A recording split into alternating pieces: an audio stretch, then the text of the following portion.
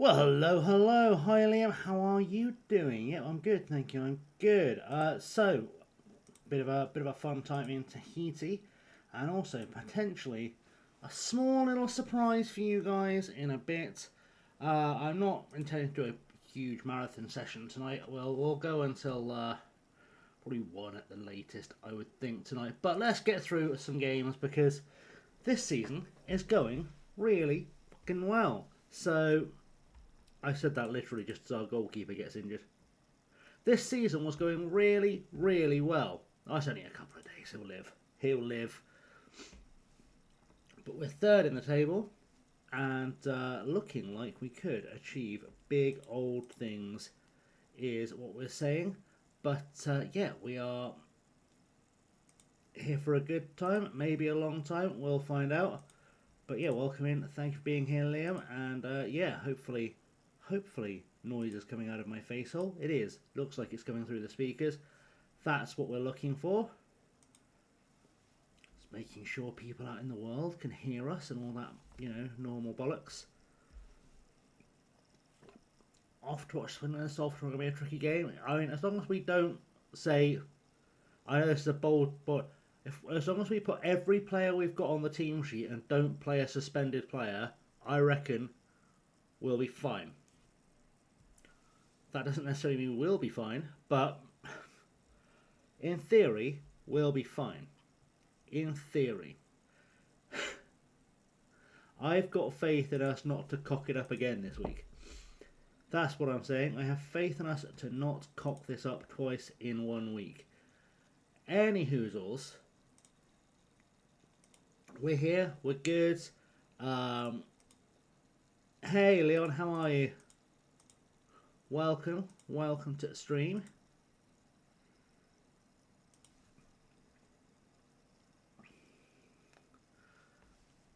As I was saying, yeah, big surprises coming later, but we'll wait for everyone to get the notification through and gather up whoever we're going to gather up today. We've signed this guy who I don't remember signing, so that's good. I do support Swindon. I do, for my sins. Someone has to. In fact, me and Liam both support Swindon, and I'm sure we've both suffered for it more than we should admit. To be honest, sorry, Charlie. I'm so used to reading a username. I've just got my head around the fact that Marissa is Elodie. So let's not. Give me time to sort myself out. Give me time to sort my brain out, and we'll be fine. We'll get there. Unfortunately, yes. Unfortunately, Ollie Clark is our player. Hopefully not for much longer. I am hoping we'll fire him into the surface of the sun, ideally, because I've got no time for rapists, and I don't want one on our team. Sadly, it's not the first time I've had to say that sentence about a Swindon player. Yeah, it's not. No, you won't find a single. I mean, you will, but you won't find any Swindon fans here who are cool with that. I think Liam would say exactly the same thing. Like, it was just fucking disgusting, and he should be fucking banned for life. But yeah, we're sadly, as I said, this is not. Send him to prison necessarily. Sadly, this is not the first time we've had to have this conversation about a Swindon player doing sexual assault on someone, because we also had Niall Ranger for quite a while with us, and Niall Ranger's done some shit in his life. So, as far as I know, we're only at 2, but we also have had, at least one convicted killer play for us, if not 2. I think it's only 1. We've got a bit of a murky history with signing players who really shouldn't be playing football at all, but it's rare they turn out to be bad when they play for us, and when it's at that point, it's like, you represent our club, like, you're our captain, you represent me. You don't remember that? You don't remember Liam McCormick, the goalkeeper? We signed him when he came out of prison because he killed a couple of kids in a car accident or something. and showed like zero contrition for it. And like even when he did show remorse, it was so forced. Like the guy was fucked up and he was driving and he killed a couple of kids. And I really hated that we signed him. He's still playing. He's still Plymouth's keeper, I think. I don't know if he's their number one or number two. Great question. Don't have the answer to hand. Bear with me, and I will have the answer to hand. Because I'll ask Google. It's very unfortunate there are two Luke McCormicks. He's currently playing for Plymouth Parkway. He's playing in non-league where that shithouse belongs. So he did that in 2008. 2008. He collided with another car on the M6 and killed a 10-year-old and an 8-year-old, and their dad wasn't doing well. He was charged with 2 counts of causing death by dangerous driving, driving with excess alcohol in his blood, and driving with no insurance.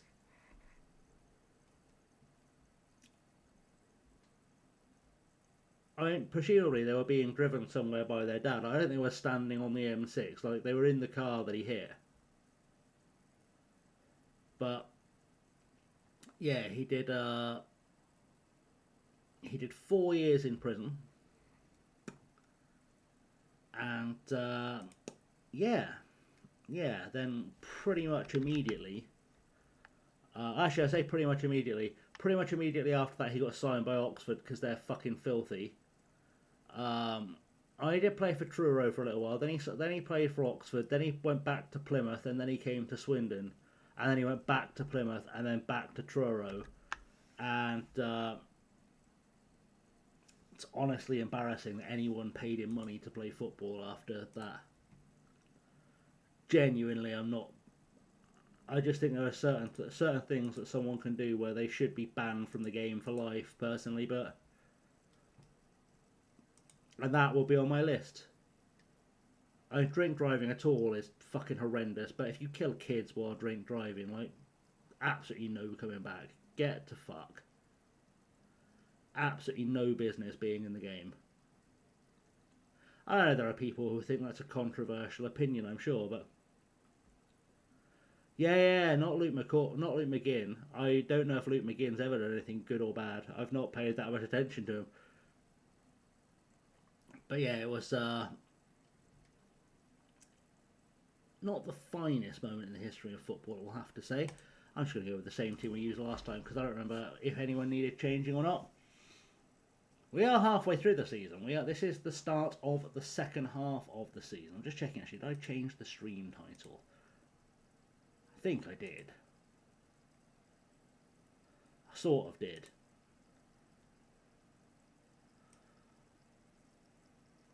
Let's change the title anyway.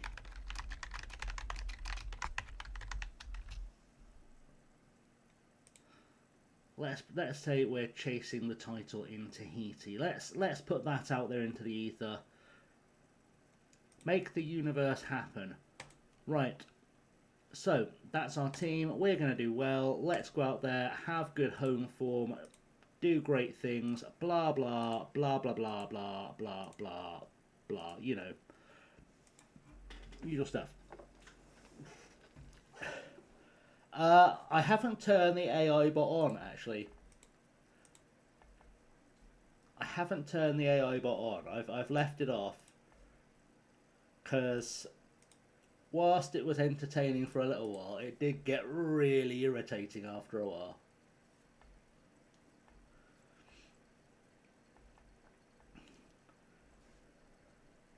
Like, it was fine for like people who are subbed or on turbo because I could see them because there's icons next to their name, but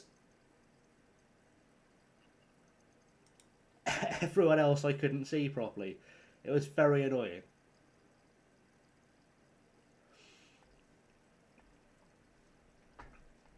So, you know, fun experiment, but I I think I'll just leave them there so I have something to prompt me to chat whilst I do random streams at times of night when people are in bed or whatever, which I do occasionally end up doing.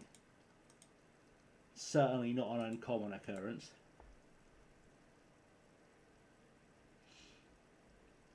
Right, we haven't scored yet, which I know we're like 5 minutes in, but also why haven't we scored yet? Like, I demand goals. I have been working hard all day and I demand goals. There we go. Raphael Keller. Goals for Raphael Keller, and we are winning 5 minutes into the game, and we are all having a great time. Let's have a great time with the old great timey bots. Woo! Love it. Love a flashing goal celebration.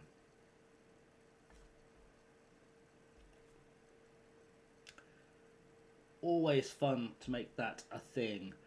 Right, we've got our first goal. New FM coming Monday. Hopefully it's got new updates coming, isn't it? I don't know. I haven't said anything about what might be in it. Hopefully this is where we get international management. That would be outstanding, because that would elevate this. I was having a look at it. I was having a little play with some AI to see if I could build like an FM clone in it, because I was watching a video where someone built a Call of Duty clone on YouTube. They built a Call of Duty clone using just Claude, and I was like, I wonder if I can do that to build an FM clone, and I clearly don't know how to talk to an AI. So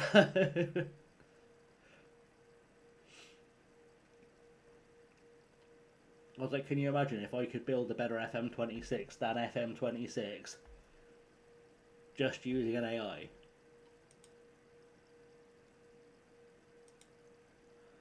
And then figure out how to sell it on Tinterweb so people can give me loads of money. All the people who hated FM26 who are looking for something else to play that's up to date.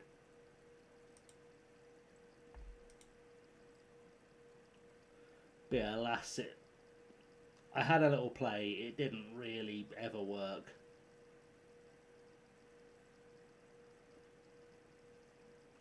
I do not have the skills to make an AI code things.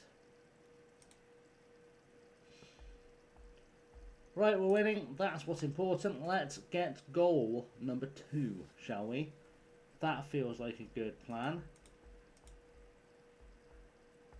Very surprised that we haven't found a Kit lurking in chat yet. Is Kit currently live? Is that what's happening? It's not out of the realms of possibility that Kit might be live. No, apparently not. Apparently not. Of the people currently streaming, there's only 3 I actually know on, and that's Sai, Tony, and Work the Space. And I'd be surprised if Jack was likely to come and see us. Sai, maybe. Tony, we'll see. We'll see.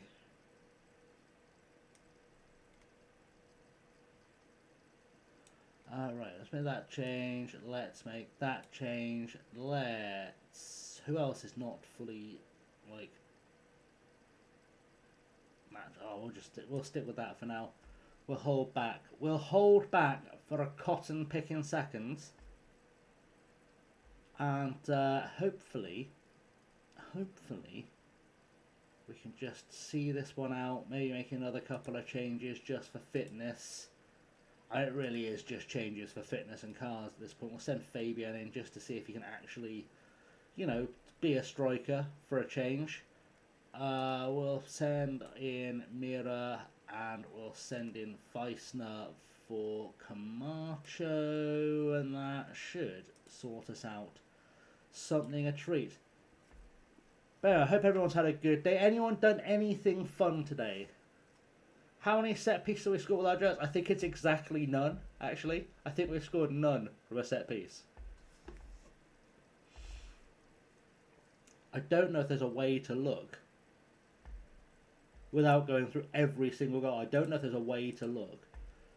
We'll have a look. There might be something in the data hub of like goals from set pieces. But yeah, I don't think so far we've scored a single goal from a set piece, which is amazing because we're third in the league after 12 games, and we've got a team full of players who are giants among men.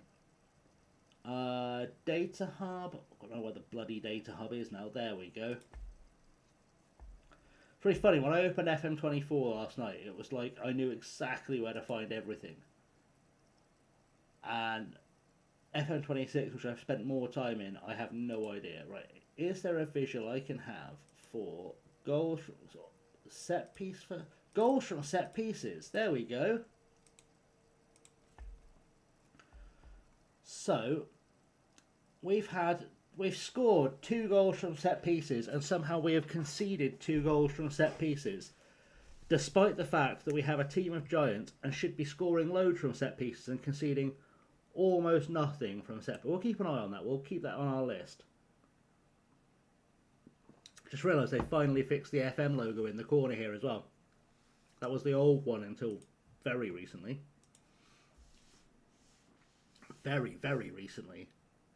Like, I think I looked at it last week and it still had the old FM24 logo.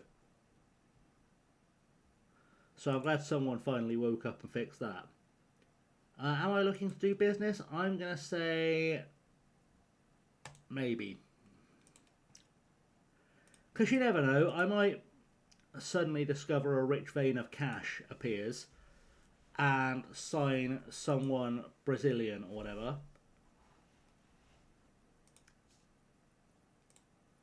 Ironically, my last search was for players who were stupid quick. There's a Brazilian there. I bet we can't sign him. But yeah, anyway, as I was saying, has anyone had done anything fun today? Everyone had a good day? I'd like to hear stories, because the highlight of my day has been working on shit to get my book out next week. Which, as I said, there'll be a bit of a sneaky preview later, maybe. And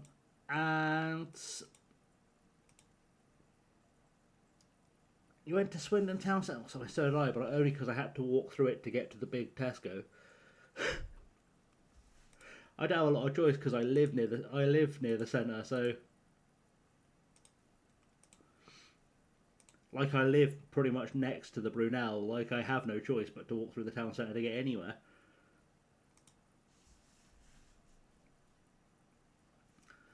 But yeah, it's always fuck me.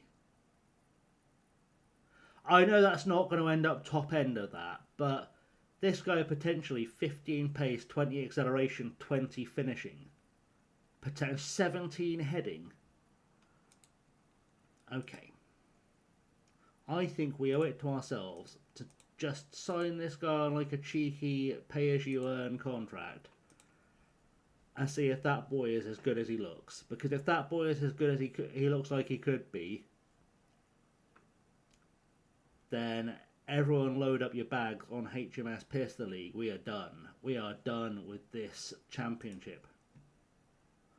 What fun dragged you into the town centre? I'm presuming something normal like the dentist, rather than a weird desire to actually buy something from, you know, a vape shop or whatever. A vape shop, a barber's, or a friggin' nail bar.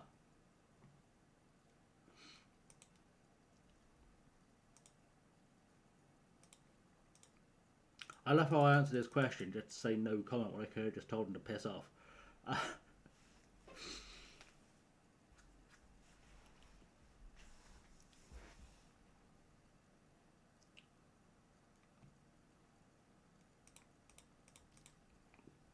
Could very easily have just told him to piss off.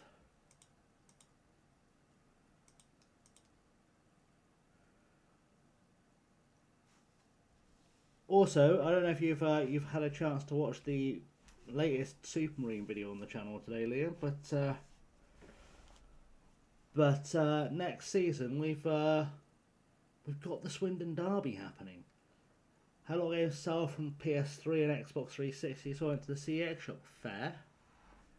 Means you were ironically very, very close to my house.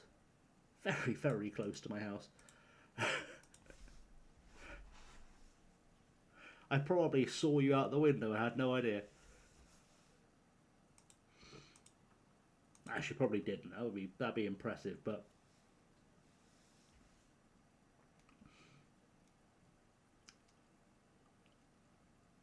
without giving away too closely to where I live, the CEX shop is within 2 minutes of my front door.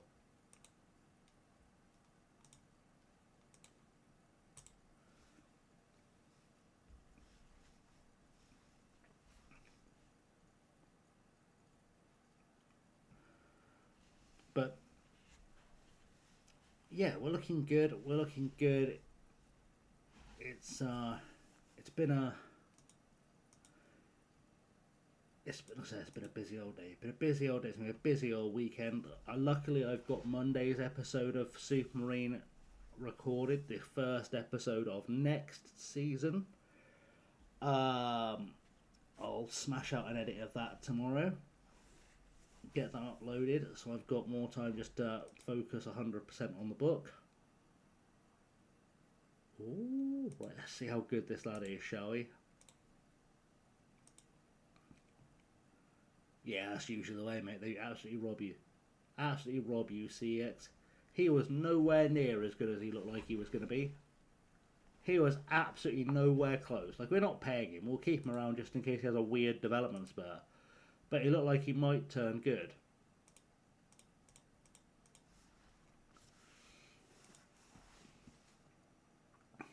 Yeah, CEX are absolute robbing bastards. A few years ago, I had about 6 boxes of DVDs I just needed to get right. I had so many DVDs, and like, who the fuck watches DVDs anymore, right? So I took them all to CEX, and there must have been 200-ish DVDs in these boxes, and they offered me about £5. And I was like, well, I don't really want them in my house anymore, but a £5 is taking the piss.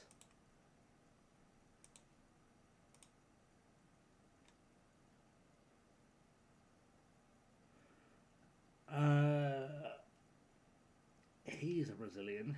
Hello, Alfinet. Tiny Elf.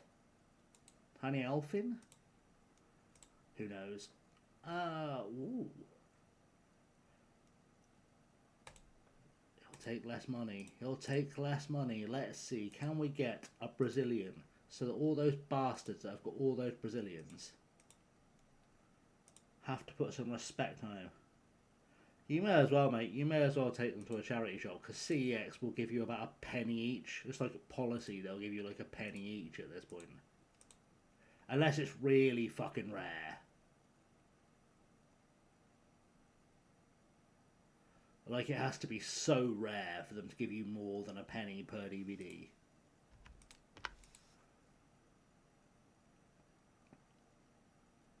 Or, like, stick them on friggin' eBay or something and see if anyone will actually pay you proper money for them.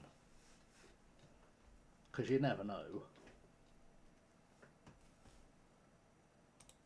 Right, let's see what these wingers look like, shall we? Will they look like anything we want to sign? Not that we need any more players after signing 90 odd, but we may as well hoover up what we can get. Just to improve the team. Just to improve the team, the squad, everything around that there stuff.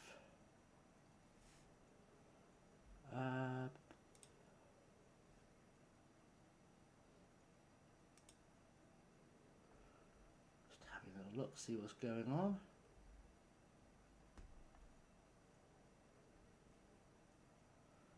See what's going on out there.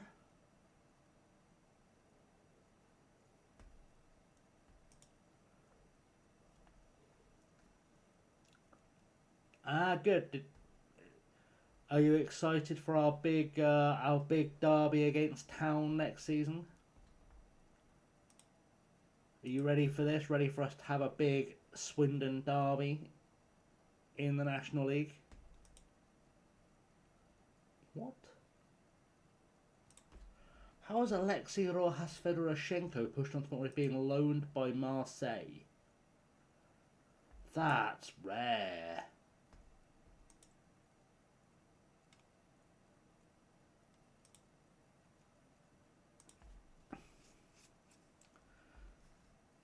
that derby will be Wednesday's episode. Well, the first derby, I should say, will be Wednesday's episode. We'll be playing Town and Altrincham, I think, in that episode. Fair. Which one? The first or the second?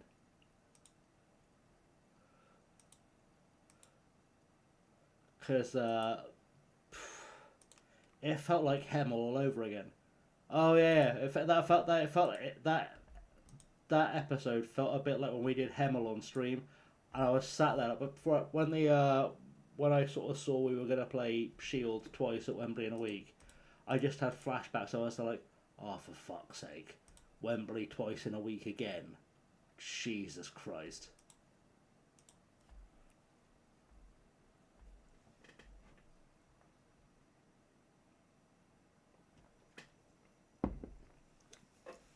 Because at least this one ended slightly better. Although it is a shame we couldn't do the 4-0 in the one that really mattered.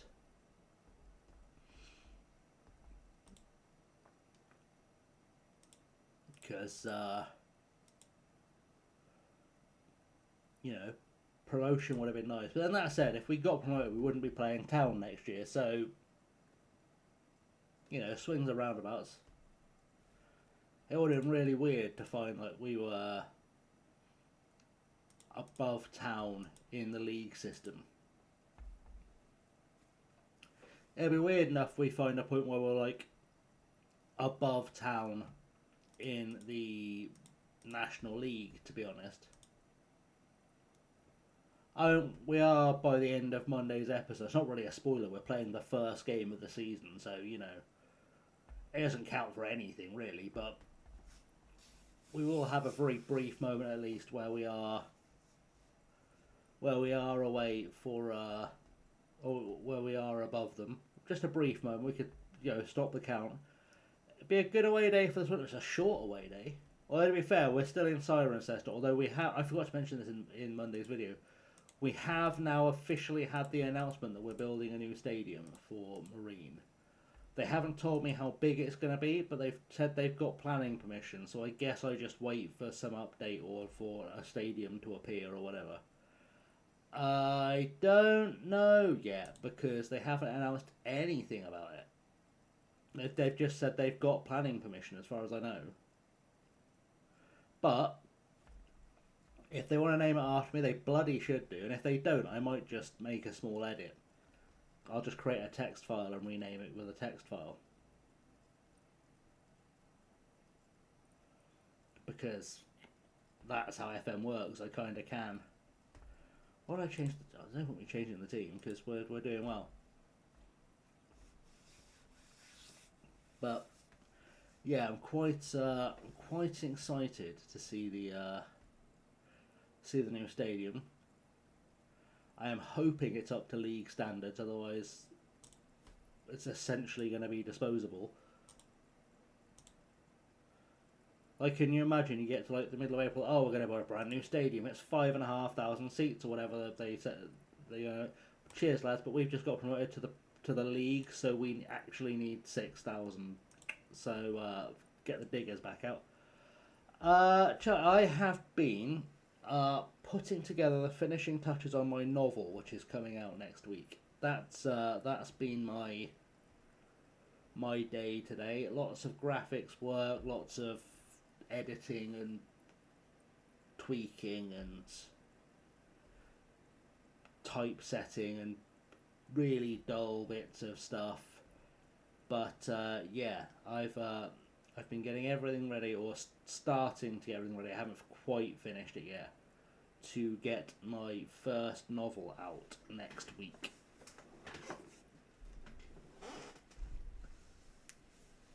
Was we going to get in a stadium? Can you not just not go up like Gateshead? No, we would go up. We are going to get a new stadium. It will appear. But I am curious as well, because the stadium, presumably, we haven't been told how big it's going to be at this stage. If we went up this season, then presumably the new stadium wouldn't be built by the time we got there. And there's no way of checking on FM26 as far as I can tell. I presume we'd move into the county ground because we can't play at Cirencester, it's not big enough. Unless for some reason Cirencester expand their ground to accommodate us being in the league, which seems like it would be a catastrophic waste of money for them. But we scored. Logically, you'd think they'd move us to the county ground because it's the nearest league standard ground, right? But knowing FM as I do, and having been through this situation in the past, what will happen is we'll end up playing in fucking Southampton or Bristol or fucking Birmingham or something stupid. Because that always used to be a thing with Swindon when you got Town promoted to the Premier League. If you hadn't had a stadium upgrade by the time you got promoted to the Premier League, I'm sure you know this because I'm sure you've done it, you'd always end up playing at bloody Southampton, and you'd look at it and go, I know we'd hate it, but logically we'd swallow our pride and spend a season playing at Bristol or Reading. Do you know what I mean? We'd spend a season at Ashton Gate or at the Majeski or whatever the fuck it's called now. We wouldn't fuck around playing at Southampton. We wouldn't drive. None of us would want to drive an hour to play at Southampton. Like, we play somewhere on the M4. Like, obviously we wouldn't share the pox because we can only play in the Premier League at finished stadiums, but you would think logically you got Bolton from Rochdale. See, that sort of makes sense because like they're not going to move in with City or United, so Bolton's the next biggest the next Premier League size stadium to Rochdale. Because it's going to be that or Blackburn, I'd assume. Possibly Preston. But Bolton makes the most sense because it's Greater Manchester. But, yeah, like, I don't mind like when you get a thing and it's sort of a logical place. But like this ground share we've got at Supermarine at the moment, which is, a 3-stream streak. Congratulations.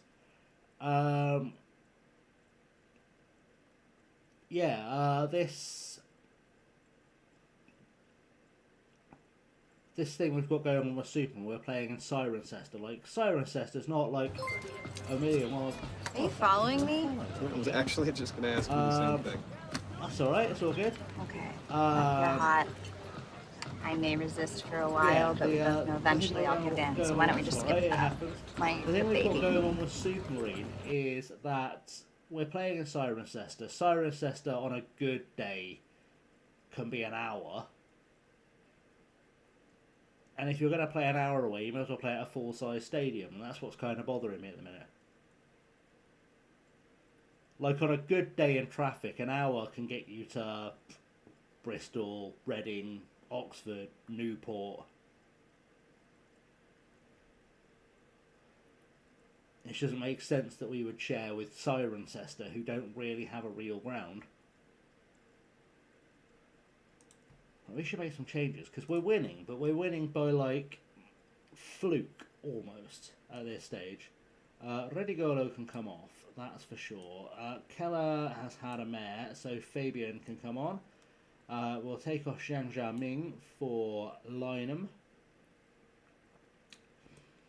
I think we'll take off Gaglino for Saleh. I don't know what it's Saleh or Sale. He's from Solomon Islands, so it's probably Saleh, I would say. Or Saleh. I don't know, that's a linguistics problem for me to solve, and I'm not doing it. I don't know who to use the last sub on, which is probably a sign that I shouldn't use it, but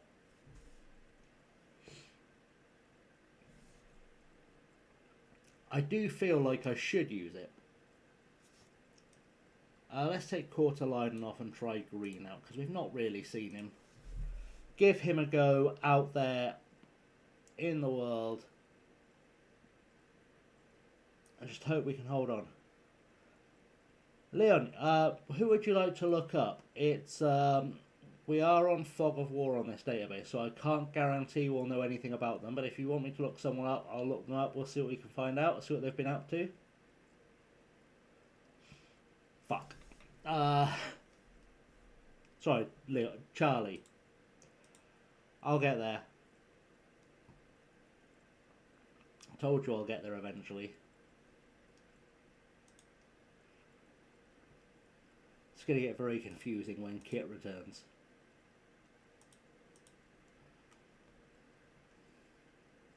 I say when Kit returns because I know Kit is currently playing FIFA.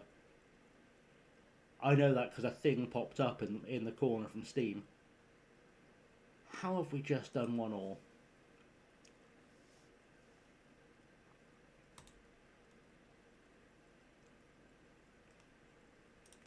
How have we just done 1-1? It's not really what we were looking for.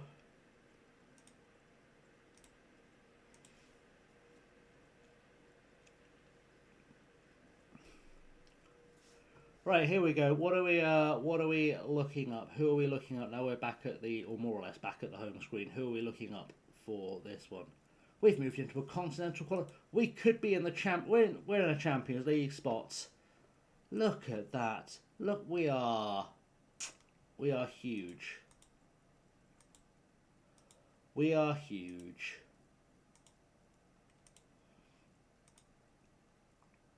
They said it couldn't be done, and we have pulled it off.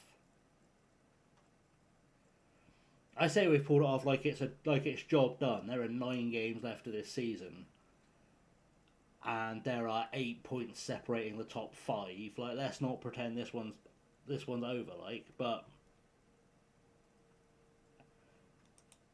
it's over adjacent. Let's throw that energy out there into the universe. Very disappointing in Jack just ending his stream. He's not raided out anywhere, ending his stream. Ryan East. Let's have a look at Ryan East once we get that back to the main screen. I know that name. Why do I know the name Ryan East?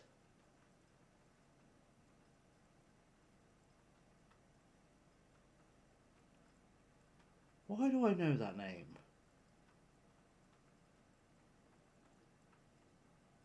Did he? I'm not saying you're wrong. I just don't remember. I know the name. I'm like, did he play for Swindon? Let's find out. He's currently a coach, but we are 6 years in. Head of youth development, apparently, at under 18s coach at QPR. His playing career in Universe. He did play for Swindon. Bloody hell. Bradford, he's just been at Rochdale pretty much his entire time. Had a couple of years at Gator. Can I see his player career? It's just one of those things there's no way of doing anymore.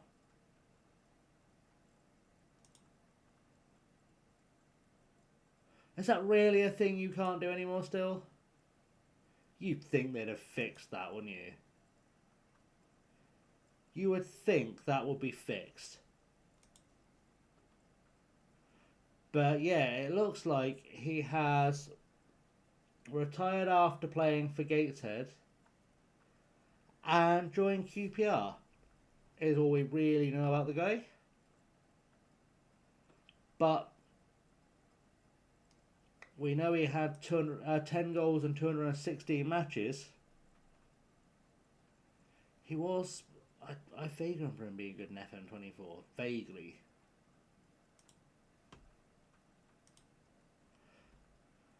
Then, to be fair, I also forgot that he played for Swindon, despite the fact he clearly did play for Swindon. Anything notable happen in his career? He was in Rochdale's season best 11. That's cool. I like how one of his highlights isn't his debut for Swindon. I mean, that's just wrong, isn't it? It's just wrong. The biggest moment of his career, playing for the biggest club he'd ever play for. And it doesn't make his bio.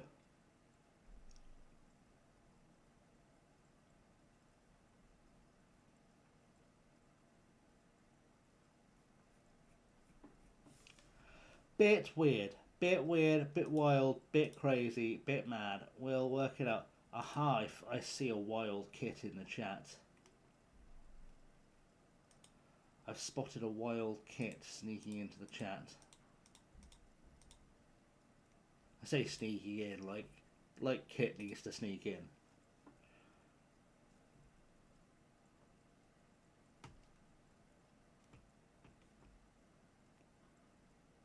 Ironically, not 2 minutes after I mentioned kit.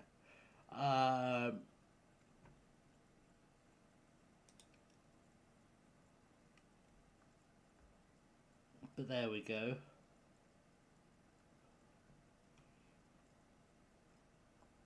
There we go, though. Alright. Game. Back to the game. There we go.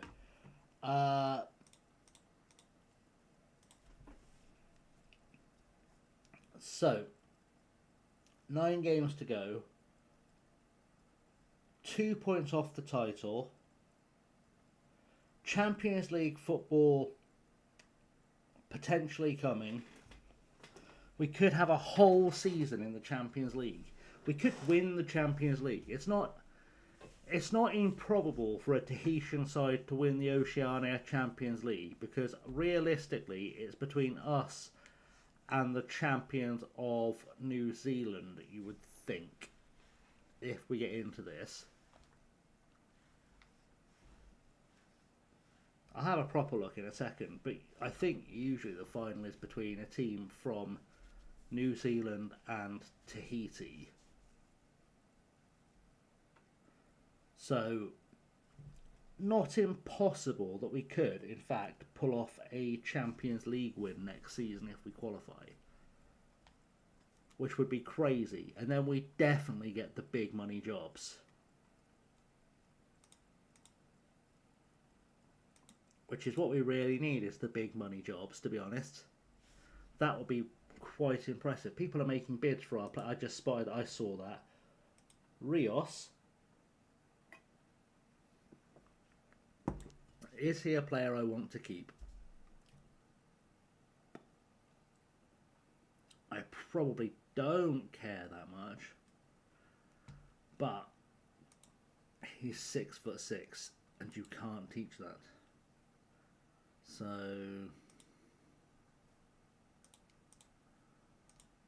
we're going to chuck some cash at him. Just a little bit of cash, just as a treat. Just as a treat. We'll be like, hey bud, don't play for them. Ryan Cowley has joined Airbus UK Broughton. He played for nobody of note. Oh, Liverpool, I suppose. Would have been a great moment for Kit. Ever impending sense of doom. How are you, my friend? How are you doing?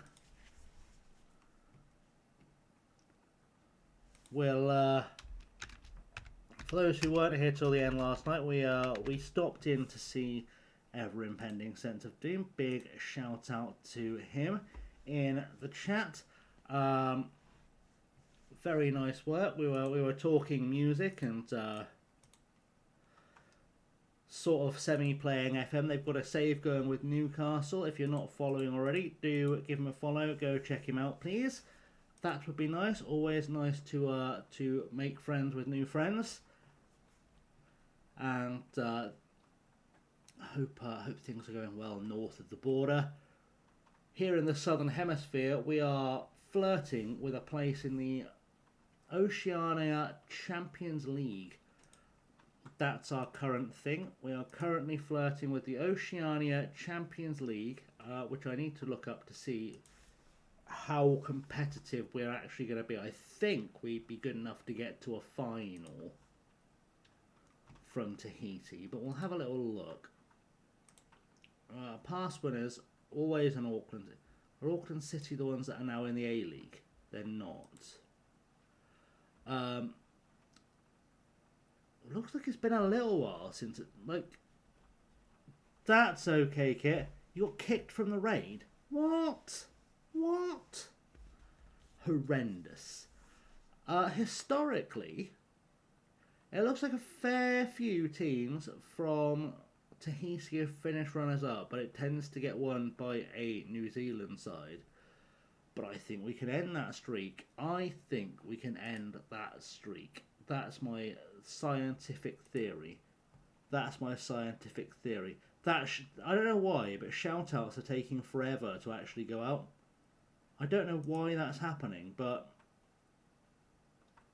it's taking forever for shout-outs to go out. And I don't fully understand why.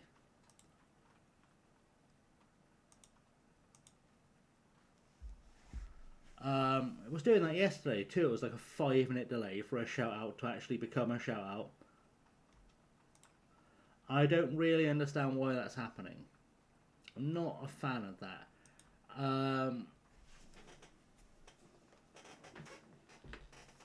But there you go. Do give Ever Impending Sense of Doom a follow.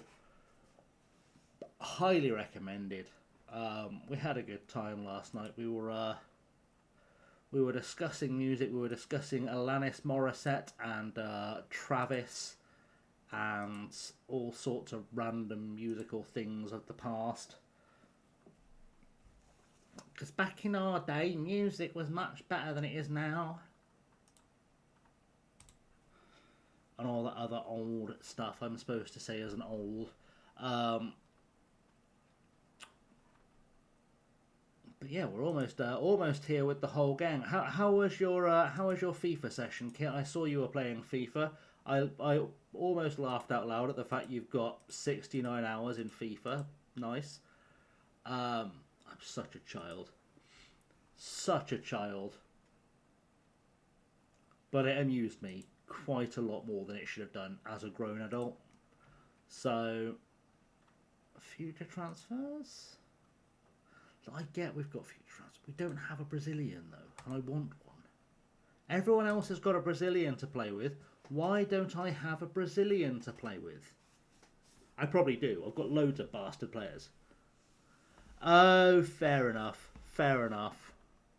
I think you should never play FC26 again just so you've always got 69 hours. But it's obviously your choice. But I will continue to find that funny for a while. It would be a huge waste of money, to be honest, if you didn't play it again. Like at least crack 500 hours out of it, like.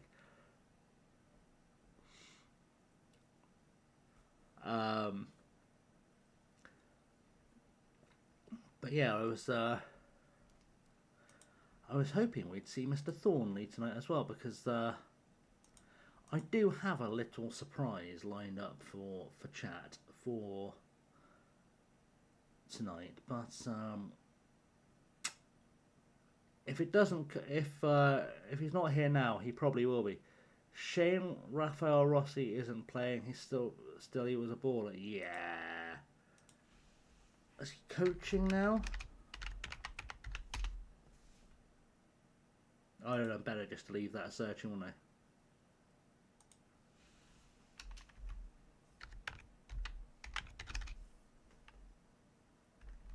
I? I'm assuming he's not there. He's not. That's a shame. That's a shame. He would have been our Brazilian. He would have been our Brazilian.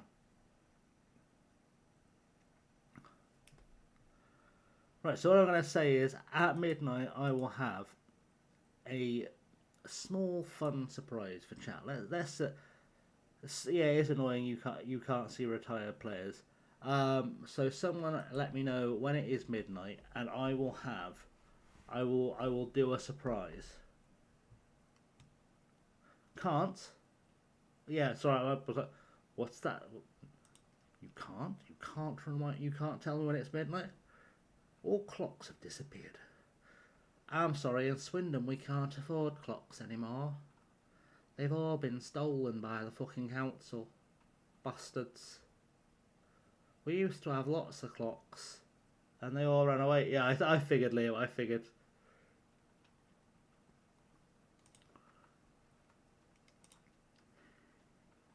here in Swindon, where we used to have time, but we can't afford time anymore. Council didn't pay the rates on the old clocks, so now we don't live with time.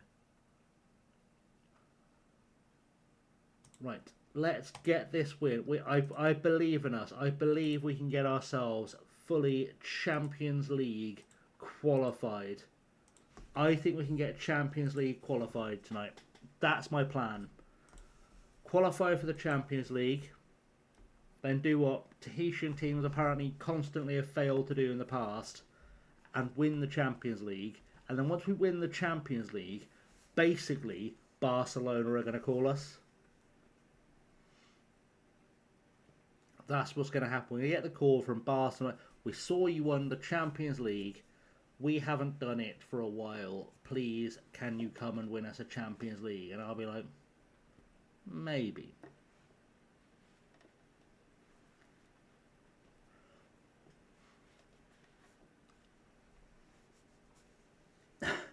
No, Kit. I don't have high objectives. I think that's a perfectly reasonable... If I win a Champions League, logically, any team that wants to win a Champions League should be trying to track me down. The fact that it's the easiest Champions League to win is irrelevant. Entirely irrelevant. The fact that Edwin Caracas, since I turned him into a striker, keeps scoring, by the way. Yeah, it's, yes, it's possible to take over almost any team from almost any nation in Oceania and turn them into Champions League winners, because there really is no big gap in quality of footballer between New Zealand, Tahiti, Fiji and the Solomon Islands, realistically.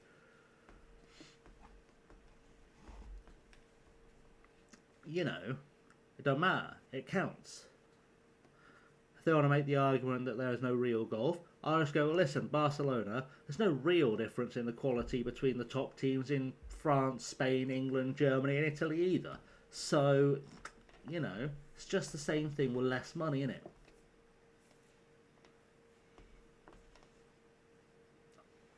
You've got to tell them. You've got to tell them that's how the game works.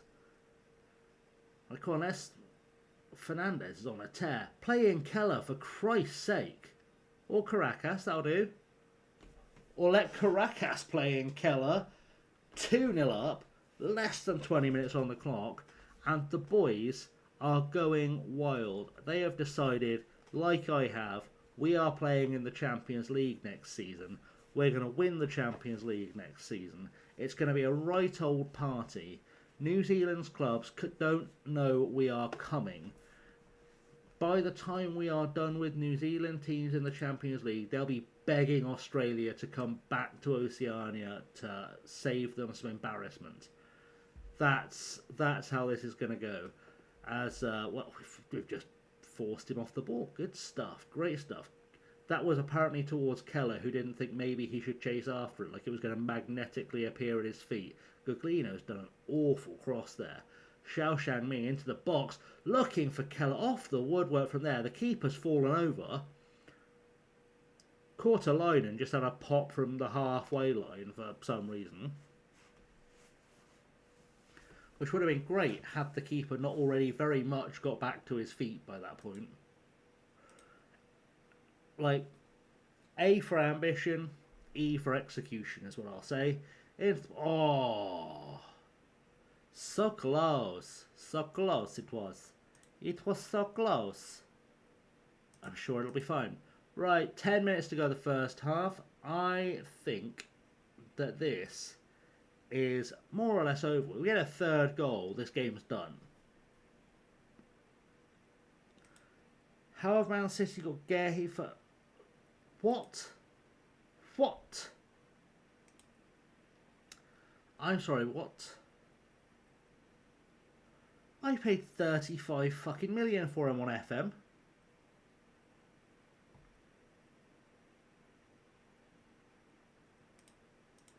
What? What are we saying? What? I think his contract was up at the end of the season. I think. Yeah, it was. It was up at the end of the season. So That's how they got him for 20 million, because his contract was up, and he was probably going to do the thing that modern footballers all do now, where he cries like a little bitch if he's not allowed to go and sign for the club he wants to. He'd probably have gone on strike or something stupid, and then whined like a little baby. So 20 million is probably actually quite a good deal, considering he could have left for nothing in the summer.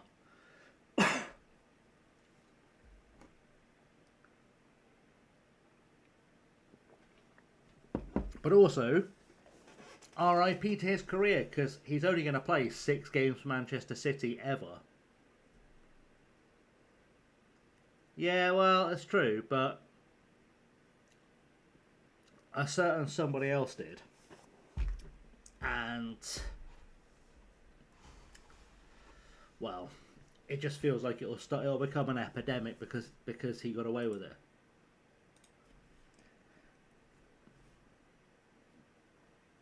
Jesus.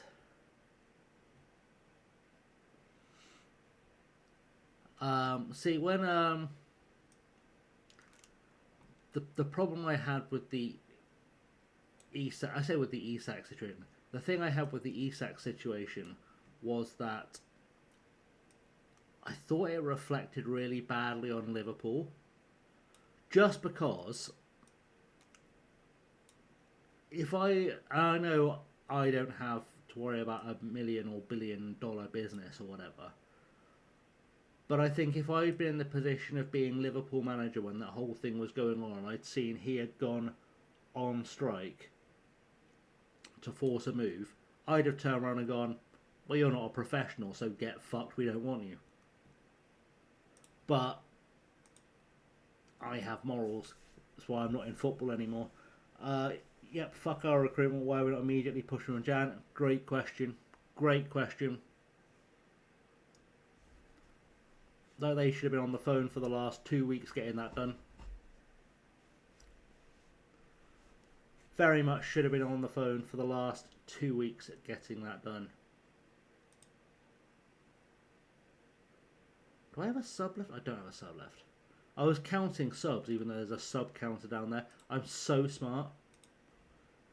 Never let it be said that I am not so smart. It's not true, but even so, we're going to convince people that I'm smart. That's our plan. Well done, that was a good win for us. We're still not bloody second in the table though, are we? Didn't put us second in the table where we want to be. I think it depends on the promises made to Isak here and how have confirmed promises were made, but yeah, I know where I'd never take someone who did that. Yeah. Like, sure, there may have been promises and promises were broken, but like there are adult ways of dealing with that. And that's the thing that really bothers me, is there are ways for an adult to deal with that. I've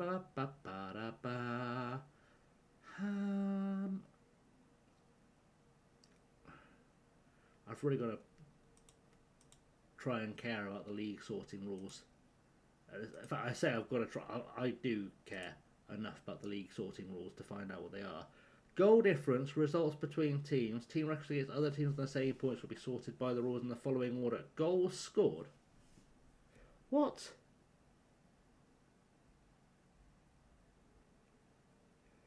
Hang on, so it's sorted by goal difference first, then results between teams. I'm reading that correctly. Can we confirm I'm reading that correctly, please?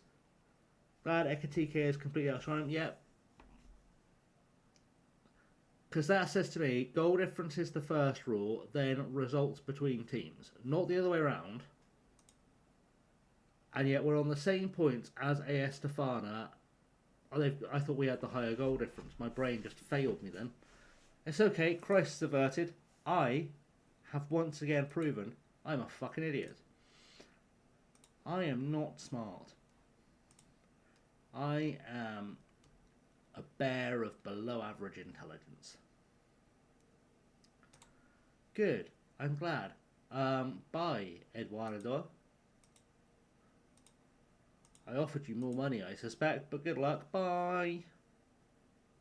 Offers made for Scissor Tozza. No.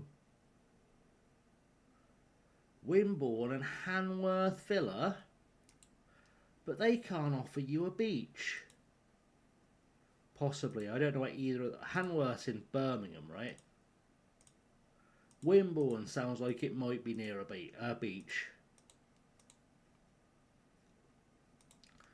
But I'm reasonably sure Hanworth is somewhere around Birmingham or Stoke.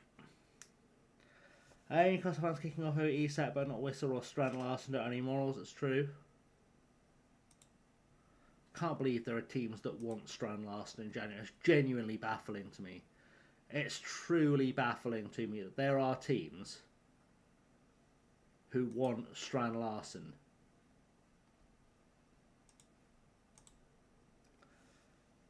Because if I was in charge, I was the owner of a club, and my manager came to me and said, "Hey, could I have 15 million to sign Strand Larsen?" They would leave with a P45. Like, it would be such a short conversation. It would be, "Can I have 15 million to buy Strand Larsen?" "No, get the fuck out of my office, you're fired." Clearly you're an idiot. Why do we need a striker who has only scored 2 goals this season, both from penalties?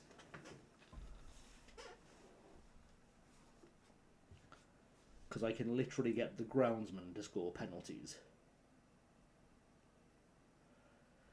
That's the thing, we have a lot of players, we see a lot of players who are good for one season and then live off that hype until people realise it was hype. Like, who was the fella at Swansea? Michu? Is it Michu? Had one great season at Swansea and then ended up playing like 3 seasons later in the Spanish 4th division. Because he just had a really fluky year.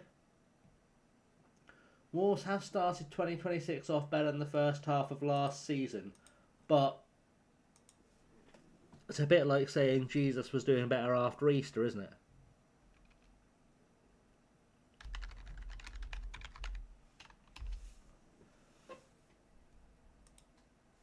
Like, it's a touch better than saying that Jesus was better after Easter. To be fair, they're only 14 points off of Nottingham Forest. It's not out of the realms of possibility that Wolves could not finish bottom. By which I mean there's 7 points between them and West Ham. It really is almost possible that they could not be bottom. I'm not saying Palmer is bad, but he feels off a lot. The trouble is, Ollie Palmer hasn't started games. Like, I think Ollie Palmer is actually a really, really good footballer, but you've got to question the fact that we know he's a goal scorer because he's been a goal scorer for Wrexham. He was signed to be the big man replacement up top, and he's not played any football. And he started less games for us. Oh, Ollie Palmer. Yeah, Ollie Palmer, I would assume. Oh, Cole Palmer. Oh. That was confusing. I was expecting it to be a Swindon player. Cole Palmer. Unpopular opinion, I think is massively overrated. I know it's an unpopular opinion, but I don't think he's as good as people make out. I really don't.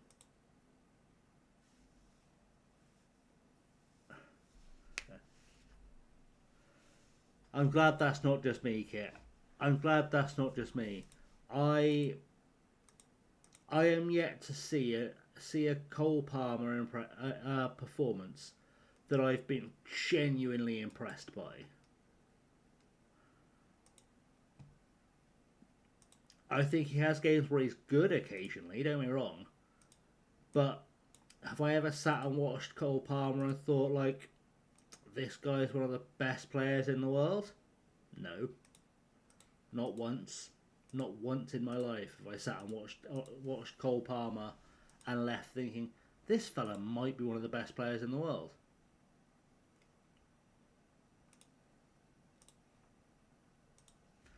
I still, I'm not even entirely sure I could make a case for him as an England international.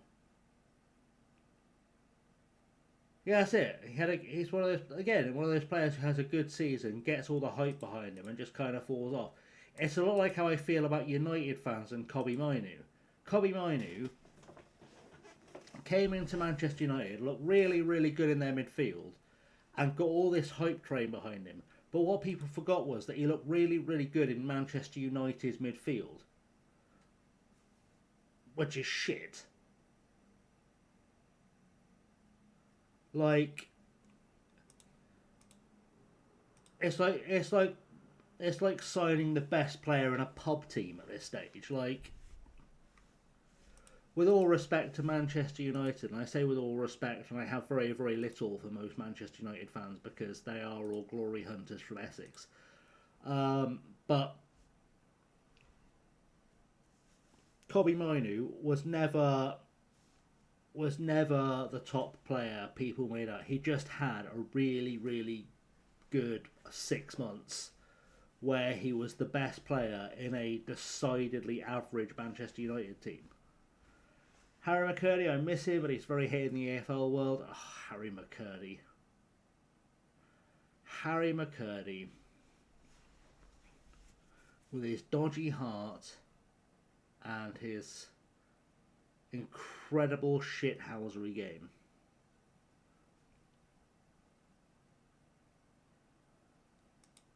Never have I seen a player as capable of winding up. Actually, I say never. Not for 30 plus years have I seen a player as good at winding up opposition footballers than Harry McCurdy. And the last one was Steve White, and most people aren't old enough to remember Steve White. Foden is another good shout for overrated. I concur. I concur on that. It's a big problem I have with a lot of the current England squad is that there's a lot of very massively overrated players that keep getting in England squads. And Tuchel is starting to sort that out. Like, he's starting to pick players on merit rather than hype. But I'm not sure I can make an argument for Foden to be an England international. It's not bad, but it's solid. People act like he's world class. Yeah.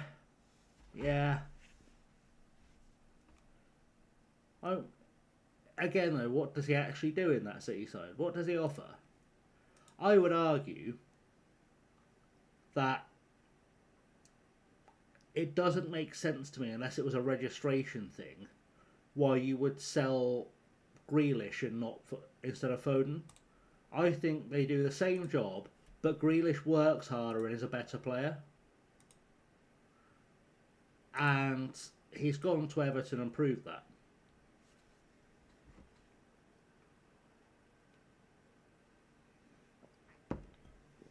Like, yes, he's older, but based on what I've seen over the course of both of their careers, I would struggle to make an argument that Foden will ever be as good as Grealish. It's true, but that's because Pep's and again, controversial opinion, Pep's a shit manager. Pep's a checkbook manager. I'd say it to his face, I'd say it in front of a camera, I am saying it in front of a camera. Pep is a checkbook manager, he's not a coach. I am a firm believer that Pep is nothing special as a manager. For everything, Elliot Anderson. I like Elliot Anderson. I think he's a good player. Every time I see him, I think he looks like a really good player who, with the right coaching, could become a really brilliant player.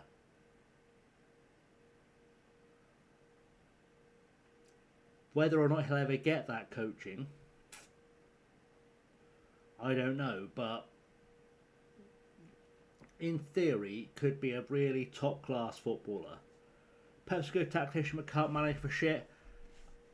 I'm not even entirely sure he's a good tactician. I think if you look at Pep's tactical style, it's all just stuff he's borrowed from Barca managers he played under. I've never seen him come up with anything I hadn't seen Barcelona do before.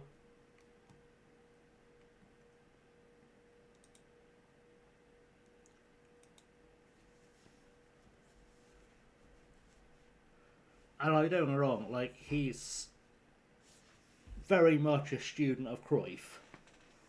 And Cruyff is one of the very few people in footballing history that I would put in the top 10 of players and managers. He might be the only person, in fact, that I would put solidly in the top 10 of players and managers of all time. And Pep has learned, but he's not learned coaching, and a lot of his tactics really are just slight tweaks on stuff that Cruyff was doing 30 years ago.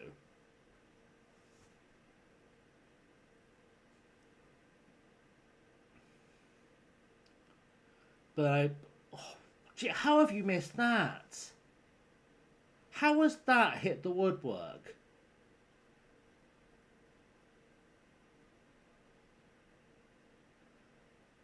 Jesus wept. Just open goal. And that like I said, that's why I always say Pep is a checkbook manager. Like, I've studied Cruyff and his tactical style, and I know what a good player looks like. And if you gave me the same checkbook Pep's got, I'd imagine I'd achieve fairly similar results. But if you put Pep, and I'd say the same again about myself, in charge of Port Vale, we'd be fucked.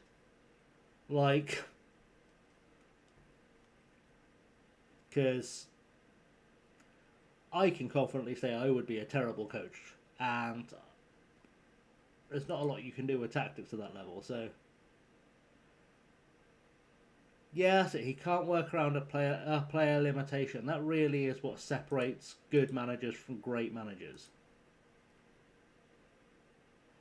Like, if you look at the number of players who played under Fergie or Dalglish or Ancelotti or whoever it might be, who were great for those managers and utter garbage everywhere they played afterwards,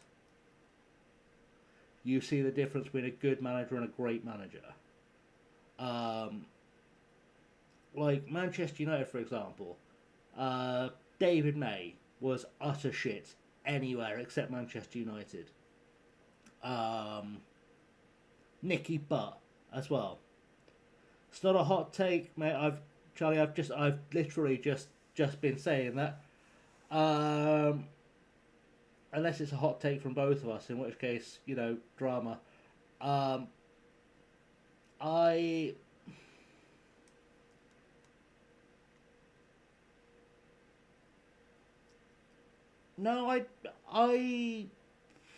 would largely agree. I think Klopp did a couple of things tactically very, very well, but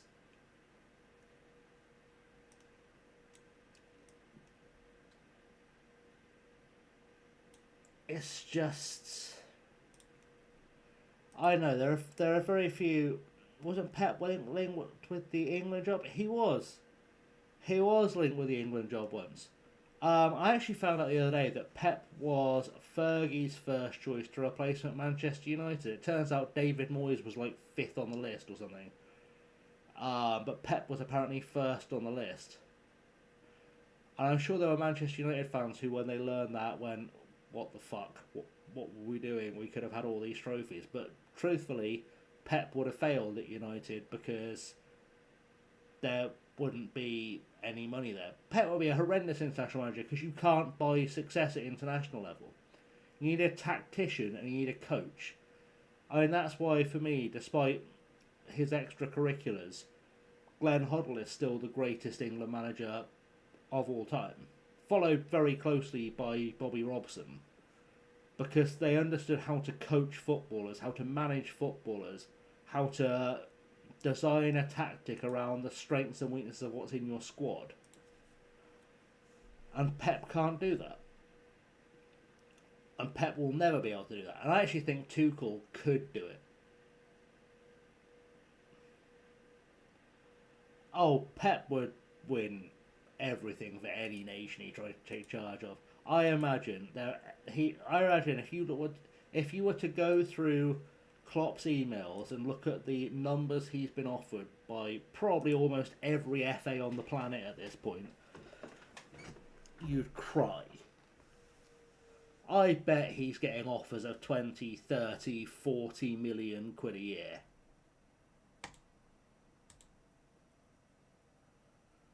I think the only way Klopp comes back as a manager is to take the Germany job. He might do a Real, but I don't know. I would say with reasonable confidence that if he was offered the job in charge of Der Mannschaft, he would grab it. Both hands. He would have signed the contract before it was done coming out the printer.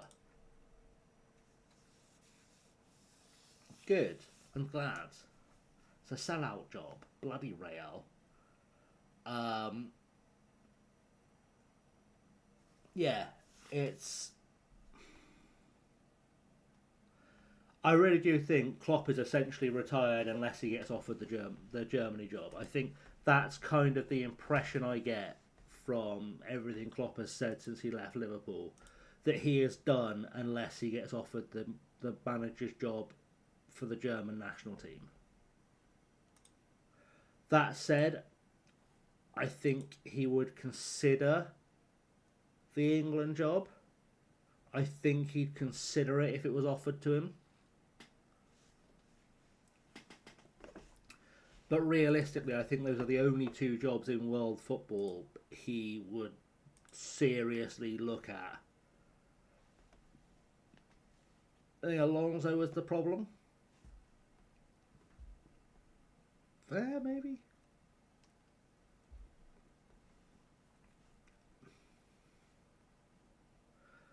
But then I also think that were the Liverpool job to open up again, I could see Klopp being tempted. But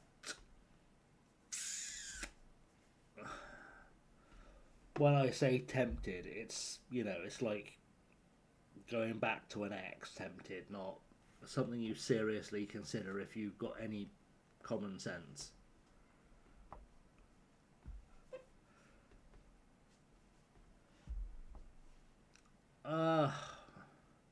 Mbappe. I find Mbappe very confusing. I don't know if he is the best player in the world or the most overrated. Yeah, oh yeah, for sure. And I think if Liverpool were hiring today, it would be Alonso. In fact, I would go so far as to predict that if Liverpool were going to hire a new management team today, it would be Alonso with Didi Harmon as his assistant.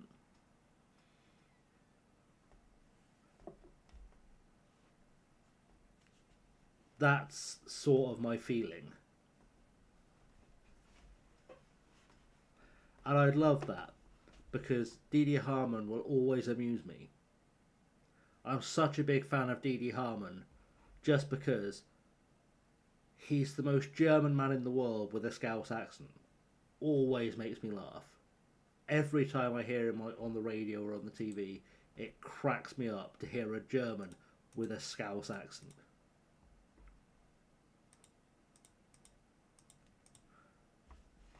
Especially considering in the grand scheme of things, he didn't actually live in Merseyside for that long.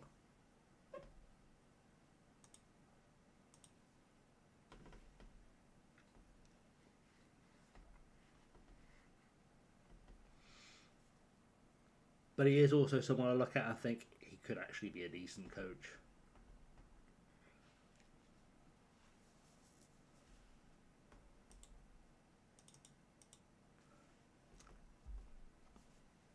Just a wild thought for the middle of the night. Oh, it's midnight. Are we ready for a small surprise chat? Simon has arrived. Right on time. Right on time. Simon has lurked into the stream. Okay. Okay, let me, I say a surprise. It's not like... It's not a gonna change your life kind of surprise, I'll be honest. I'll be quite honest with you. It's not a this is gonna be groundbreaking and change your life kind of surprise. But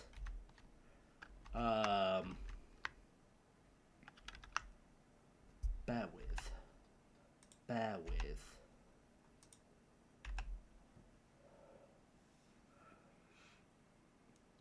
So, I've been doing some fancy work today.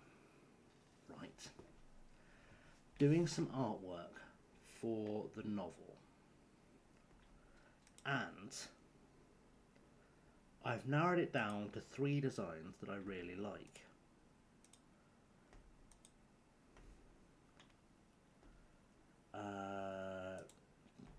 So, that is number 1.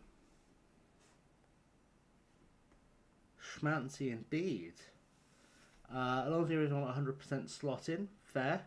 So this is one of the designs I've done for my book cover today.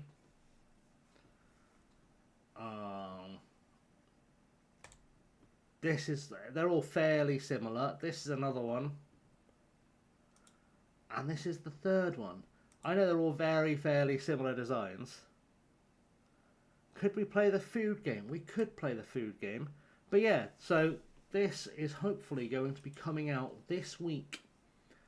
It should almost certainly be coming out this week. But these are the cover designs, the cover art designs for my new book. And I will let you know, Liam. It's not available to buy anywhere right now, but it should be available on Amazon by the end of the week, I would say. But I will let you know for sure when that happens. And can we play the food game? I don't see why not. Let me get that set up. We'll have a little scramble break, shall we? Because it is true to say that Kit has created a small monster. I have to separate the windows, otherwise it will confuse everything, and I won't be able to handle what's going on. Right, so interwebs again, if I can find the bloody interwebs.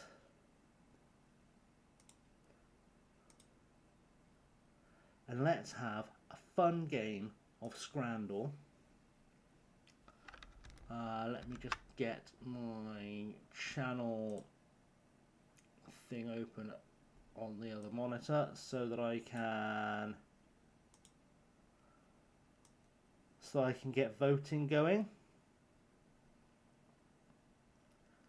Yeah, a lot of the food at stadiums is always questionable, and that's excellent stuff. We've got a brand new one to play and everything. Okay, so let me just make sure I've got poll options open, because that's always a thing. That one, right. So we are going to play the game of left or right, as per always. And this is our first choice. We have this enormous spicy sausage. It's an interesting name. For £3 from AC Sparta Prague. My word, the length of that thing. That's got to be AI, surely. That is a big sausage. That is quite the sausage. Jesus, someone's going to clip that. Or we have a katsu chicken, loaded chips. So, left or right, what are we saying? This is from Oxford City again. Honestly, food at Oxford City, banging, top quality. Best quality football scran in the world. But are we saying left or indeed right? I am going to go with right. I know this hot dog's enormous, but also £3, but this, again, I have put in my mouth. I mean, I could make a gag about having put this in my mouth and it ending up looking fairly similar, but we won't. Anyway, this is worth £6, is what I'm saying, and it looks like chat is agreeing. Well, you know, if it gets voted higher here, then it gets voted higher there, right? And we are saying right, and right wins. 92.6% would put that in their mouth. There we go.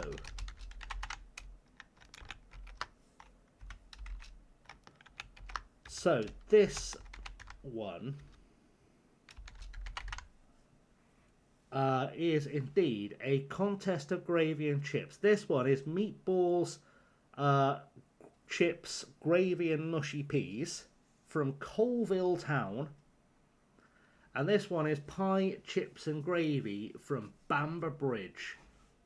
Honestly, I would like an answer to the question, what is in the pie? But also, and this is factually accurate as well, mushy peas are awful, and this looks like a turd. So, like, meatballs can be great, but not when they look a little bit like someone's taking a shit on top of your chips.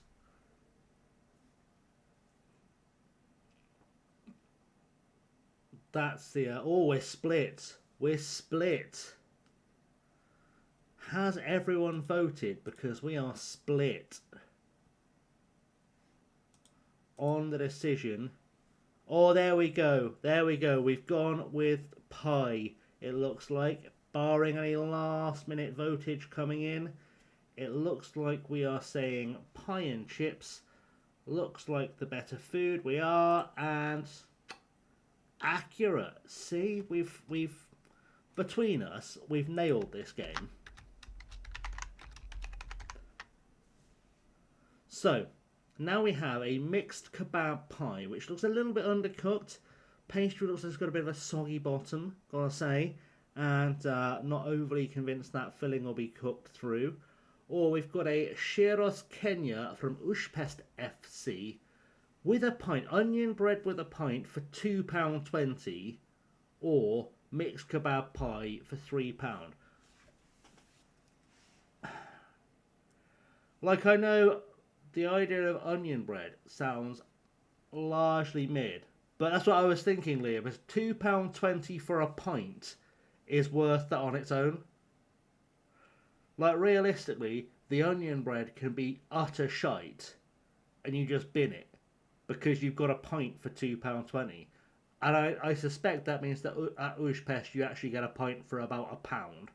But either way, let's actually run the poll. Let everyone have a fair chance at deciding. I'm going to say right. I should put left and right in the right order. I don't know why I keep doing that. Next time I'll put left and right in the right order. It looks like we're all saying right, and we've... how have we lost that? My God. My God, how have we lost that?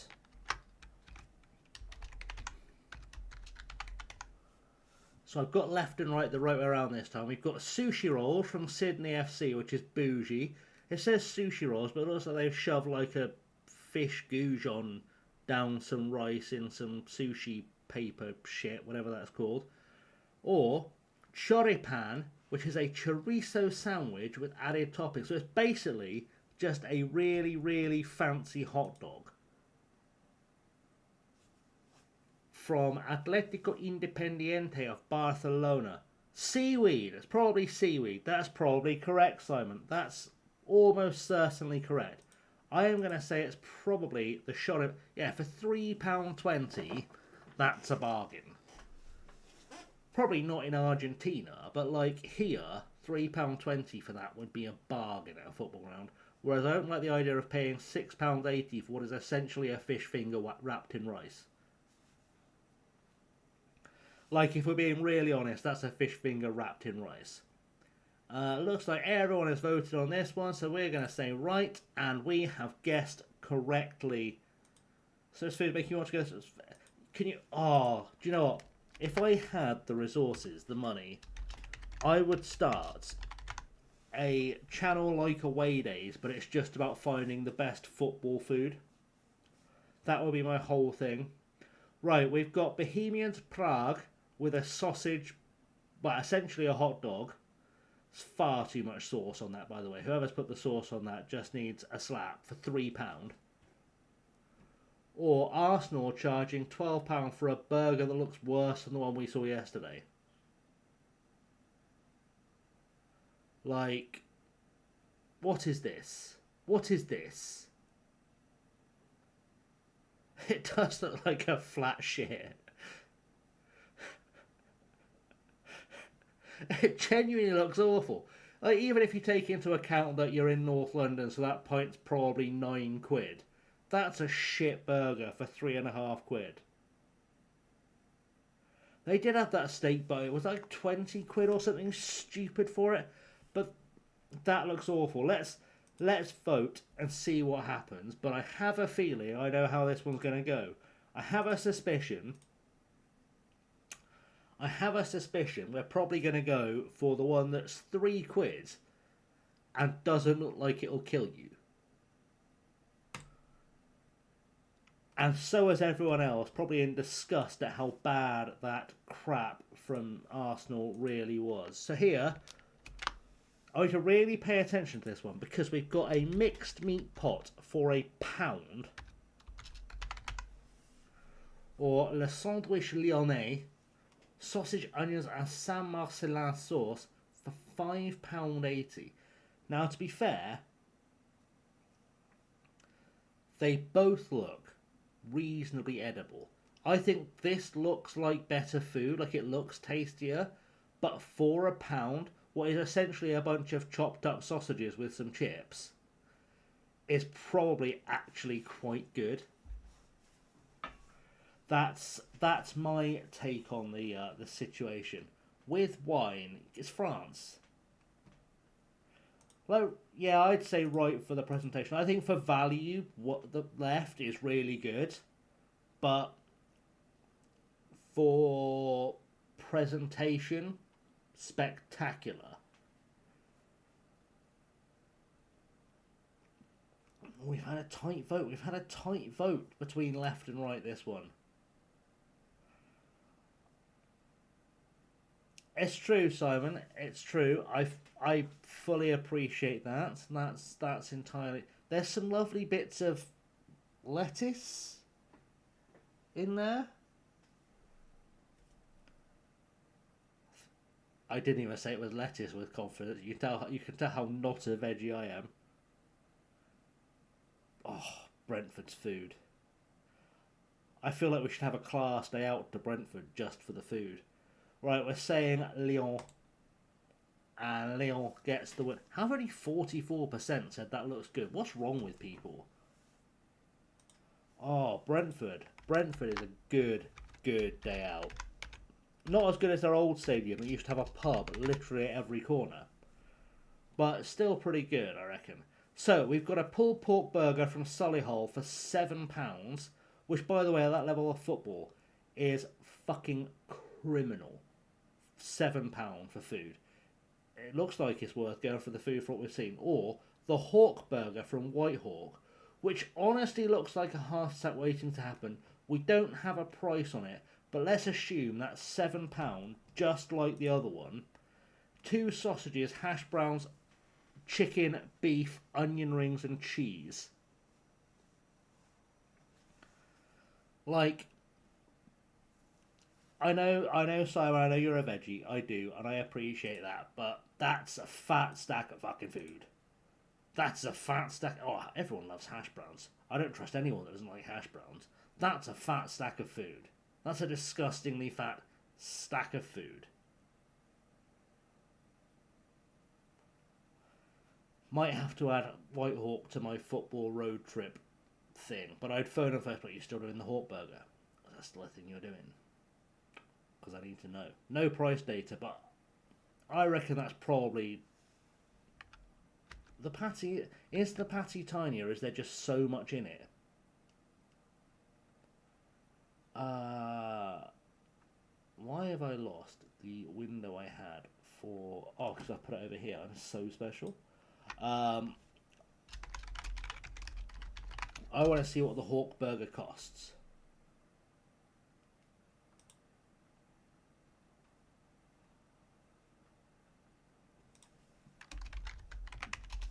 I'm asking Google. The left one probably is a brioche bun, which is just wrong. £7.50. Oh no, that's a, no £7 for this. This one's £7, but there's a Hawks Club version which adds, not replaces, adds a steak patty, more cheddar, bacon, and a fried egg, and comes with chips for an extra 50p.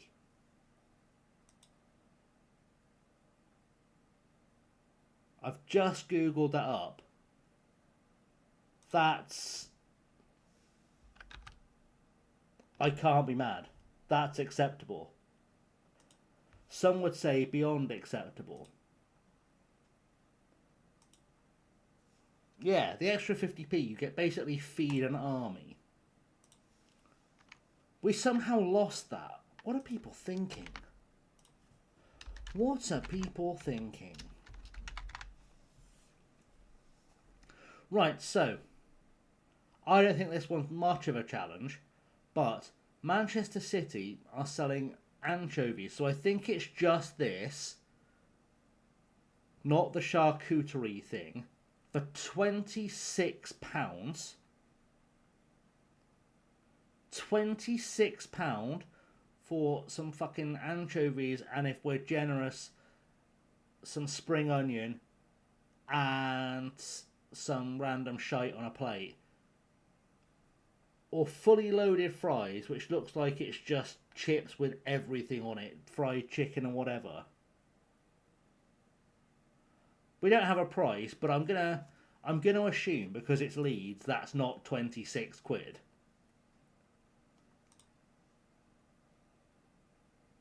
And also, what's a tin of anchovies cost? Like, 2 quid? Markup on that is ridiculous. I think we're all safely going to... you can feel dirty vote for Leeds, but also, objectively, this is a fucking disgrace. That's a disgrace. That's gross looking. It's just the anchovies. Jesus Christ. Can we make that 119 charges, one for each anchovy? My word. Right. And some green... To be fair, I think it was spring onions. They can be quite expensive if you buy them outside of the spring. Right, here we've got a double cheeseburger with bacon, proper football ground food, Newmarket Town, for a £5, which I think is perfectly reasonable for somewhere that's presumably actually cooking it properly, not like a McDonald's. Or chicken tikka and lamb kebab from Slough FC with masala fries. But I do want to point out before we vote here, this is a £5 at, let's say, level 8 or 9, I think Newmarket are at. Or this, also at level 7, £12. £12.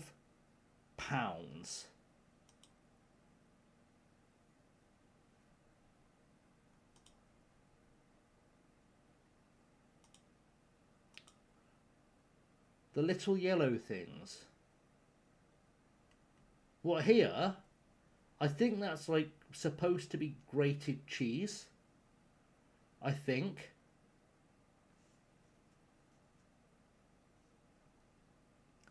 It looks like we're saying left. I swear. What is wrong with people? Right. I know exactly which way Simon's going to vote on this. I'm just gonna have a guess. But we have a vegan range, which is essentially like tofu nuggets or corn nuggets or whatever variation of nuggets vegetarians do. Or a bratwurst in the tiniest bun ever for a bratwurst. I know sometimes people don't care about price, but I think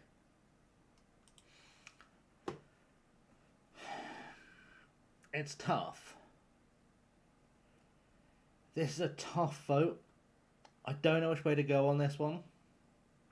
Like, I want to say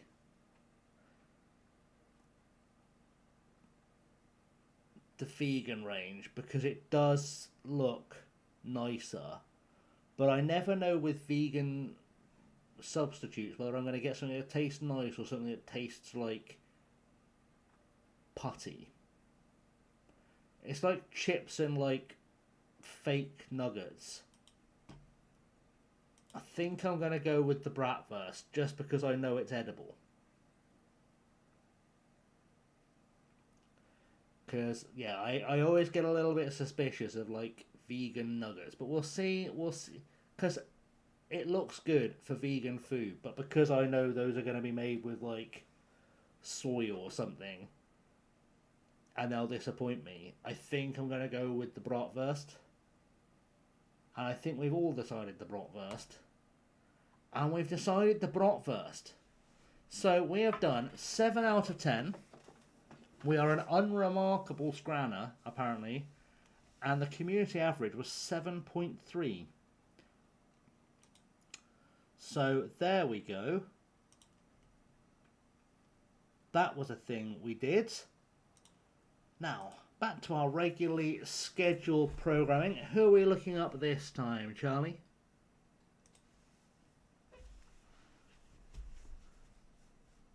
Before we get into the game, there were some dodgy results there. There were some questionable results. There were some questionable results there.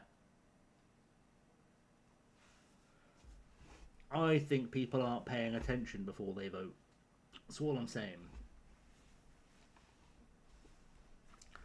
I think people were not fully paying attention before they voted. You know how I was like, I'm only going to stream until like 1ish tonight? And we've just used like 20... Garcia, which Garcia? If I just type in Garcia, we're going to get like 7 billion players. Half the database will be called Garcia.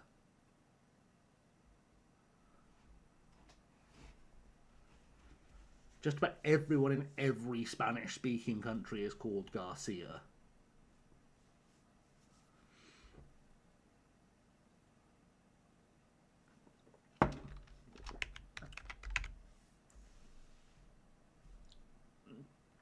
So even if I type in Garcia, then what actually shows up that is a Garcia is Sheila.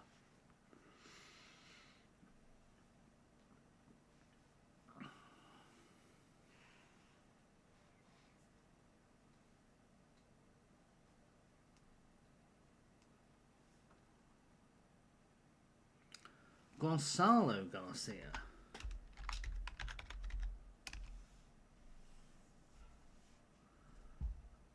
I'm going to assume you mean this one, the one for Lazio.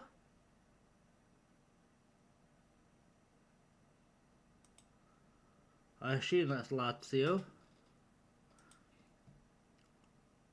I love how they've got a fake name but a real badge, and I haven't badged this. He's a very smiley boy. It's a shame he plays for Lazio, but he's a smiley boy. So far, he's had a career £13.75 million move to Tahiti.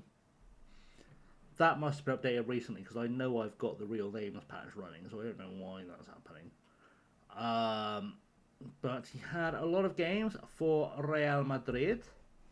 And then went on loan to Italy, and he's just been playing constantly in Serie A ever since.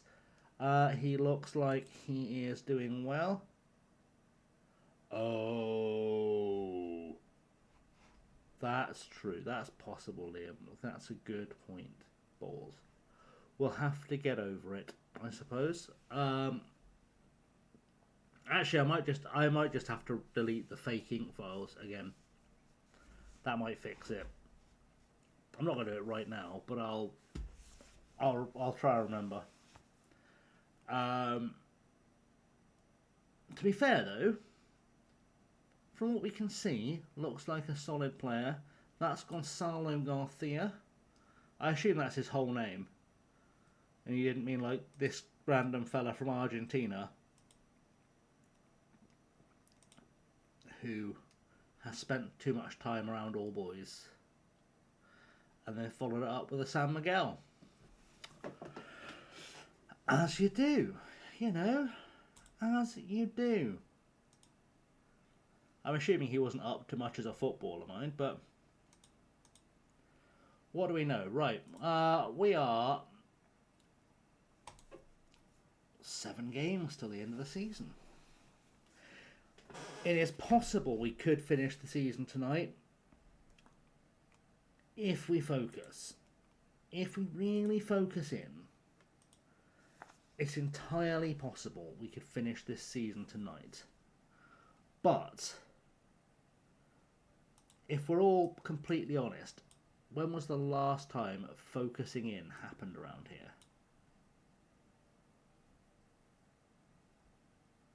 Realistically.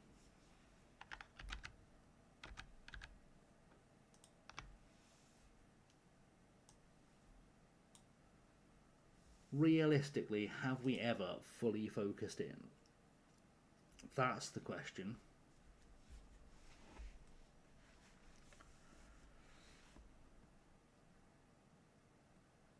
Oh, Clan's back to streaming FM. Good. I'm happy for him. He's been off for a while. He was not streaming FM for a long time, and I gather he had something happen in his life that made it difficult to do, so I'm glad he's back. Very glad Clan is back. Just never join his Facebook group, because he just spams you all day.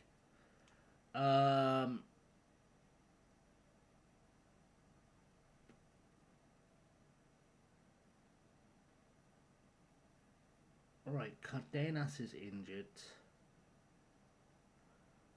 The Twitch name is...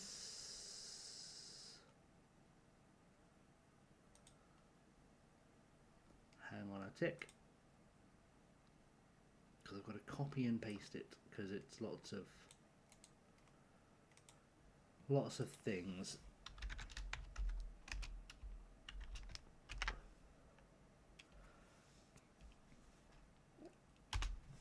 It might ping him to say I've just, you know, shout him out. But yeah, do pop by at some point and say hi to Clan. Really good guy, genuinely a really good guy. His streams are a good time, and like I said, he was off for a while. He wasn't streaming for a while. I don't know the full details, and even if I did, it's not my business. But I know he was away for a while for some reason. And yeah, he's back, and he's a lovely bloke, genuinely a good bloke. So feel free to add him to your list of people to check out at some stage. He's currently managing York. There we go, which is fun. So we'll hang on, I've just screwed up a bunch of stuff. Carl Surprise. It's because I'm dragging windows around. Oh, my word, I'm so bad at this tonight. I know, unlike any other night, I'm so bad at this tonight. There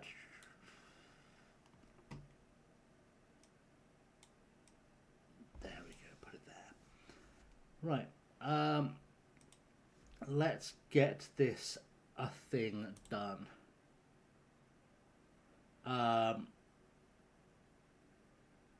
He also plays darts a lot. That's a thing. Anyway, let's apparently talk to the media. Plaudits, something, blah blah. Sure, we'll say a nice thing about him just in case.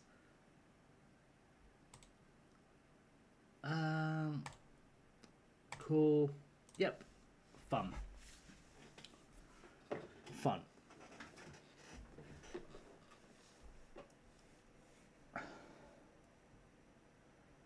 Yeah, Clan does also have the old fancy schmancy tick going for him too.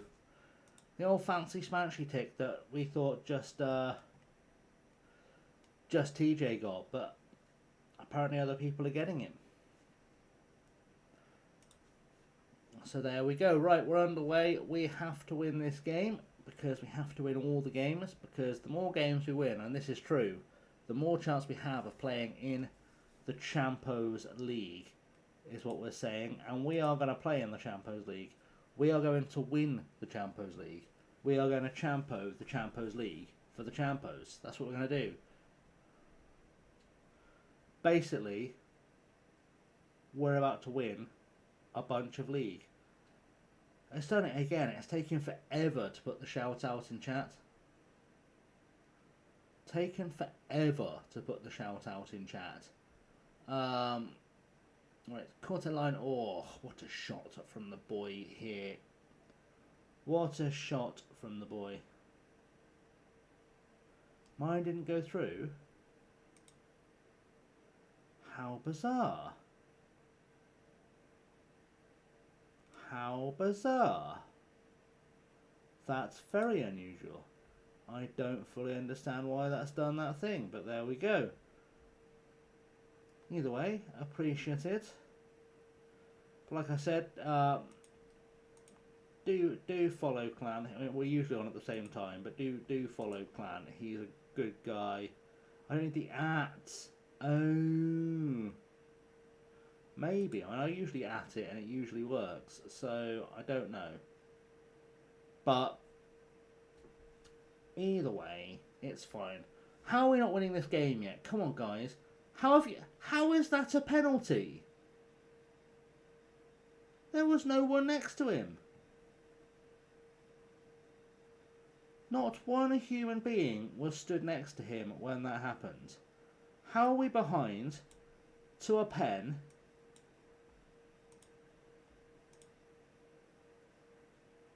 Based on, frankly, none.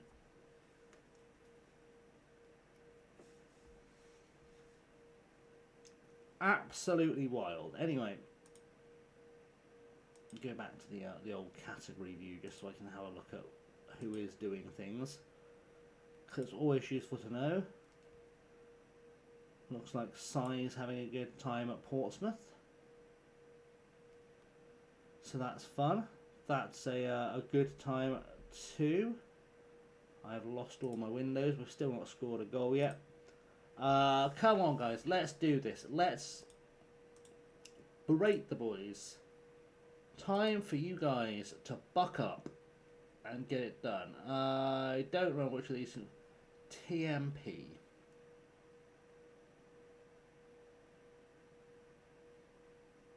I don't see a team called TMP.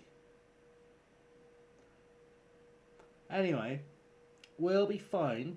We're just going to score a goal just before half time. Saleh and Shang Xiaming are having a terrible game today. In fact, it's mostly our front four having a bad game today. I don't think I can replace all of them. I don't think I've got the players to replace all of them, which is a problem. But we'll address the team. You've been terrible so far. Sort it out. Get better. And you five especially, get better. Everyone else, go play some football. Let's win the game. Let's win the league. Let's get ourselves to the Champos League for champions, because only champions belong in the Champions League. That is just science. and we are going to be a Champions League side. That's what we're going to do. Kit of the day, North Carolina FC 2025 home kit. Nice. Okay. I can vibe with that. That's alright. That's alright. That's a nice enough kit. I think we're vibing. I think we're vibing. Also, you've missed a trick by only using one T kit. I think you should make kit with 2 Ts of the day a regular feature in your rotation.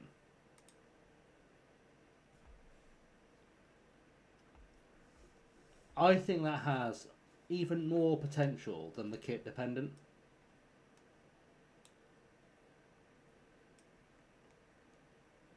To become a thing.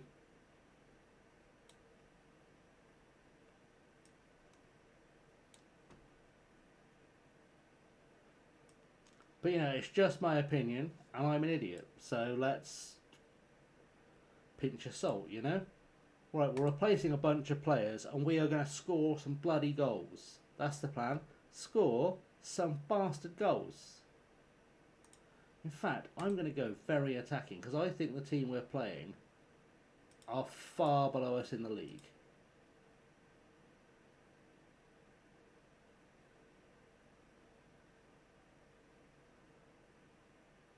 I can't tell.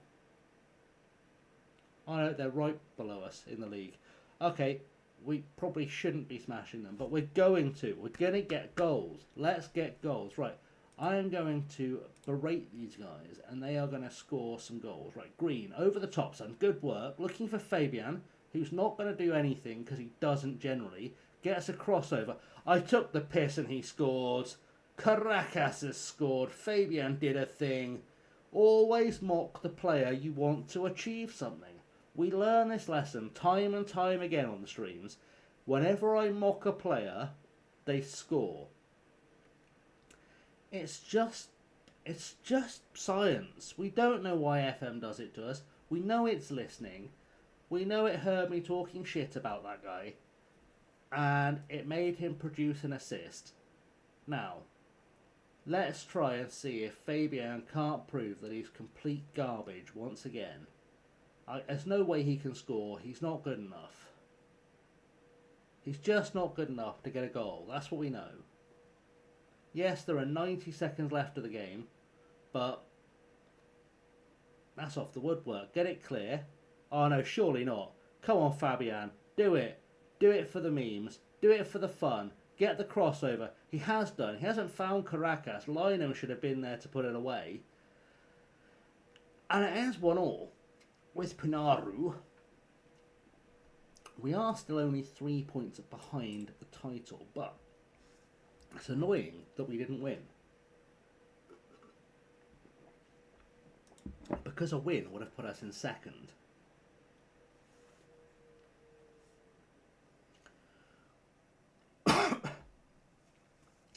And for those watching who aren't sports fans, second, and this is science, is better than first, or better than third.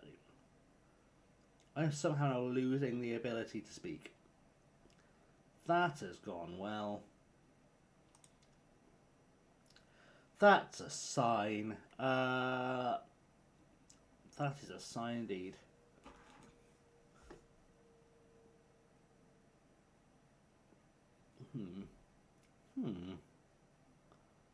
Anyway, yeah, so let's carry on the train, shall we? Carry on the race to the title, which is coming. I feel it. We've got to play Po next, and they're bottom, right? So that's our next game. Who have Tafana and Venus got?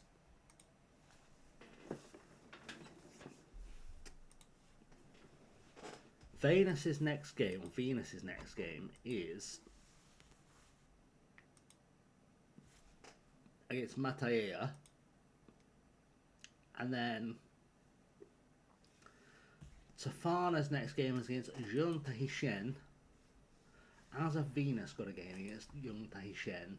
Alright. it's possible we could sneak through into a position where we could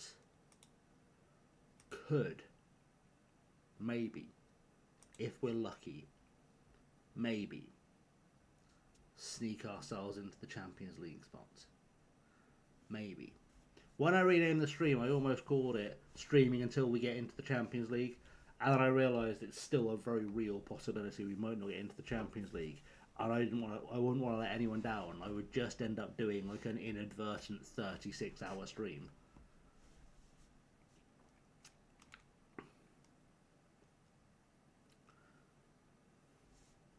And we're not doing that because that is badly behaved. We won't be doing that to anyone. That's what we're saying. We won't be making that mistake. That would be an error.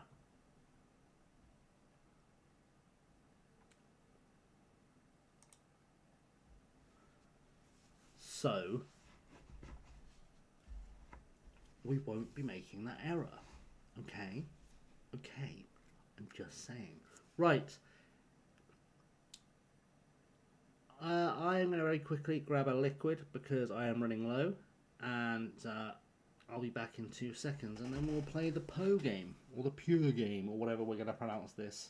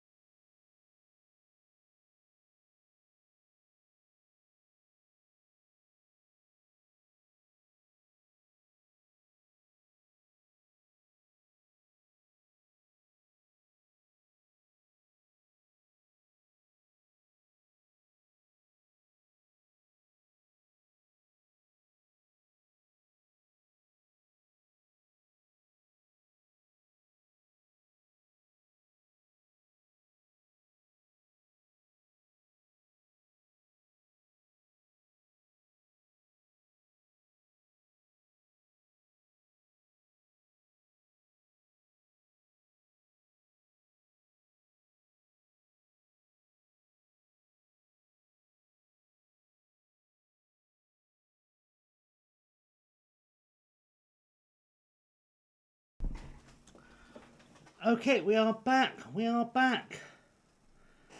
Aha! Kit has been back into flirting with the chair again. Honestly, this chair is not for anyone's bum enjoyment. For as much as I spend almost all of my time sat on this chair,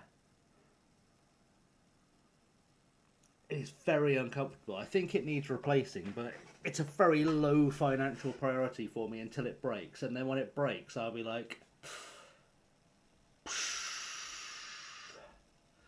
that'll be when I decide to go without food for a month to buy a new chair.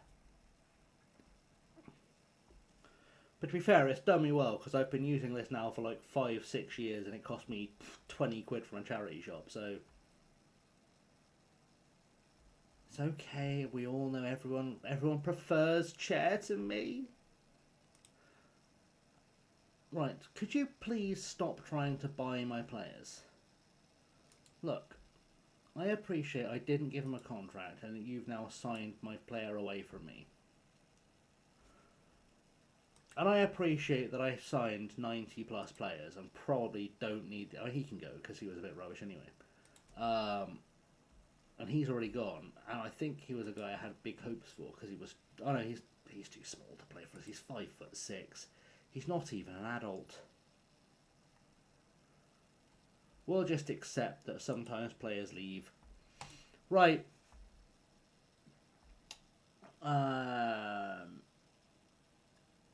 Is our right winger of choice? Yes, Mr. Guglino is back.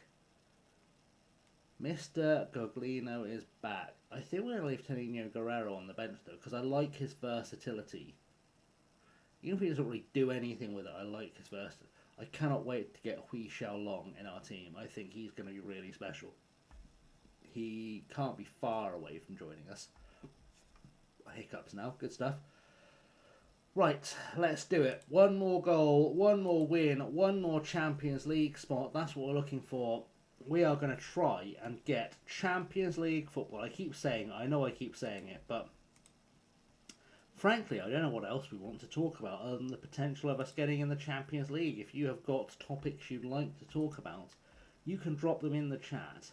That is perfectly acceptable, and we'll have a chat about them. That's kind of how this kind of wildness goes. I see Ever Impending Sense of Doom has also gone live. That's fun. I've also just realised there's a random light flickering outside. Let me just sort that out.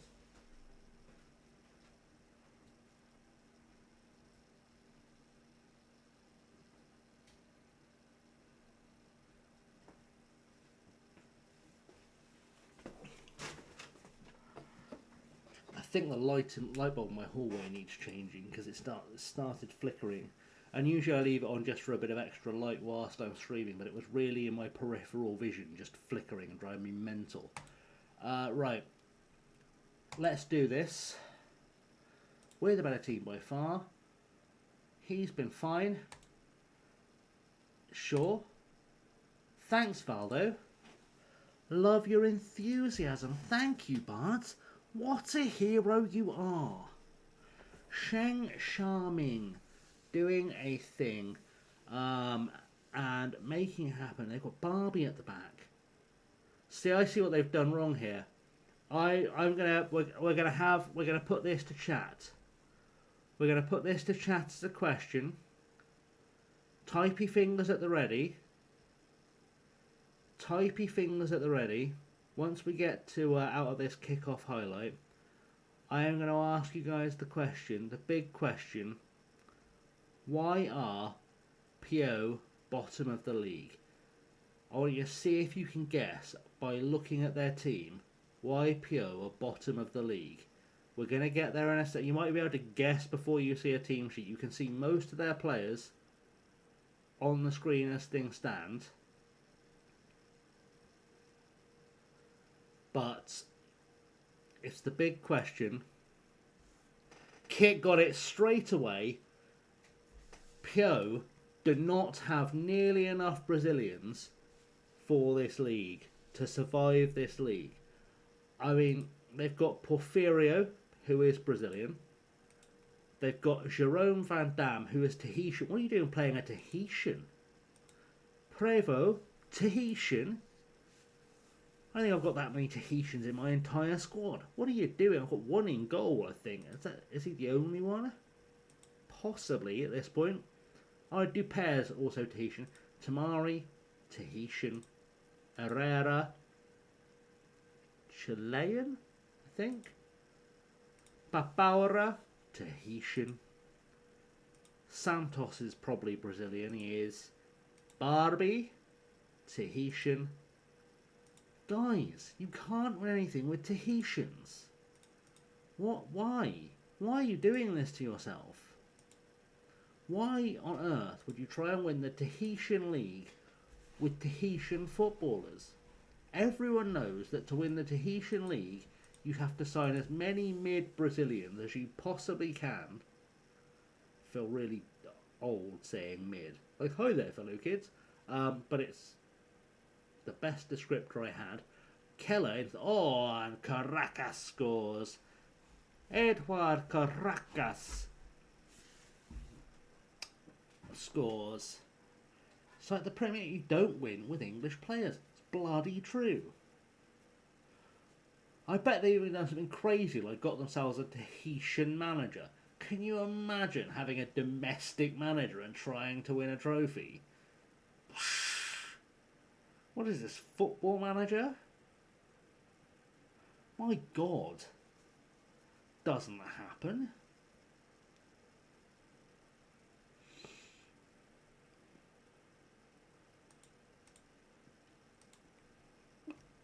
And we're such a massive club as well. And that's the real thing that matters. We're such a massive club that the fact that we're doing them a favour by only beating them 1-0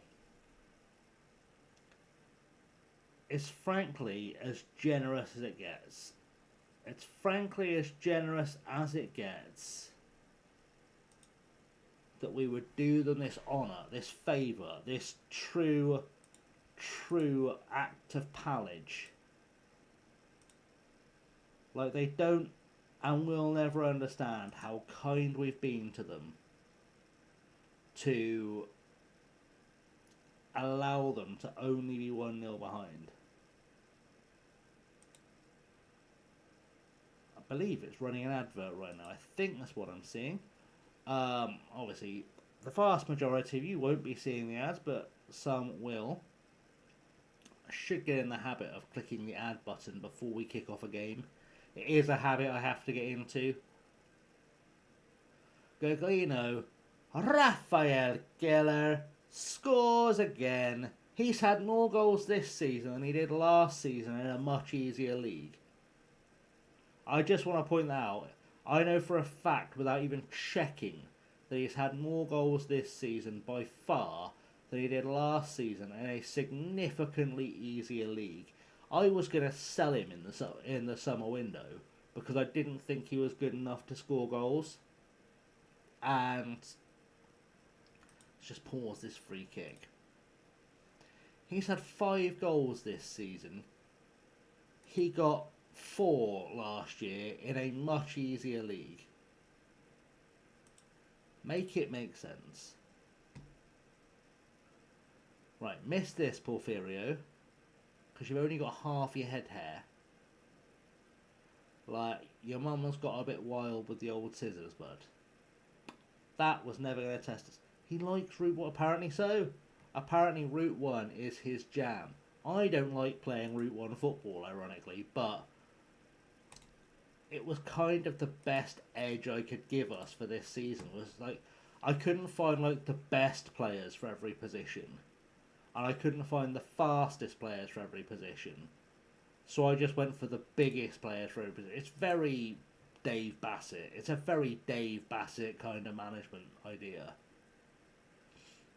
But the plan to just have big players and hoof is working.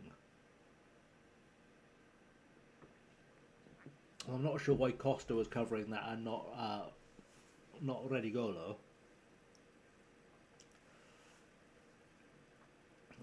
I also am a little bit dumbstruck we're only 2-0 up. I feel like they're bottom of the league and we should be absolutely banging. Guglino with some skill. He's nutmegged him twice. He's done him a third time. He crosses it over. Shang Jiaming should have finished that just to make Guglino's 3 nutmegs in a single run count. He nutmegged the same player 3 times in that build-up. I'm not saying the return of Guglino has been a revelation, but I do enjoy watching him. Herrera to Tamari to Prévost. Prévost trying to get past Guglino. Jesus Christ, Guglino.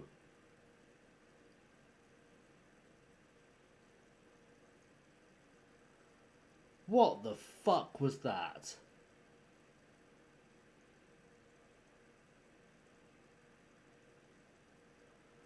Why would you think that was a good idea? I don't know.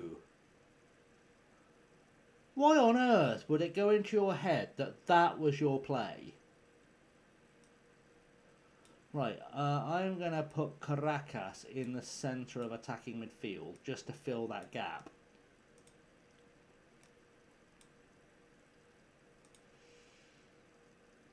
And then we'll start looking at some subs, because Kortalainen can come off for green.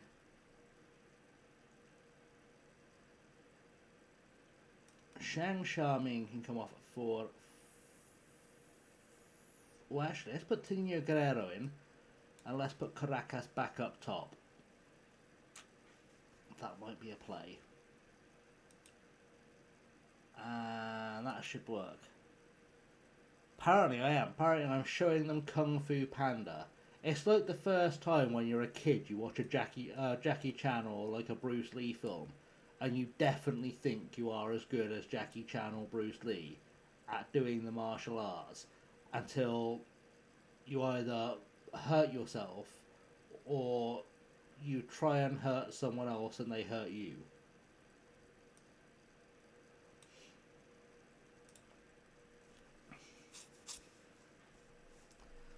That was horrendous. But so far, he's only had one red card. Unlike the lad last year, whose name I've forgotten. Caracas has scored already. Scored again. Unlike the lad last season, who got 3 red cards in 3 consecutive appearances that we binned off and never let play again.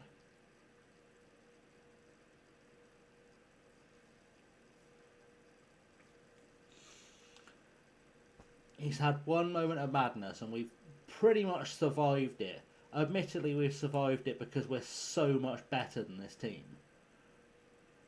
Like, we're top of the league as things stand. As things stand, we sit top of the Tahitian league. We just have to keep winning until the end of the season from this point out, and we'll be in the Champions League. They've scored. You'd like to think we'd probably be able to hold them off.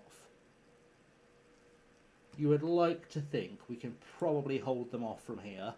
That feels like a thing we can do.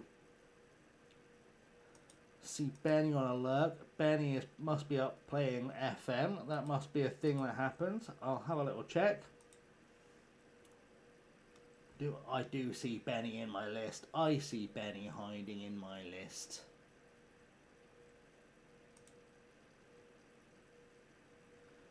Benny is, and it's his birthday. Well, I guess we know where we're raiding to when we finish this stream. We'll definitely stop it and say happy birthday to Benny.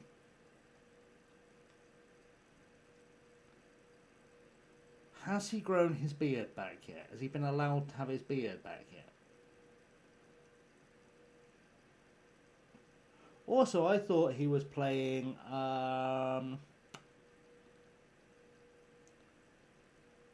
brain. Some big boober game. I thought he was playing some big boober game. Dead or Alive, possibly volleyball?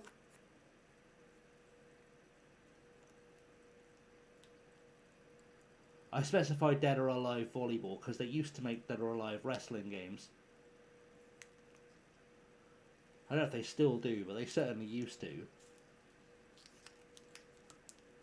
Back in the day.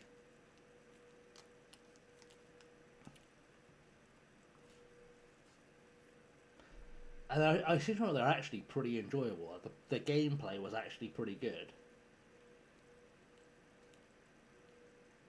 But I could be wrong. I could have dreamt it. It's not impossible. I am, and I think it's fair to say, a well-documented slag. I could have dreamt it.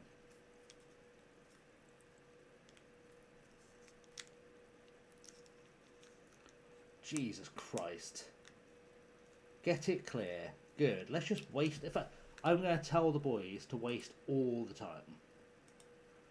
Because, let's be honest, there's really not a lot for us to play for here in terms of trying to get an extra goal. We are above Venus. We're above Tofana.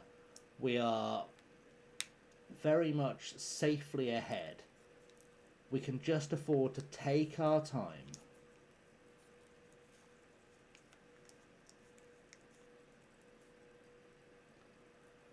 And there we go. Caracas is through. Edwin Caracas completes the hat-trick.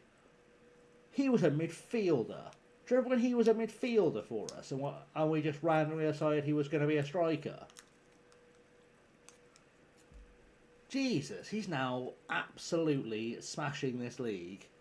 As a striker, knew he could do it all along. 4-1, 10 men. Let's just throw it out there.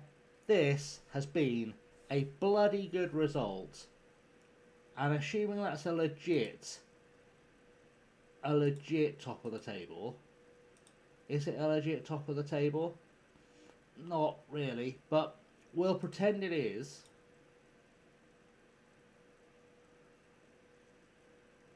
We are looking magical. We are good. Good win for us. We're top of the table. We can relax a little bit.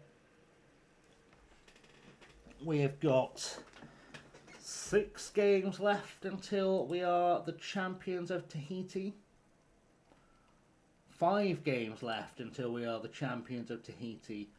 5 whole games left. Why are you skipping the message I'm trying to click on? Praise Caracas. Gracia. What else do you want me to respond to? Oh, sure. I'll say yes to that. Okay, right. Let's do it. Let's get to the next one. I'm feeling this. I'm feeling the vibes now. I feel Managerial are quite low down the league. Tofana. We've got to play Tofana and Venus in our last 5 games of the season. Realistically, the 6th of April, we should win the league just in time for my 46th birthday. In game. Doesn't that fill you with hope and joy that we should win the league by my 46th birthday in the game? No problem, Simon. Have a good night, but I'm sure you'll catch up on the old VOD. And yeah, we'll see you next time. I don't know how much I'll be streaming over the weekend. It depends on book stuff. So 50-50, but you'll get a notification, I'm sure, when I appear.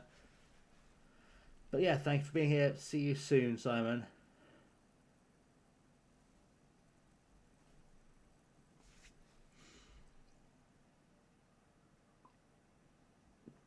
Indeed, the book and the band. Yeah, it's going to be a busy old week.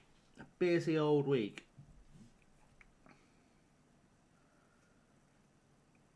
We have got another one of those.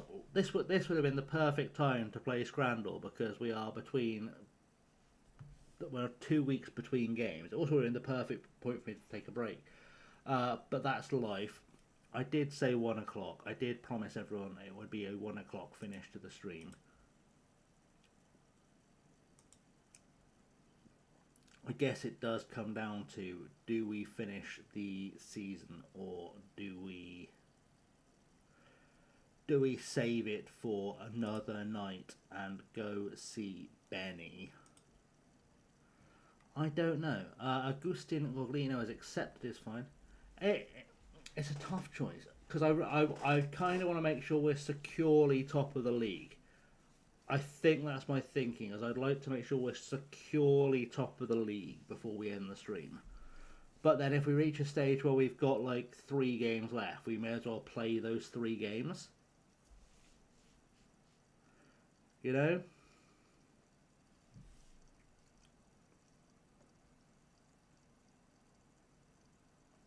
Like, realistically at this point as well, if we beat Tofana, we are definitely in the Champions League.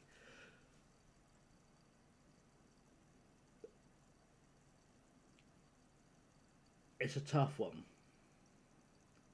But also, I know I'm going to get tied up in book stuff tomorrow, so it might be beneficial to have like a 4-match stream tomorrow, and then zombies until we zombie.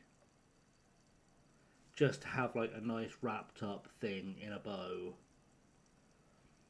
Neatly for the VODs and whatnot. But that does mean I'm then going to have to spend another day doing bastard transfers. The trouble with this being such a short season is we've essentially done the entire season in 2 streams. And it's the between seasons that takes forever. And as much as it's fun being in Tahiti, I'd like us to test, like stress test the idea that can we get to the European competitions through the French Cup. It does also feel a little bit like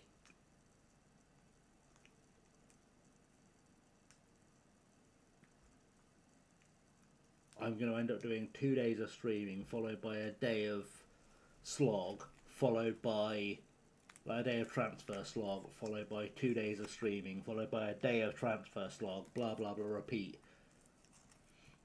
And yeah, I don't know. Unless, of course, on those days where I'm doing transfer slog, I stream something else, but I don't know. There's a whole bunch of thinking. It's so much thinking. Why do people make me think? Why do people make me think? We've got Double O Eva in the chat. I just spotted. I like to have a little check every now and again. Brain no worky indeed. Indeed. I was just having a little check to see who's... I know people don't like it when you're like, hey, but hey. Welcome.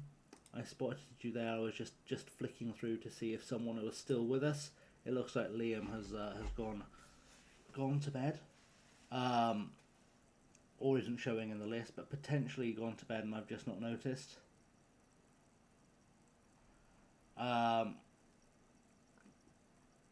Anyway,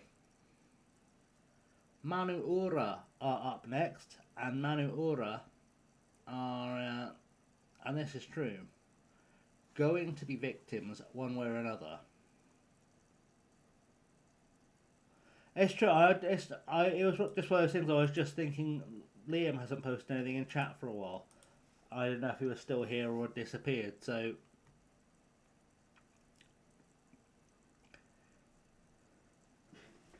it's one of those he usually sort of says before he disappears, but he might have just had a moment, fallen asleep, whatever. You know, I'm not going to judge. It's 1 a.m. Like, I should be in bed, quite frankly, but and I've said this many times, am an idiot. So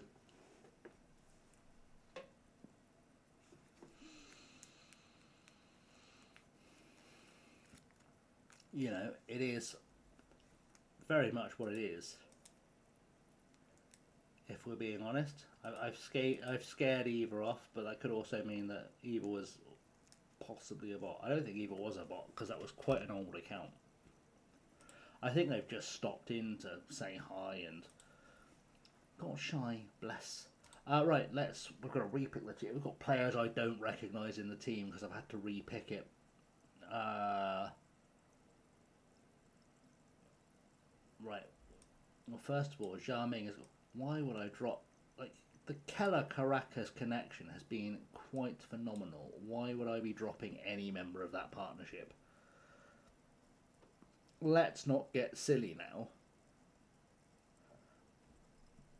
Let's not make daft choices. Let's put Tenino on the bench. Sort of more or less what we had before.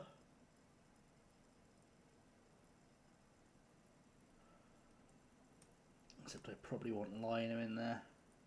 Who's not where they should be? Oh, it's because Roland's there. It's because Roland is there. And that will do. Let's get this done. Let's go win the league. That's the plan. Let's go win the league. We're going to Wembley. We're not going to Wembley. We're in Tahiti. If we end up in Wembley, something has gone very, very wrong. Like, we are quite lost. If we're completely honest, we are quite lost.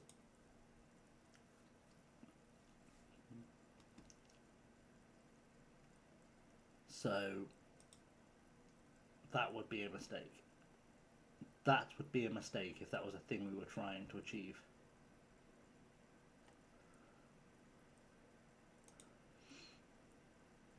Carry last one says match will do well. Good. Excellent stuff. Give some breathing room. Fair assessment. Blah blah blah. Score the goals. Let's win. Let's win the league. So I'm confused. You want to be anonymous, and you let the world watch you on a webcam. Sigh! Hey, bud, that was a lovely chime to rate. But I guess you I was slowly losing my mind. But hey, how are you doing? How is life? You want to express Welcome yourself, to all the but you new don't want viewers. people We to know are it's you. chilling out in Just a Tahiti. riddle wrapped in We a are mystery inside a bitch. About Maybe just a tortured artist. 3 games.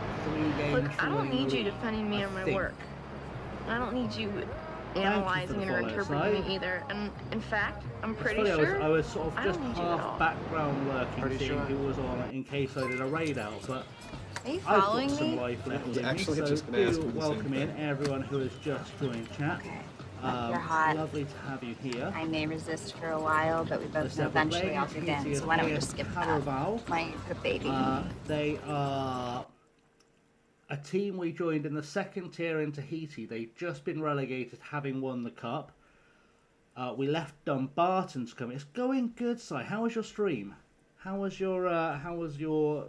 Where were you today? I was looking, and my brain has forgotten where you were. Portsmouth. I remember you were in Portsmouth. That was what was happening. Yeah. How was it?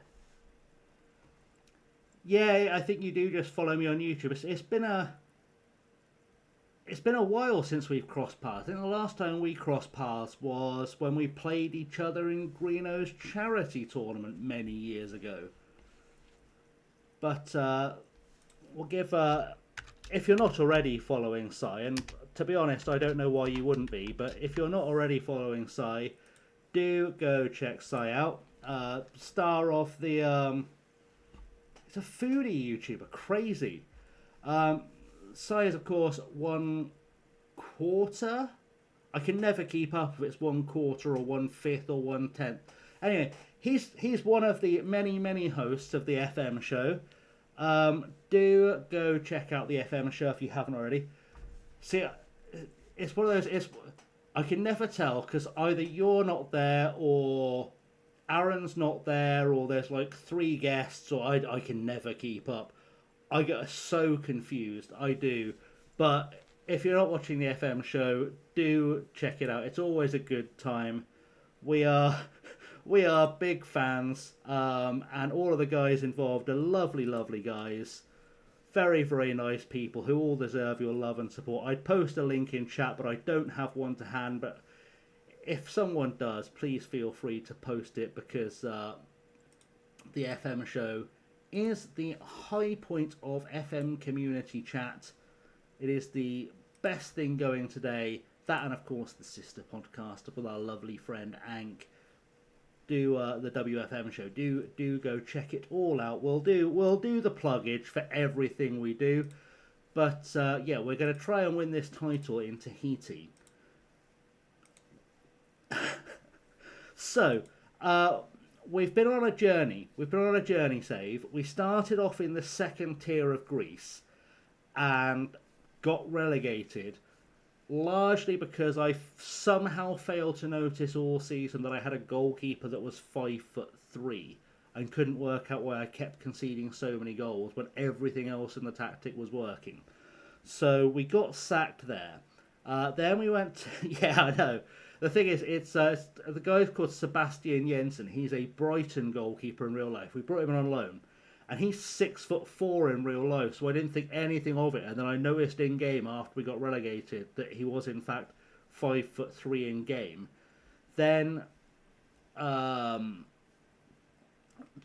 we got relegated. We got sacked from there, but we didn't get told we got sacked until like 3 weeks after we got relegated, which was very confusing. So we joined Hemel Hempstead in the Conference North, and everything was going really well until in the same week we got to the playoff final and the FA Trophy final and lost them both. Which made me quite sad, because it was a heartbreaking week, because we played really well in both games and didn't get the result, which was just crushing. just crush him.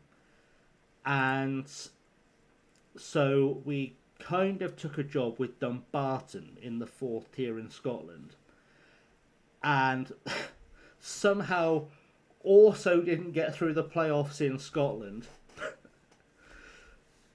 And I fancied a lovely holiday, so I applied for every job that was available in Tahiti. We got the job here in the 2nd tier of Tahiti. Oddly enough, brought a bunch of players with us initially. Won the 2nd tier in Tahiti, so we finally got our first trophy on the board. And now we're in our 2nd season in Tahiti with 4 games left after this one. We're currently sat 3rd in the table. We are in, let's just do it on screen. We're in a 3-way battle with Tafana and Venus in our first season in the Tahitian top flight. 1 point separates the 3 teams. It is 4 points for a win, 2 points for a draw, and a point for a loss in Tahiti in the top flight, for reasons that make sense to nobody. So we're very much in this fight. Top 2 qualify for the Champions League. And my theory is that if you win the Champions League in Oceania, it's as good as winning the Champions League in Europe, so naturally Barcelona should come calling. That's what we're saying. Somehow we've managed to not beat this team who are well below us in the league, though, which is a little troubling. We also have... We've assembled a bit of an unnecessary... Maybe I'm scarred by the 5'3" Danish goalkeeper I had.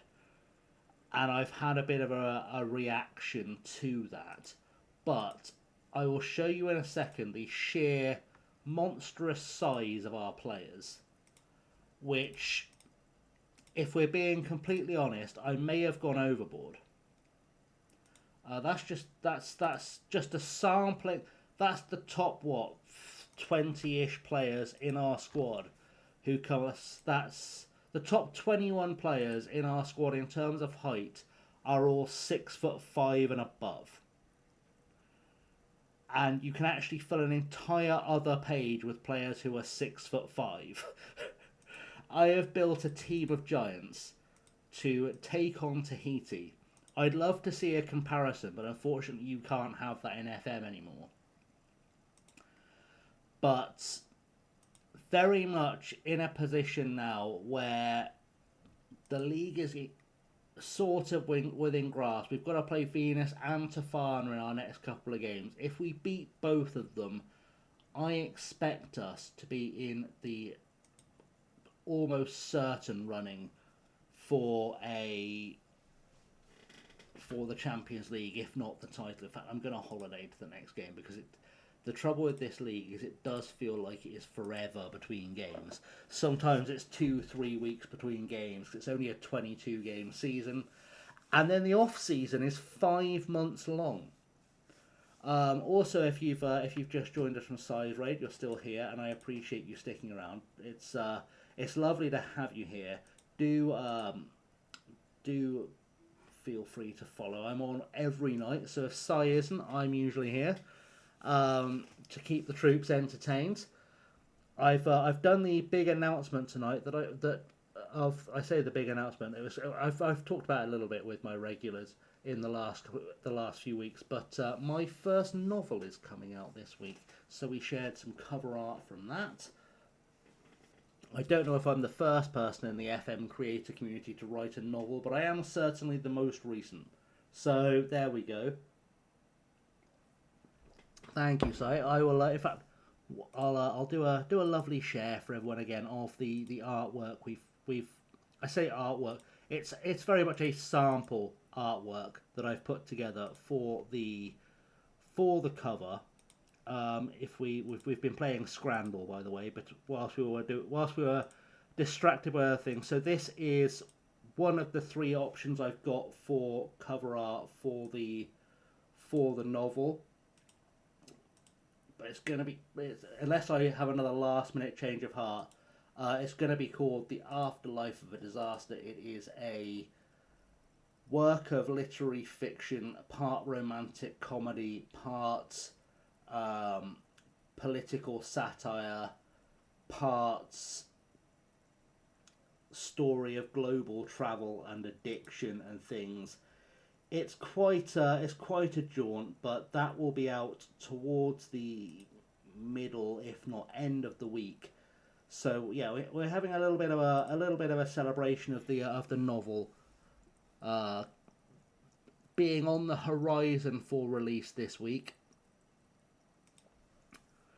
It's been quite a journey getting the novel together, I will say. I say quite a journey. It sounds dickheady and braggy, but don't come in for Tinino Guerrero. Stop. I wrote the book in 24 days in June. It's a 97,000 word novel, but I just got inspired and I wrote this whole book. And then I've been working on it since, and everyone who has read it so far has loved it.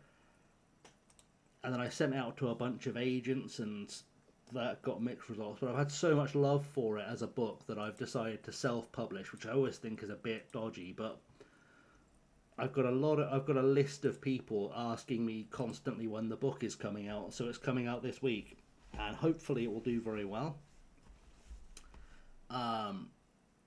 I shall be whoring it mercilessly, I have no doubt, on the channel, to be honest. Obviously, if anyone else feels like whoring it out, you crack on. The more the merrier. I know Llama is going to talk about it as well. Llama was very encouraging with the book, and has said that he'll be waving it around on his streams during the daytime. So people will get sick of hearing about the book. But then again, none of us are sick of hearing about D-Boy Plays and his music. So who knows? Who knows? Also, I don't know why that shout-out didn't work. Why did that shout-out not work? Have I messed up the shout-out command again? I think I have. I did mean to give a proper shout-out to Saya. I've had people trying to teach me how Twitch works, because I only returned to Twitch about 8 weeks ago. There we go. After 2 or 3 years without streaming. And I've been on almost every day since bar the Christmas holiday. And it's been good to be back. It's been good to be back and chatting with people and sharing the love and seeing everyone around and catching up with old friends. I don't know if I've been in or out of one of your streams, so I think I have at least once been in or out of one of your streams here and there. But you're a big timer now. You're big time. We all know who you are. It's you've grown massively since back in the day. We're very proud of you. We're very proud of you and your growth over the last few years, into a pillar of our community. But I do go a little bit wallflowery in a large chat. It is a thing I've discovered about myself. I'll talk bollocks all day on a stream, but somehow you put me in a chat with too many people and I forget how to type. Right, you need to become a player who is better than, or is permanently here, because otherwise we'll be in trouble, because this guy is basically our backup centre half. Good, we'll throw money at him. We'll just, as with all things in football, throw money at the problem and good things will follow. That's the plan. That's always the plan, of course. And carry on holidaying to games. I do have a habit in this league of holidaying between games, just because a lot of nothing happens between games. Just unless I see a pop-up saying someone's putting an offer for one of your players, a lot of nothing happens between matches. It's very much a thing.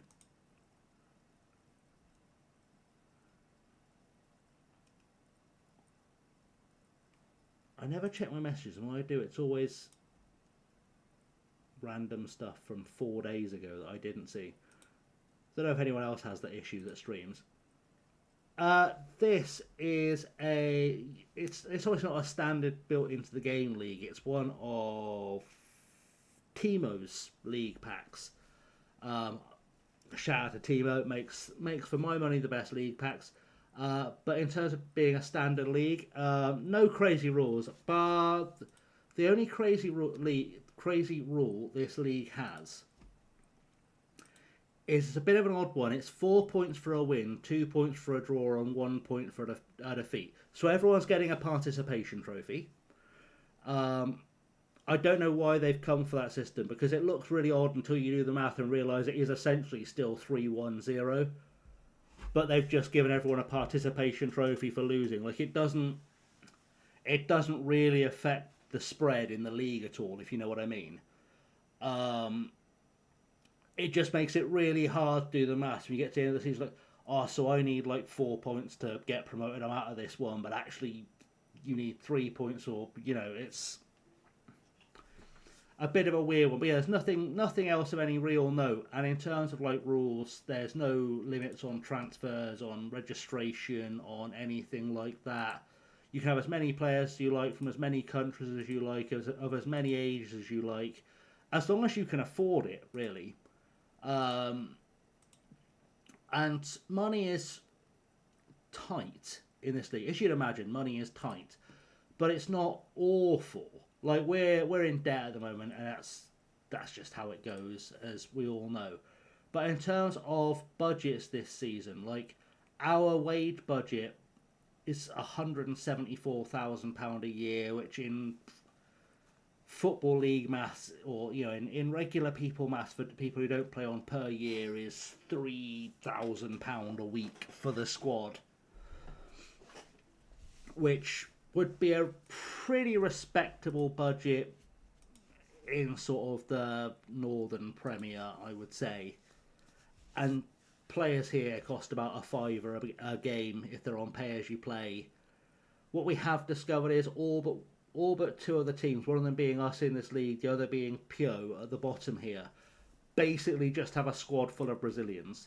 There are almost no Tahitian players playing in this league whatsoever. It feels like we are playing in like the Brazilian fifth tier in many respects. There are so many Brazilians in this league that it's almost terrifying. Like, we got promoted the first game we played, I looked at the team sheet and I genuinely went, everyone in this team sounds Brazilian. Then I checked that everyone in this team is a Brazilian. We are in trouble. And that carried on for a few games. I've just got used to the fact that everyone I play against now is Brazilian. And it makes me feel a little bit uneasy, because I've been shopping in the summer for South Americans, but I've been shopping for South Americans in like Chile and Venezuela and Colombia, thinking, oh, that'll do, it's Tahiti, I don't need to go hunting anywhere particularly crazy in South America for players. And then we come up and I did find out that I was just up against every Brazilian that's ever kicked a ball. So it's been interesting, but we're still sat in third in our first season after promotion, so I can't complain at all too much. Really can't have any complaints with third in the first. I know it's a 12-team league, but third is still pretty strong. It's still incredibly likely that if we win this next game, we'll qualify for the Champions League. And obviously qualification for any Champions League is kind of huge. We're going to stick Fernandez in goal for this one. So that's going to mean we start with, oh, hang on, it could be less than one actual Tahitian player.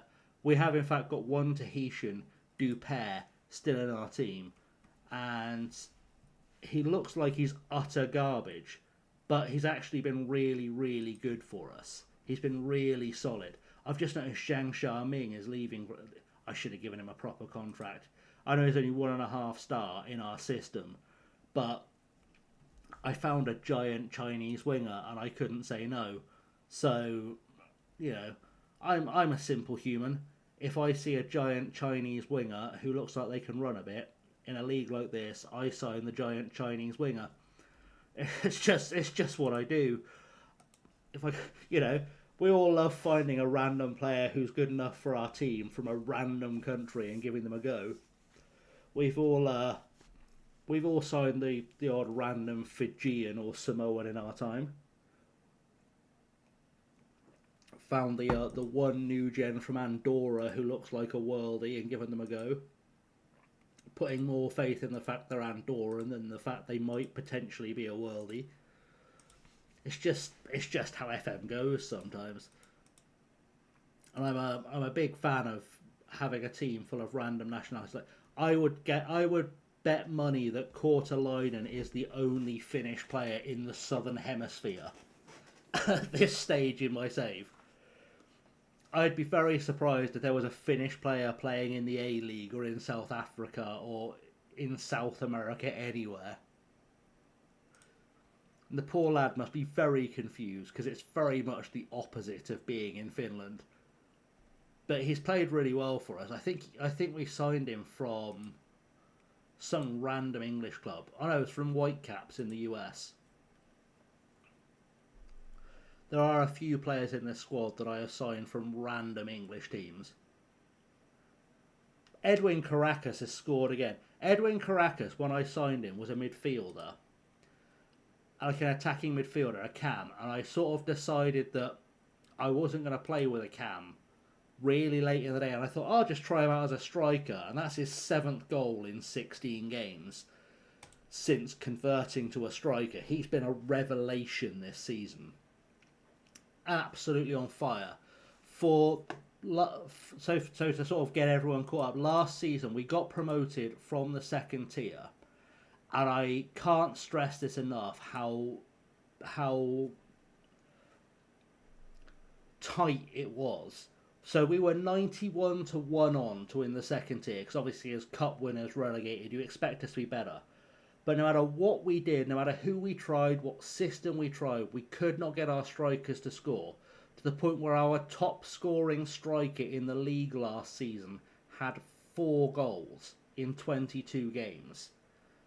And this season, I was terrified this season we'd have the same issue. And this season we've gone route 1, we're just playing hoofball essentially. And our strikers cannot stop scoring, and Caracas is a really good example of this. Keller has been with us since we got here. He's had more goals in the first half of this season than he did entirely last season. Just out of nowhere. We just don't really know how that became a thing, but it became a thing. And it's really, really nice to see that our players are coming on, really, really pushing to get themselves to that next level and win this title. And I think if we can get into the Champions League, the OSC Champions League, generally speaking, every year the final either comes down to 2 New Zealand teams or a New Zealand team and a Tahitian team. Very much if we qualify, it's a winnable final. And then we can use that to propel ourselves back into Europe. I probably won't end up in a top 5 league in Europe because, let's face it, those clubs don't care that you've won the OFC Champions League, but it's not impossible. We'll find ourselves in Scandinavia or God knows. I've got a few random leagues loaded into the game. The only reason I put the Tahitian League in the database when I loaded it up was in case I decided that I felt fancy Raphael Keller scoring. In case I decided I felt really, really fancy and ambitious and decided to go for a hexagon. There was kind of a half thought that I might go for a hexagon in this save, and if it looks like a hexagon's coming, you'll see it in the stream title. But I figured whilst we weren't having a good time in Scotland, why not drop down into Tahiti, try and get the OFC Champions League, at least put the kind of foundation out there for a hexagon as a thing we could achieve, and then see where we end up next. Because I've been threatening on the YouTube for a while now to do a hexagon. It's been like, it's almost become a meme that I keep saying I'm going to do a hexagon. And I never quite get round to doing it because I get distracted by whatever series I'm doing. Which, by the way, if there are people who have joined with Sai who like a narrative series, like a Let's Play, I'm currently managing Swindon Supermarine, who are my local non-league club. We've brought them from the 8th tier up now to the National League. We're in season number 5. We did in fact go back to back to back to back. I think that's enough backs. Anyway, we went from the 8th tier to the 5th tier in consecutive seasons. We are now sharing the National League with Swindon Town. I have a left winger in that squad who is 6'4", is not good enough for that level, hasn't technically been good enough for our team according to his star rating since we left the 8th tier, and is still scoring 30 plus goals every season. So we're having a good time with that. And obviously if anyone is watching who is new to FM, I also do have an entire playlist full of, I'd like to say, highly regarded guides to the game on there. And I say highly regarded because Reddit seems to really love them. I get a lot of traffic just on my guides from Reddit. Sadly, they never stick around and subscribe, and I am trying to get to the 1,000 subscriber mark still. But they do stop in and they watch the guides at least, which makes me feel warm and fuzzy. It's nice to be appreciated occasionally for a thing you've done. I have not used Parkin in quite some time, and I genuinely have no idea if he's any good. I don't remember if he was any good last time I put him on the pitch or not. It's been so long since I used him. Same for Mitchell, but we'll have a look. We need something to change this game. We've not been the best team in any game we've played this season as well, it's fair to say. Like, we've very much been just hitting people on the counter and taking in wins and doing what we do. It's really been a bit of a battle, but we're holding on. We're still in the title race. Realistically, if we make it to the Champions League, everyone's level on 55 points at the moment. That's gonna make it a squeaky bum ending to the season. If we make it to the end of or to the Champions League, I am going to have to do a massive rebuild this transfer window to get this squad into competitive shape for the Champions League, I would say. Because we are, as much as we've done well coming up, we've really started scoring a lot of goals and looking really good. We probably are overachieving, I think. Like, we are probably riding that momentum buzz you get from getting a promotion in FM. You know, we all know that if you put enough promotions together in FM, you can suddenly have a team full of League One players who just happen to be playing in the Premier League just because you've had that bounce. Sort of like XG table, yeah, we should be 4th. Like, we are massively punching above our weight. We've just outperformed everything we were supposed to be doing, and we're going to lose Shan Jiaming next week. He's been really good for us, so that's going to be a small narrative fix for us, which is going to be a problem. I say next week, the week after this game against Jeune Tahitians, the young Tahitians. Tahiti, of course, being a French territory. But, yeah, you know, from here on out, from where we are, it is just a case of if we can keep winning, we're more or less assured Champions League football. We've got 3 games left of the season.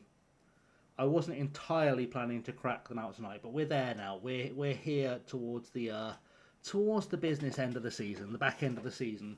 I was going to stop streaming an hour ago, but, you know, side quests happen. And we may as well see this season out.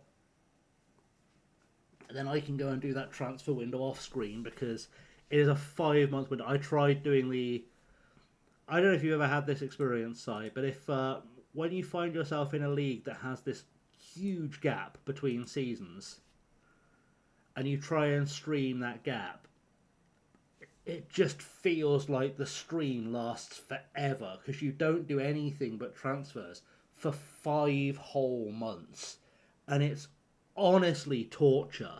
It's genuinely like it's fun. Like as much as I enjoy managing in these random leagues like Tahiti, as much fun as that really is, that five like trying to. It's fine off stream because you can kind of holiday between things, and you can get all your shit done in a couple of weeks realistically in game. But to try and stream it was hell because it literally was. I'd go in, I'd pick the dozen or so players I was going to sign for the season, and then I was just on holiday chatting bollocks for 4 months, 4.5 months, because I'd done all my business early, like I usually do. I think like most of us usually do. And then I maybe picked up a couple of extra players in July that had been released by European teams that I could pick up. And then it was just me filling airtime. It was horrendous. But yeah, it's been a it's been a thing. But like I said, I mean, like I literally I think I came back into streaming the week after 26 came out. Well, I've never stopped doing the YouTube thing, but I sort of did the thing where I spent the first week of FM26 just front loading content. I was recording guides guides and experiments and whatever other bollocks that we do when a new FM comes out. For recording editing for about 9 hours a day for the first week, and I just went, I'm going to go back to streaming, and I've been loving it. It's been really good. I've found a really good community of regulars. I've been really blessed to find people like Benny and Kit who are probably in Benny's stream right now, but they back and forth. They back and forth with us, and we've had a few others who've come along for the ride, come over from the YouTube, who found us along the way, and it's been really lovely. I think I prefer, this is a controversial statement, and I'm open to other takes on this. I think having rejoined the Twitch community, FM community, I think I prefer it here as a community. Like I feel like people help each other out more as creators on Twitch. There really does seem to be a lot more of a community spirit of people like dropping by and encouraging people to either visit or raid each other, or just make things a better place. It feels a lot like YouTube did back in our day, I say back in our day because I think you and I started at roughly the same time, sort of 16, 17-ish. And it really did feel like everyone was just doing bits with everyone back then, and it seems to have tailed off a little bit. And I really enjoy that kind of collaboration and helping out and good times that used to be like when we do a random tournament for things or whatever. Sometimes it was a good cause, sometimes it was just because 4 of us got bored and had an idea, but it was a really, really, it feels like a different time. I feel like the oldest human being in the world when I say that. I also feel like the oldest human being in the world when I saw I'd been on YouTube for 8 years the other day. I don't know where that time went. I was a fresher at uni when I started doing YouTube, and now I'm a grown adult. I was a grown adult when I got to you, but I'm a proper adult now. I'm no longer sat in the corner of a student halls, sat in the corner of my little bedroom, trying to record FM content using fraps on a shitty laptop that I'd had forever.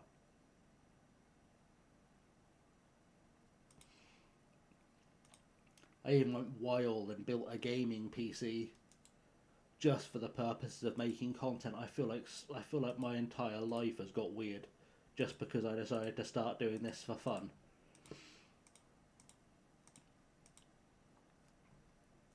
But it is what it is. And, well, we I guess we go again, is what we're being told by the... We go again for another... We're going to get this. We're going to get this championship. I'm feeling it. I'm feeling this title. I just feel like it's coming. I don't know why, because we have no right to be involved in a title race. But if there's one thing I'm sort of known for by my community here and certainly on YouTube, I have this really odd luck with FM where I just seem to randomly pull an unlikely title out of my arse. The number of times I'll do it as soon as I'll be like, okay, so this is like our penultimate episode of the season.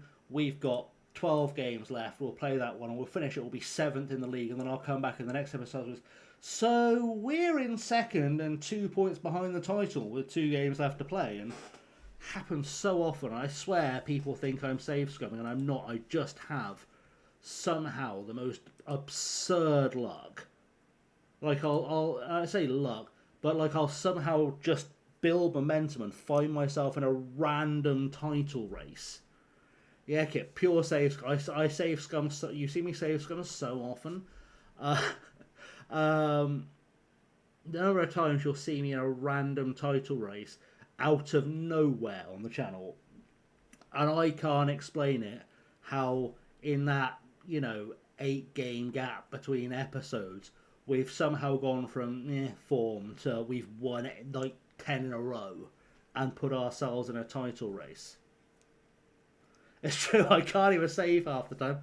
We had a fun bug yesterday, so while midstream, mind you, where the game randomly decided it no longer wanted to save at all. Wouldn't save anywhere, couldn't change directory to save, couldn't get it to save anything.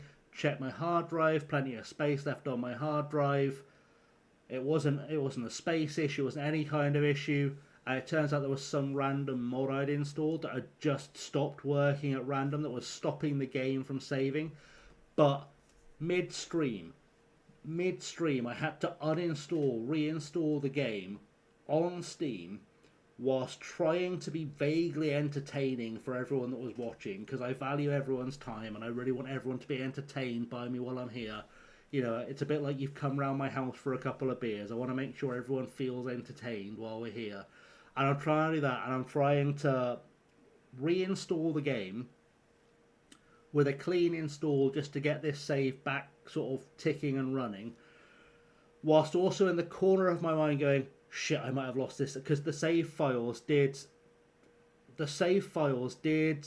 delete themselves. Like, people saw it, like the save files were deleting themselves as I was trying to save the game. It was like it was trying to create the backup file and then just not doing anything else. It was wild. So I was watching the backup files kind of tick away as I was trying to save this and adding extra layers of stress to my life.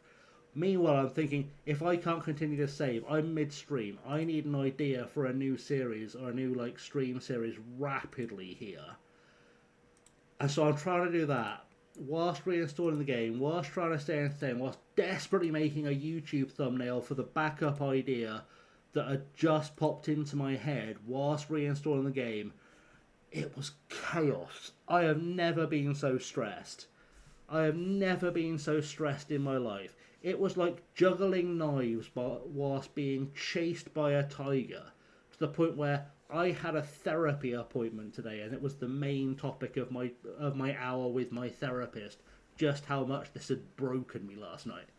But, we live to fight another day. FM26 was sent to try us all. And God knows it was sent to try us all. And we muddle through. Yeah, we will find more side quests for those other issues, because there will be other issues, because it's FM26. I'm really looking forward to this update next week, where I expect nothing to work ever again on FM. because we all know that SI, in fixing one problem, managed to create another. I have wondered aloud this year if SI is the kind of work, you know, if the people in charge of making certain decisions at SI can make mistakes like this with rollouts, with updates for the games, they must be the kind of people who think you clean your house by burning it down. It's the only explanation I can give. Because the number of say, oh, we've done 300 bug fixes, and you go, yeah, but I've just found 500 bugs I'd never seen before. Well done. Congratulations for getting ChatGPT to fix your game. It's been a year. It's been a year. Right, can we go very attacking? Can we please get a goal? I'm still wound up by Lynham having a 3 on his shirt and suddenly deciding he's a striker.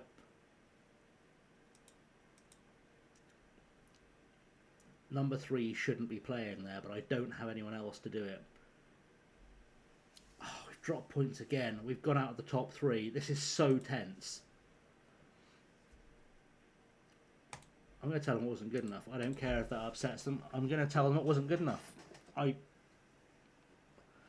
don't want us to bottle this. We're so close. I don't even care if we win the title necessarily. I just don't want us to bottle the Champions League because we're so close to winning it, or to winning a place in the Champions League. We're really close, and it will be heartbreaking. I've got to set up a friendly for that week in between as well, because otherwise our players will decide they've no longer played football. Yes, the Oceania Champions League. I mean, there is a side quest available in the save, whereby, as I'm sure you're aware, Si, one team from Tahiti, and it is officially in real life, it's the cup winners, qualify for the Coupe de France. We were the cup holders when we got here. We didn't get put in. I think the league champions got put in. But there is that sort of mental side quest of if we can get the whatever it is that triggers the qualification for the Coupe de France, then technically we should be able to qualify for the Europa League if we can fluke a win. And then technically if we can qualify for the Europa League, we can qualify for the real Champions League. And then you have those moments where, as an adult, as an FM player, you know that either you've hit the impossible side quest that will drive you insane, or you've just found a video idea that you know you're going to spend days of your life dedicating 35 plus seasons to trying to see if it works.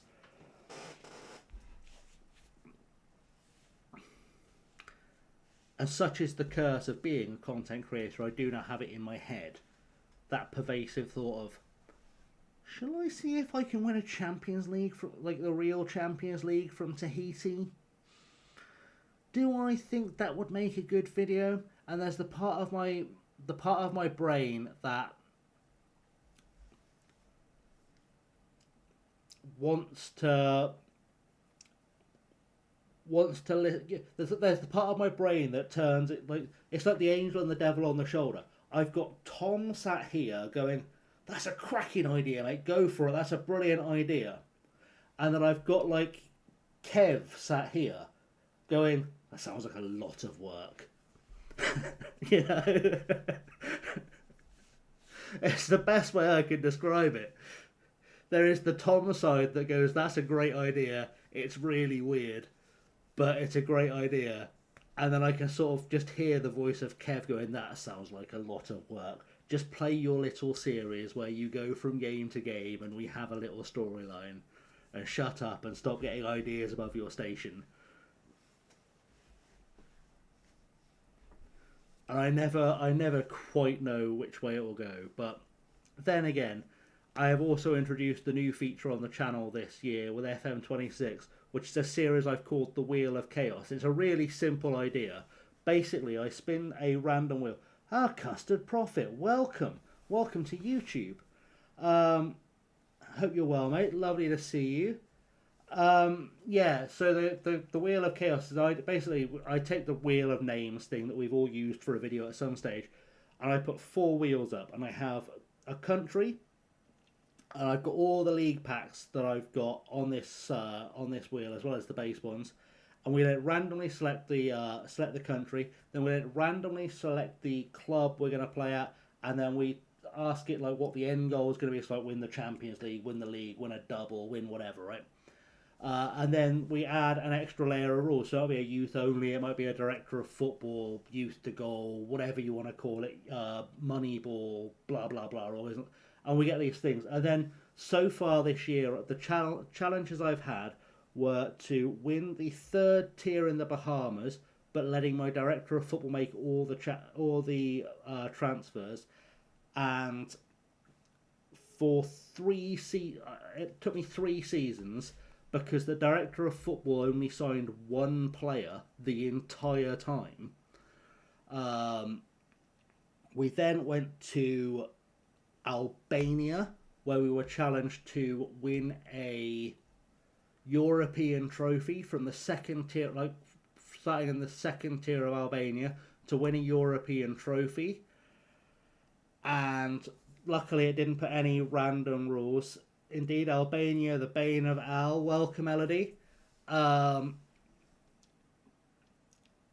that didn't have any special rules on it, but we were in Albania, and that took me 25 seasons to win a European trophy. But it was great fun. And then we ended up in North Korea, where I was challenged to take a team from the 4th tier to win the North Korean top flight using just my youth team. And our youth facilities were garbage, and there's no money at all in that league to develop the youth facilities. And I reached a point where I was just banging my head against the ceiling, because there's a team in North Korea called April 25, who most people are aware of. And April 25 are fully professional, top-class youth facilities. They hoover up all the best players in North Korea, and you just can't get near it. I had to give up because I was going to go mental. Yeah, you know, Prophet. I've always been one to push the envelope to the next level and do stupid, weird ideas. I mean, my 2nd series on the channel was managing a club in Vanuatu. The 2nd ever series I did when I joined the FM community was managing in Vanuatu, to the point where if you look at my analytics, something like 5% of my viewers are still from Vanuatu. It's weird. Like, I am the most watched FM YouTuber, I think, in Vanuatu, which is an achievement, but there's only about 12 people who live there, so, you know. Ender Hoxha put over 175,000 bunkers over Albania. There's a random fact for us. And April 25 were, in fact, the favourite of Kim Jong-un. I believe they're named after the day in which North Korea gained independence, but don't quote me on that. It's either that or it's one of the Kim's birthday, and I cannot remember which for the life of me. We need to find a new left winger quick. Tonino Guerrero's not really good enough to be there, to be honest. Well, you know, me and Llama have been known to have reasonably similar ideas over the years.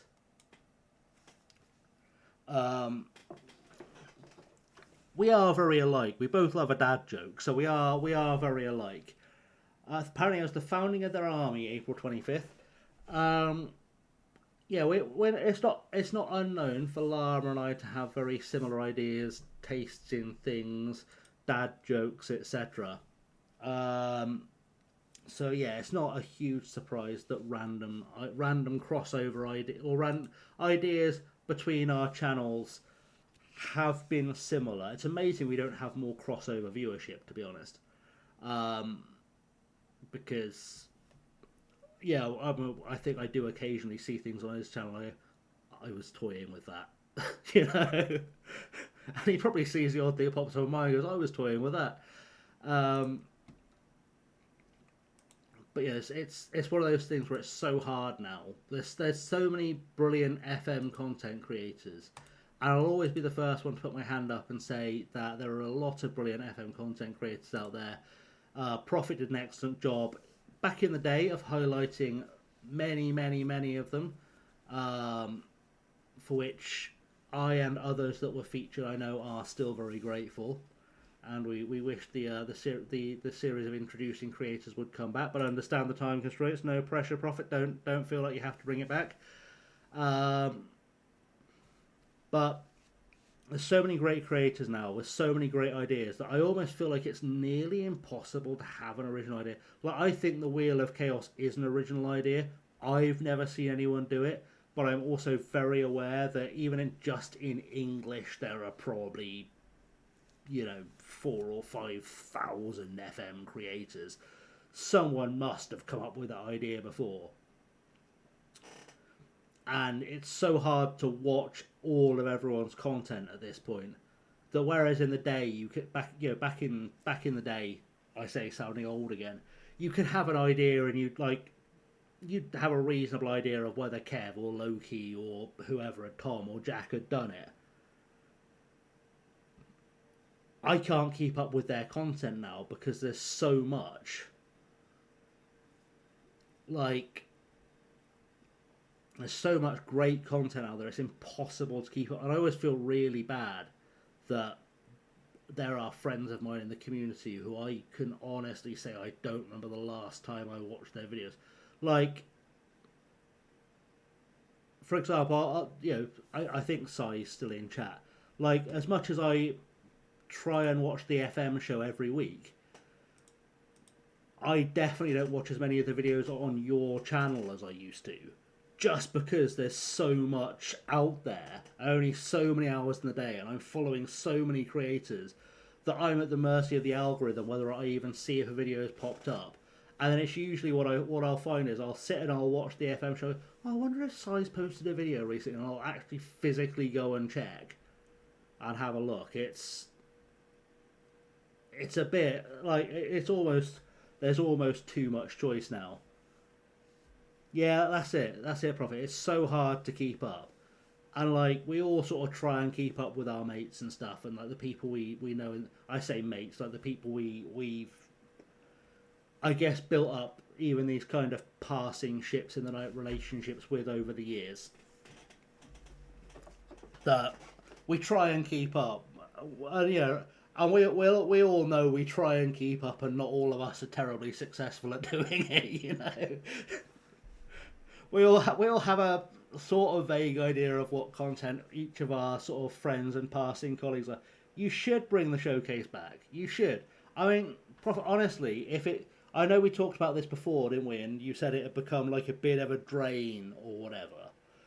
But even if you want to share duties on it, I'm more than happy to either co-host or fill in if you feel like it's too many a week, or share the work of doing the editing or whatever would help, because it was such a big thing for the community. It really was. It was kind of the FM show before there was an FM show. And the FM show does an incredible job of highlighting people in the community. And I know, and I don't even have to look at. I don't have to look at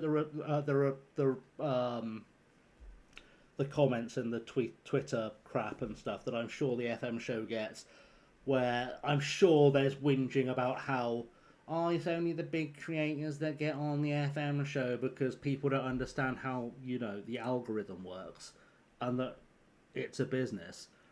But realistically, there are, I forget how many showcase episodes you did, and I could look it up, but that involves switching a window. But you probably showcased, what, 80, 90 creators that nobody would ever have found, or at least not as quickly as they did before you showcased them. Like, I don't think enough people appreciate, and this will sound like I'm, you know, on my knees under the table a little bit, but I don't think enough people appreciate just how big you were in terms of growing the community, because not only because so many of us found each other through you doing showcases and through your work to link the community together, but the number of people who have probably found the creator that inspired them to start creating through the showcase, you know, in the kind of 6 degrees of Kevin Bacon way, is probably immense. Because I remember it was probably a reasonably early episode of that. I'm pretty sure you had Zealand on before anyone knew who he was. And I'd be very surprised if that wasn't a big part of what started his snowball up to being Football Manager God, to be honest. So, yeah, like, I know you're the most humble fella in the world, and that's a big part of the reason why we all love you. And by the way, if you're watching this on Twitch and you're not following Custard Prophet on YouTube, please do go and follow Custard Prophet on YouTube, honestly, because you will not come across a nicer person in the FM community. You genuinely won't. And I'm going to make him blush, but you won't. And he's incredibly handsome as well, which makes it even easier to watch, to be honest.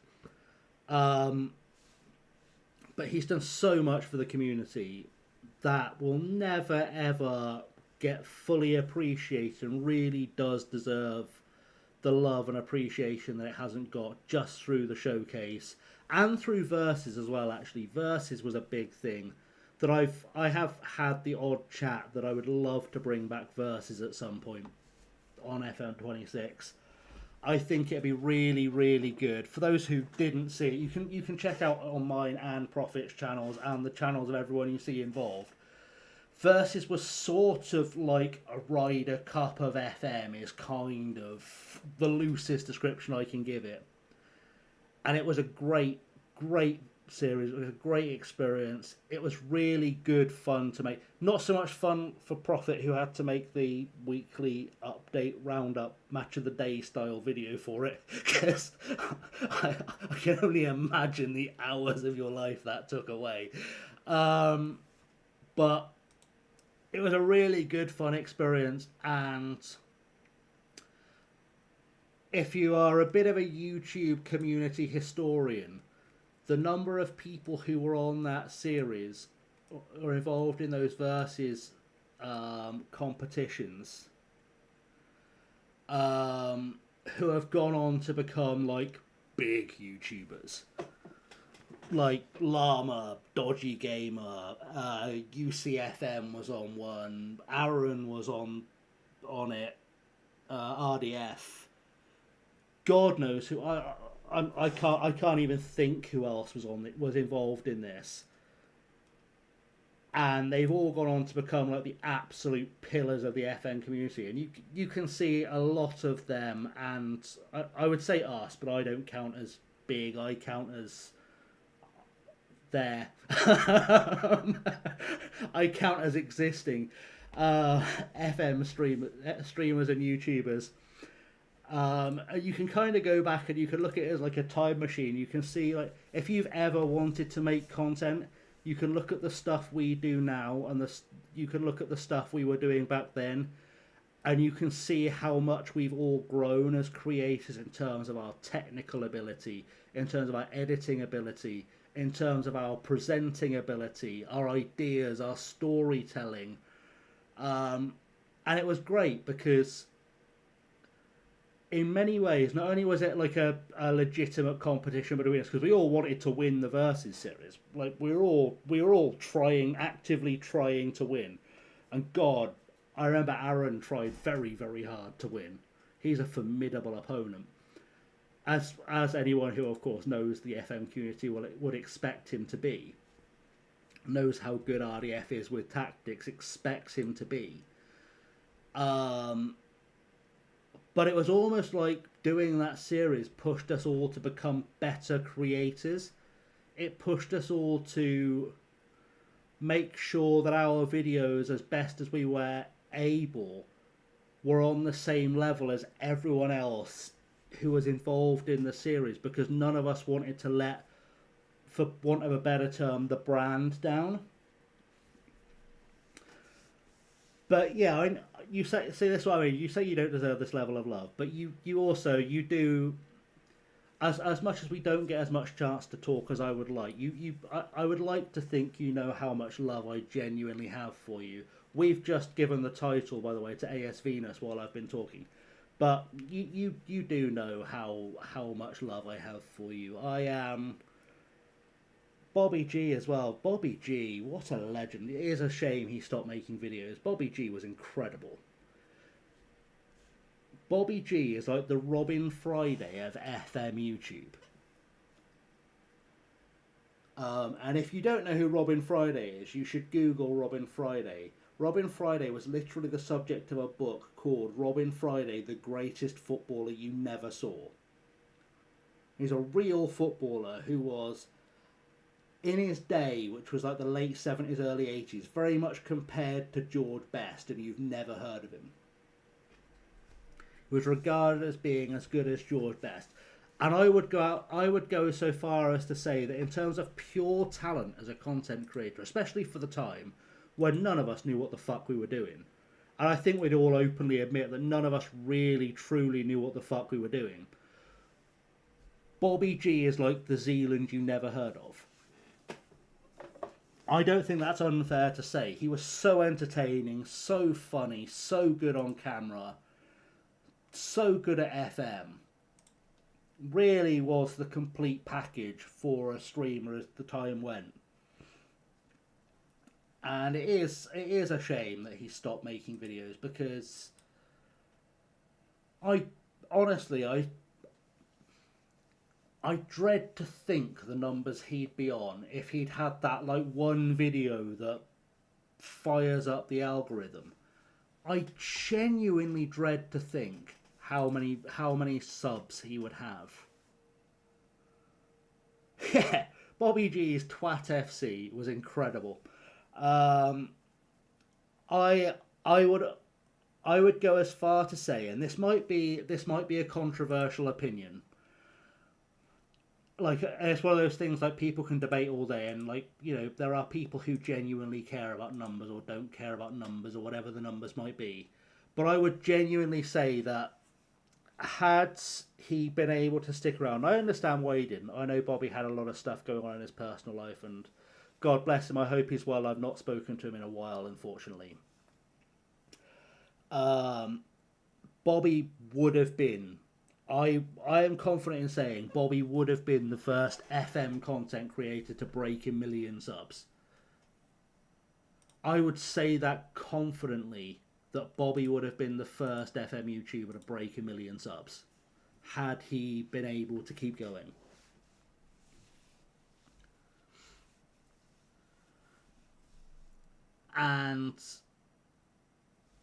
But you know, it's one of those things, life gets in the way. But yeah, very, very much missed in the scene is Bobby. By those who know, it makes it sound like he's dead. He's not. As far as I know, he's very much alive. Just moved on to other things. But great guy who should, as I said, very much have been the first to 1 million. Yeah, he's a lovely bloke as well. He's such a lovely fella. Genuinely, one of the... I was talking earlier, I don't know if you were lurking, Prophet. I was talking earlier about the early days of the community when it felt like on YouTube we were much more collaborative. And that vibe has kind of switched to Twitch now, where Twitch feels like where people help each other out and visit each other and all that stuff. And, you know, it feels like it has that support that we used to have for each other back in the day, like they say. It's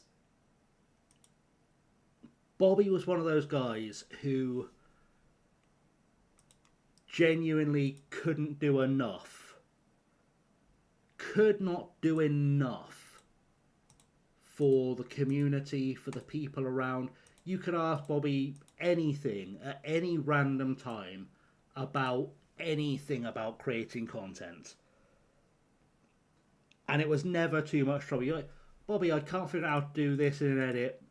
You get a message back, unless he was asleep, within about 10 minutes. I'll just do this, and this. Sorted. He was the one that taught me how to clean up audio on my videos, I think. Because if you look at the early videos on my channel, it just sounds like I'm sat in a wind tunnel next to a boiling kettle. And he was the one that said, hey, you can fix this. Here's how you do this, in Audacity to sort out the sound. And God bless Bobby for taking that time. YouTube, yeah, Kit, I would agree. YouTube is more clicky. And I say that. It is more clicky. It really is more clicky. And it never used to be like that. I mean, the number of, like, if you go through particularly the live tab on my YouTube channel, but also if you go back through my older videos, like 16, 17 kind of era, 17, 18, 19 kind of era of my videos, the number of people I've collaborated with that I haven't collaborated with since, that I'd love to collaborate with again, is huge. It's huge. And the number of collaborations I've done recently is 0.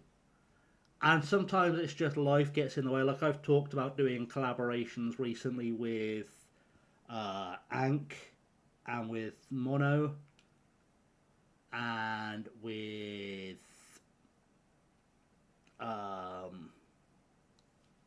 Katie from the WFM show as well, and with Luke over the last few years, but me and Luke always seem to be like ships passing in the night.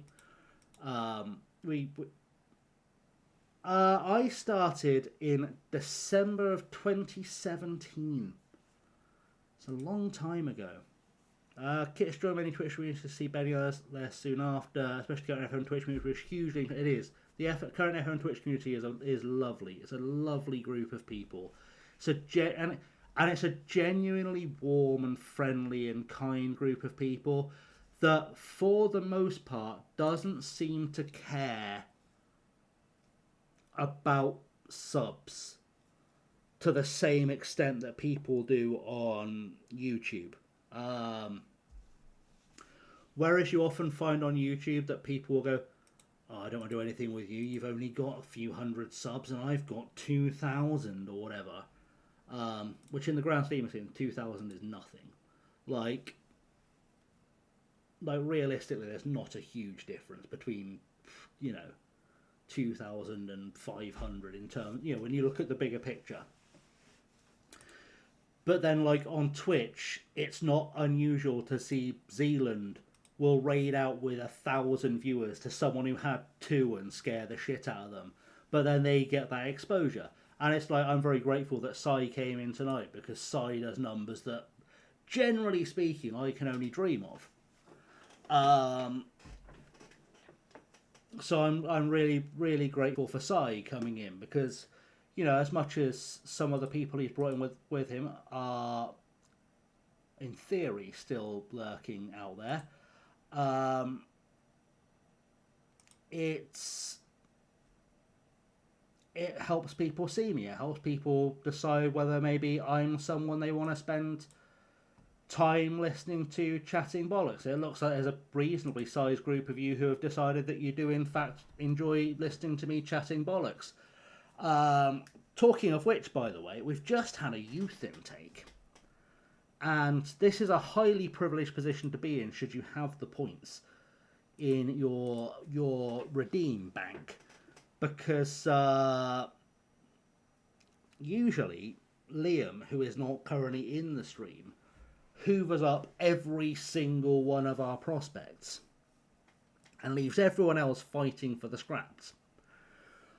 But if you happen to be currently within the chat and you have somehow managed to amass 3,500 points, which is reasonably doable because I didn't balance the rewards properly, you can in fact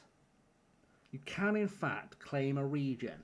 And in fact, because you can only afford 10 regens, kid, you're going to leave some for Liam. What you do? We have Liam Aldo, Liaminho. But obviously, because Sai has been kind enough to join us with a raid, if Sai would like to claim a player, we'll also allow Sai to claim a free regen if he should wish. You should give it a go, Prophet. You should give Twitch a go. You'd be a huge hit on Twitch. You really would.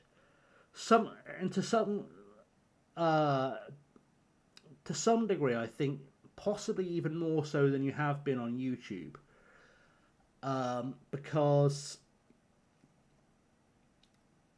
Llama and Kev do very, very well on here. And you've always been of a very similar mindset, very kind and very gentle and very welcoming and very, very hospitable. You're a very hospitable person. You're a very, you're a good, warm host. Just like those guys are. I think you do really, really well on Twitch. I think you've built a really good following. And it's the thing I've learnt with Twitch is it's all about timing. I tend to go up about 8, 9, 10, depending on what's going on during my day at night, because I know there are a group so how it tends to go is that in terms of British streamers, just to give everyone a bit of a rundown of how the Twitch logic works. You'll find that a 2-star current ability goalkeeper. Yeah, we'll have a little look at him.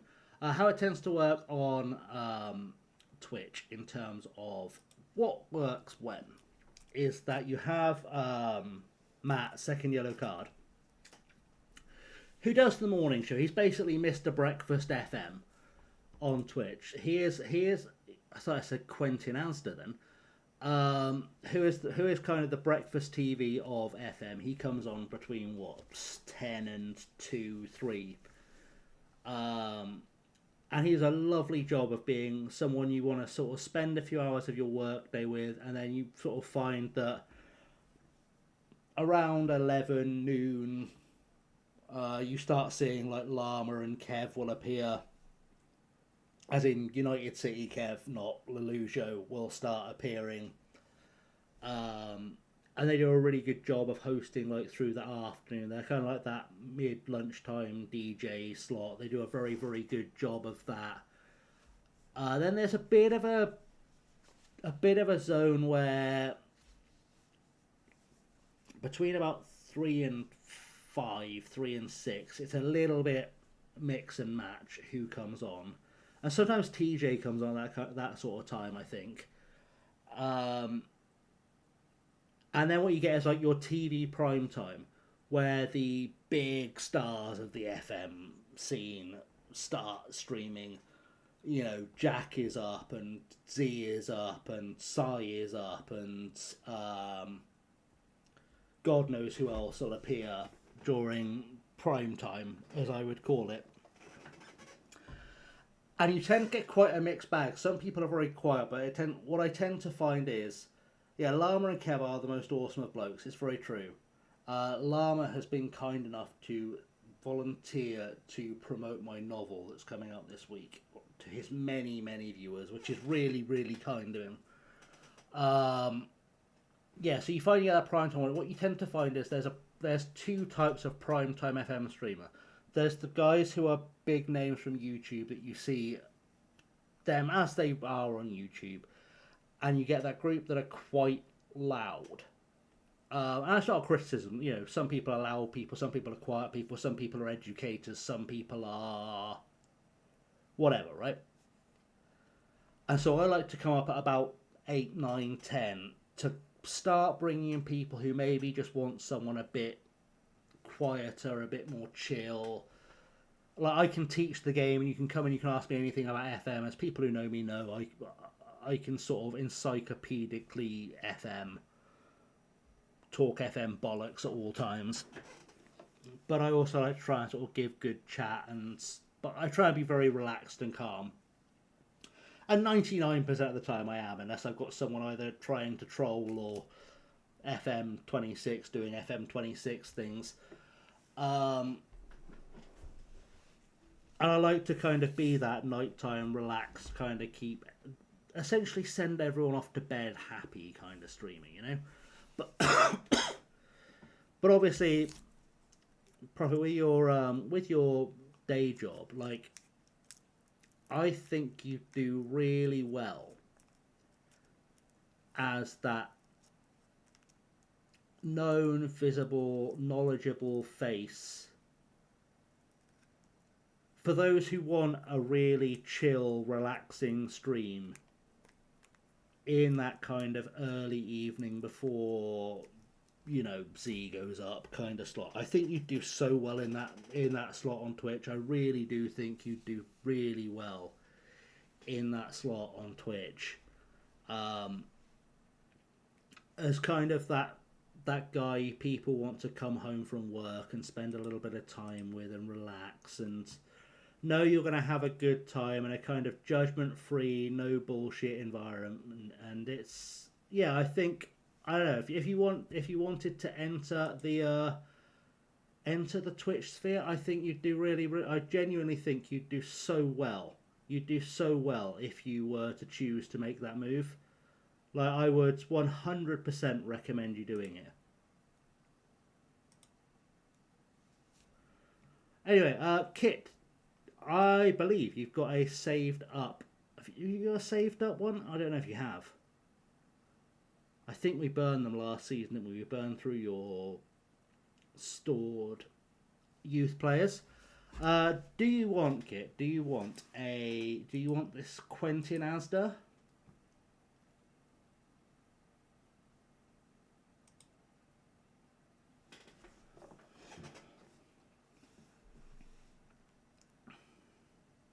Are there other players here tickling your fancy? You did have Katiti and Kitahi. That's right, you did. We've got Mikhail Ricard.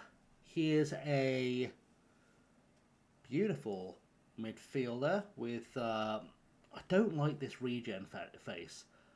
I don't like that his hair doesn't fit.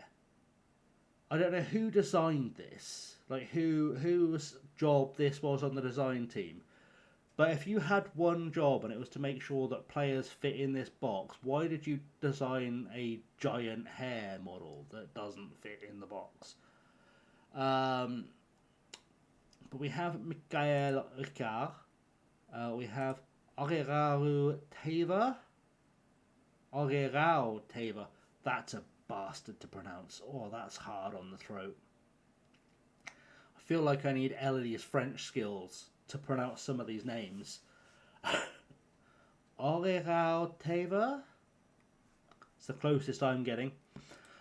Anyway, then I have to hold my throat to make it work.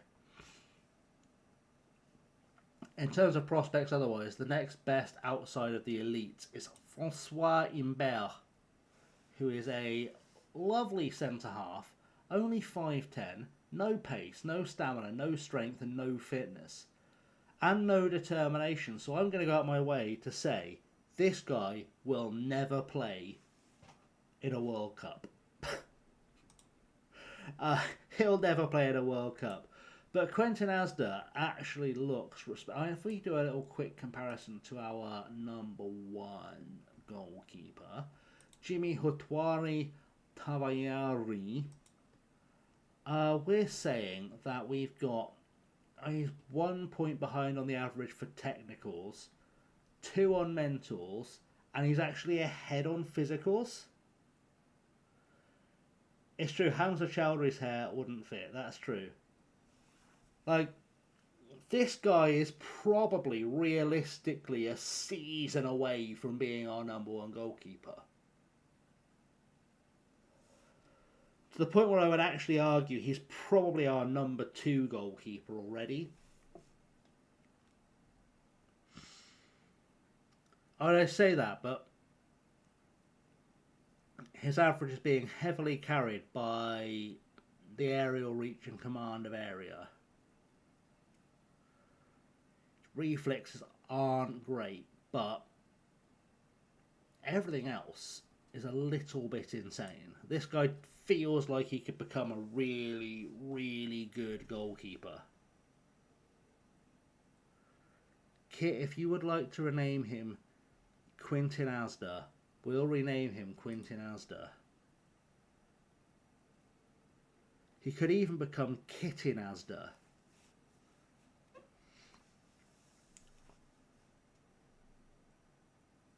It's true, a goalkeeper called Asda. Every little helps.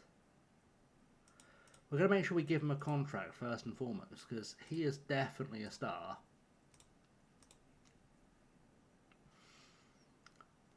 But yeah, as soon as you are decided upon a name, because we do also have that time crunch factor of as soon as Liam sees him, that fella's getting called Liaminho, Liam Donner, Liam Noel Messi.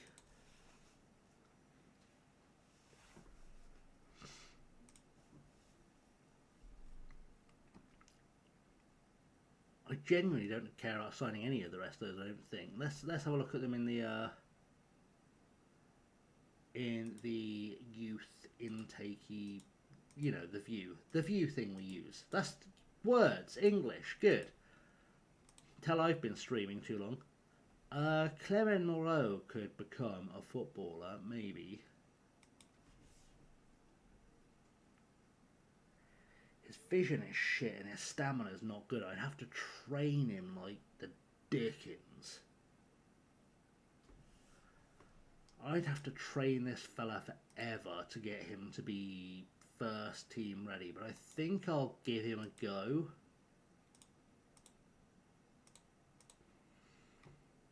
Just to see what he becomes, because he could become a really, really good footballer if everything clicks for him.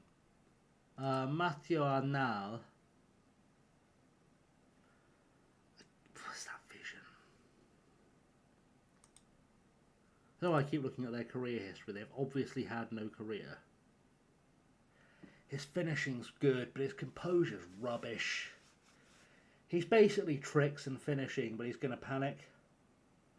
That's okay. That's okay, Kit. I'm not filling time at all to get to the last game of the season, to waiting for you to decide if you want Quintin Asda or not. It's all good. Everyone talk among yourselves.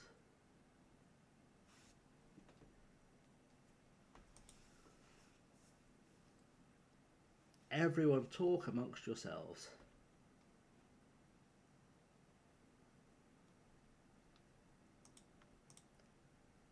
Because that's just what we do. That's just what we do around these parts, is we just talk among ourselves.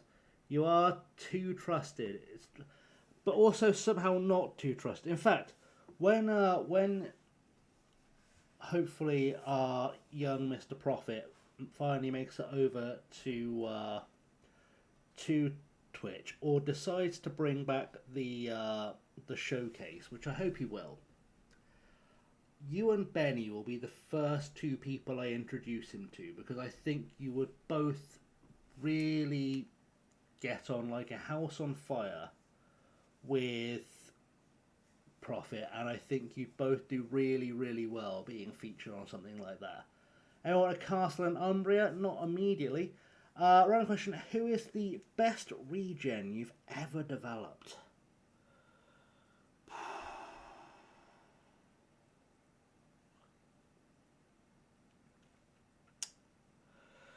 This is a really hard question because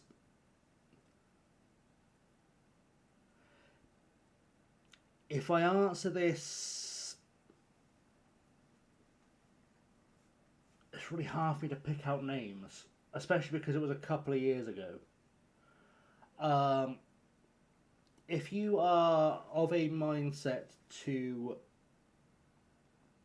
dig into the FM24 archives on my channel, I did a series that you probably saw pop up every now and again on your home screen, given that you follow me, called Welcome to Wroxham, where I was managing Wroxham from Norfolk up until the Premier League.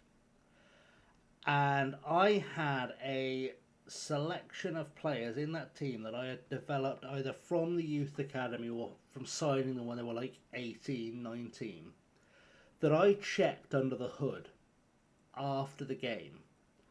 After I finished the series, after I won the Champions League, after it reached its natural sort of conclusion. And I had 5 players in that team that I checked under the hood and had 190 plus current ability. So it has to be one of those. Also on the journey last year, I had a guy called Eugene Gould who came through in my first season at Blackburn, which was like the third to last season of the save. Came through my youth academy at 15 in the championship, top half of the championship, with 3-star current ability. Immediately went into my first team, ripped up the championship, got us to the Premier League, and then kept us in the Premier League almost single-handedly at like 16, 17. Then I moved on to Liverpool, took him with me, and he helped me win 6 titles in a year, 6 trophies in one season at Liverpool. He was unbelievable. There's also Valdemar Lis, who was with me in Poland. He was a right winger that came through my academy at Śląsk, who was Polish and messy good. So I've had a few in my time. Kit says mine is Collins Tasman, an English right back who destroyed my Gijón team. Got 40 assists and 15 plus goals consistently, and his physicals were all minimum 18, which sounds like an animal. And Elodie says Roxham Bloxham Robots, because we love a good Rock'em Sock'em robot gag around these parts. I don't know why I'm rolling my R's. I've gone super posh. Right, let's get through to that last game of the season. Let's just get this last game of the season out of the way, because we are,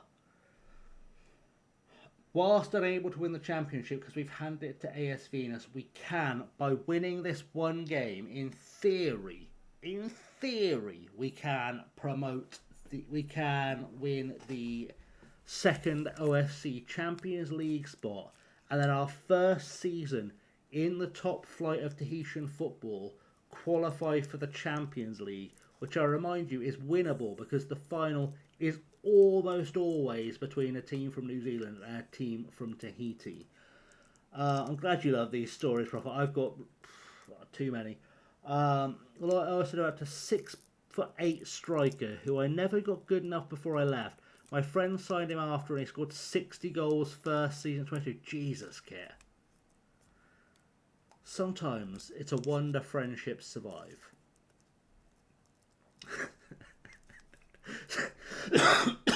Sometimes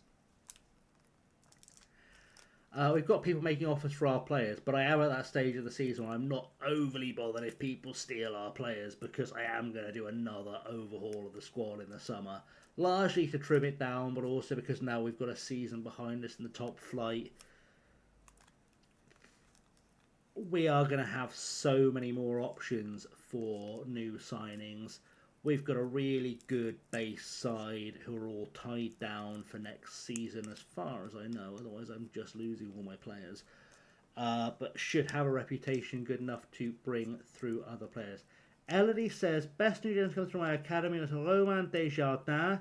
She was sold to Paris FC in Season 2 for way too little, and apparently is good enough to be a winger for my roster right now at 18-19. Fair.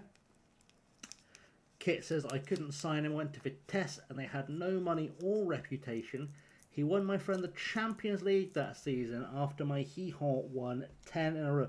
I also never know if I'm pronouncing Hee-Haw right. I'm pretty sure it does sound like a slightly stuffed up donkey, but it could also be Gijon, like you pronounce it down Essex, you know, Sporting Gijon.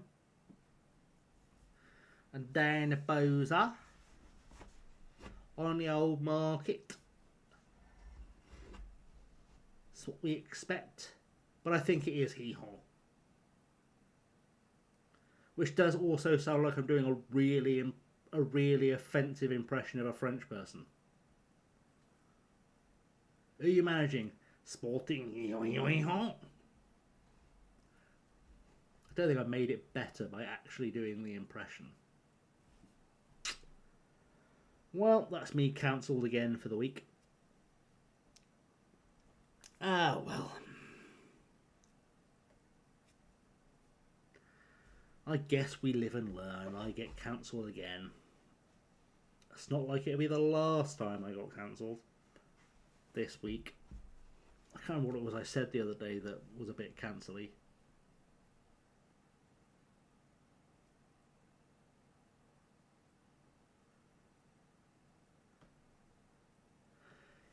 Yeah, hit the redeemers and tell me who you want and what we're calling them. Do it. We'll put it on before the last game of the season. We're not going to be playing the new gens in this one because we're so in this fight. We're so in this fight that we could steal, if we're lucky. If we're lucky, we could steal a Champions League spot, and I really feel like we're going to do it. I really do feel like we're going to steal this Champions League spot. I know we need a lot of results to go our way. We really need a lot of results to go our way, and it's entirely possible we'll get there and we'll find that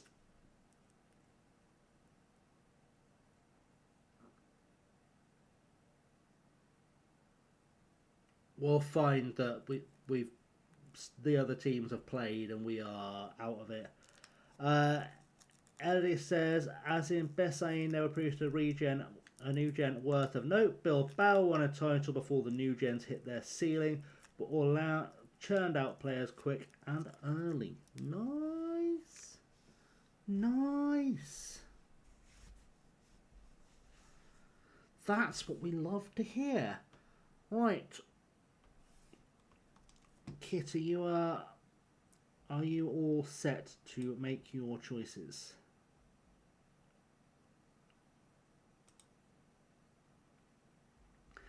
There is one rename player, 2 rename players for Kit, 3 rename players for Kit. Elodie must have enough points saved up for about 30 players by now.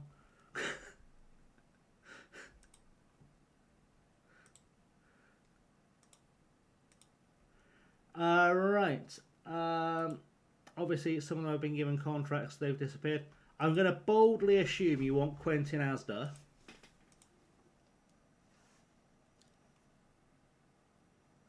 It's true. That's true. Am I correct in assuming you would like to claim Quentin Asda?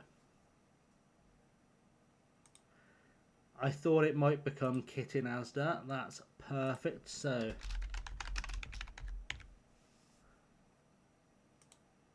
no idea what happened there. I'll see if that worked the way it should have done. FM26 things. Hasn't worked. Excellent. Well done. That was good. That was good.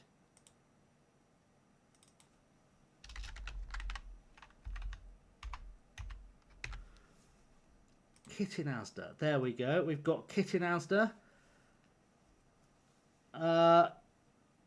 That's true. I remember now. You are waiting for the women's team to unleash the regens. Who else would you like, Kit? 2 to go. I know this is an awful view to see it on, but essentially everyone who is from Bryce Leonard up is pretty much new. Try to make sure I got those contracts in before I forget, because last time I did forget and that was a bit weird. So you could have Michael Ricard, you could have Aurélien Teva. For the love of God, someone needs to take Aurélien Teva, because I will never be able to properly pronounce that name without really hurting myself. I need Kate for this.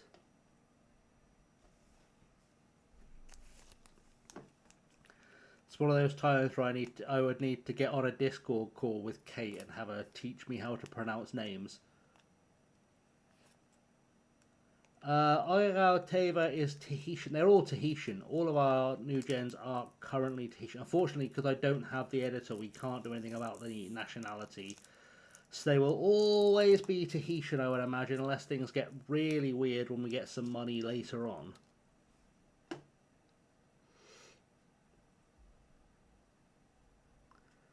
So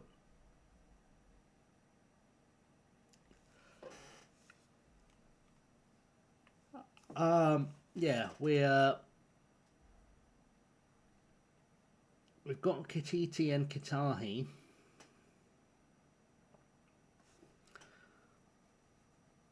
Ironically, Liam Alves isn't one of Liam's. I don't think. Pretty sure Liam Alves isn't actually one of Liam's. No, that's just the name he came through with.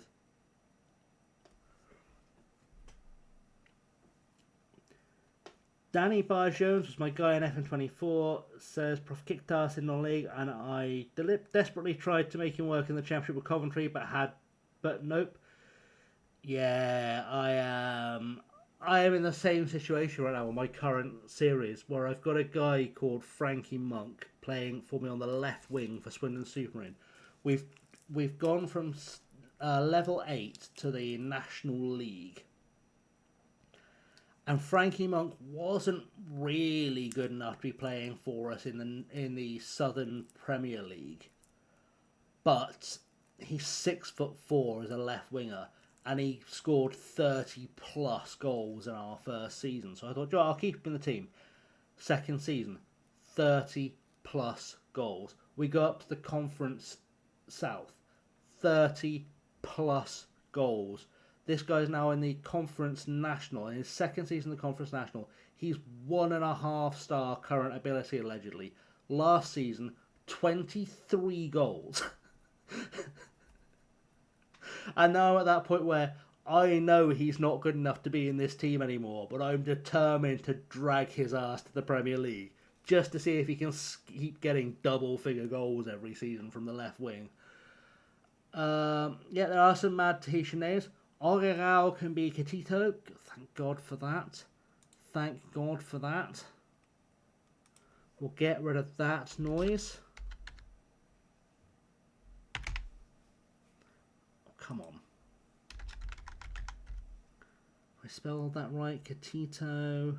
Yes.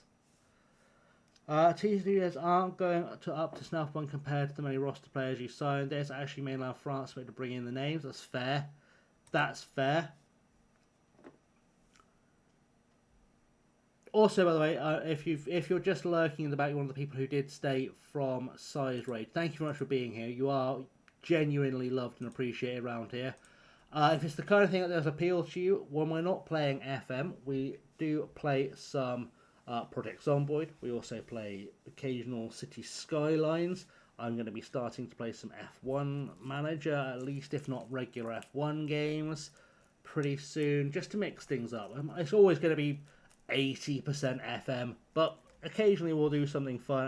And I'll take requests. If there's a game you want to see someone play and have a laugh with, let me know. You do need... Kit, please don't do that to me. I'm going to copy paste this into YouTube chat for the benefit of Prophet, because I'm never... Bear in mind, I may have to say this on stream in commentary at some point. This is the name that Kit would like me to give the next player that he selects. Project Zomboid, you've not done that. Oh, at some stage, Prophet, I'm going to do with my regulars in chat. I'm going to do, because they all the vast, I think all of them actually started playing it after I adopted it on the channel, and I was reasonably new to it when I started playing on the channel.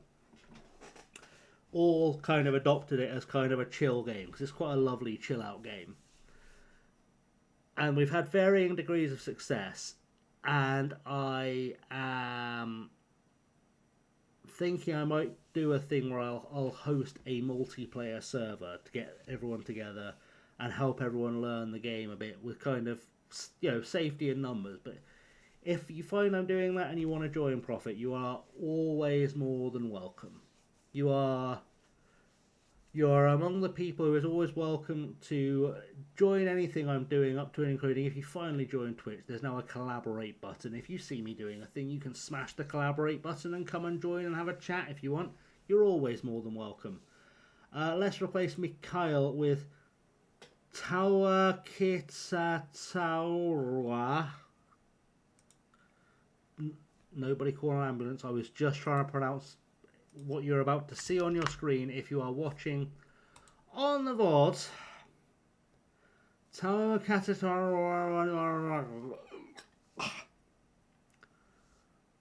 God, I hope this guy isn't any good. I mean, I love you, Kit, but I hope this guy doesn't turn out to be a first team player, because that's going to melt my brain every single time. But there we go. We've had those claimed. Let's get this last game of the season out of the way, because that's a good time. And then, always more than welcome, Prophet. Always more than welcome. You are one of those people I will always say that my door is, or my... Thank you, Kit. You're one of those people I always say, both in content and in life, my door is always open to you. If you have an idea that you'd like to do something with me, you know I'm just a DM away. If you ever want to chat, I'm a DM away. If you ever find yourself in my neck of the woods and want to stop in for a brew, just drop me a message. Always welcome. The door is always open for you. You are one of the people within the community who has always shown me so much kindness. I remember when I applied for university, or when I was applying, I think it was when I was applying for my masters. I can't remember which it was. I think it was when I was applying for my masters. You were kind enough to read my personal statement using your expertise as a prof. And I'll always be grateful for that. You're on my list of people who have been very, very good to me in times where I wasn't doing very, very well outside, you know, in the real world, in real life, IRL. That I'll always be really grateful to you for. I've waxed lyrical about Root as well before. Chris, you know, I'm sure you know Chris Root very well as I do. As people who've been really, really, you know, I as much as we don't get a chance to talk properly, as much as I would love to, you're people I would genuinely class as friends within the FM sphere. People I consider myself very privileged to know and have a relationship of some kind with. And that's a really rare thing in this life as well. Especially because like we've never been in the same room in real life, but it's you know, it's nice to have that personal. I feel like I'm very comfortable around. I feel like, you know, it's someone who is a good mate, you know.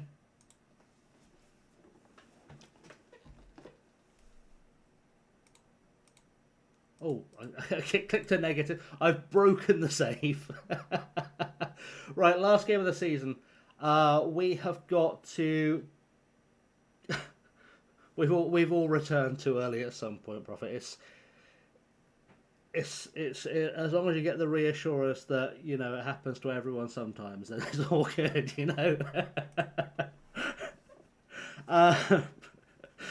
It's 3 a.m. and I'm making those jokes now. Congratulations. But to be fair, it's also 2 hours later than I was originally going to end stream. So,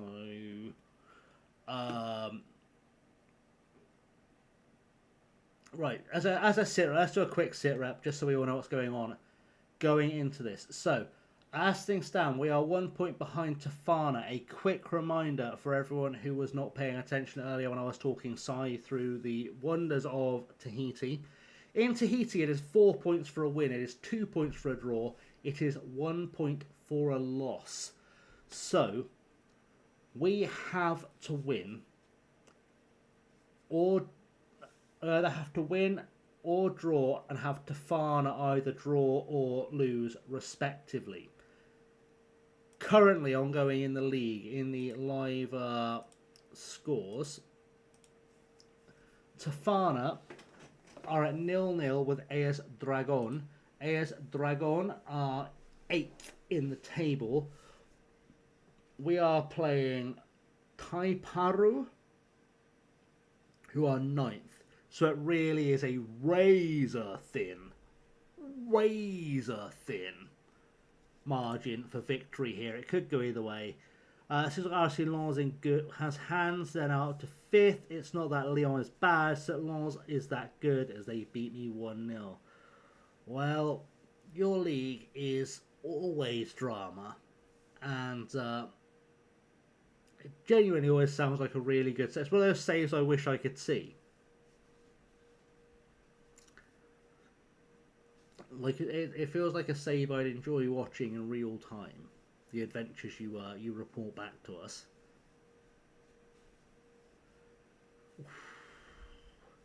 Off the woodwork. I feel like either I've broken Prophet or something's broken in my chat. He returned too early and then didn't return. Sounds like my father when he went to get milk. It's not that bad. It was a joke. Don't get a sad circle. It was a joke. It is not based on real life. My father went out for cigarettes. He's lactose intolerant. Anything I'll share in the showcase with you might be a way I get to doing it. Has solo time, mate. If you want it, always open, Prophet. Always open. If you would like to share it, we will make it work. We'll talk it through. We'll make it work. Because it was the loveliest resource. It really was the loveliest resource. And as I said, it was very much, in a lot of ways, the precursor to what's now the FM show.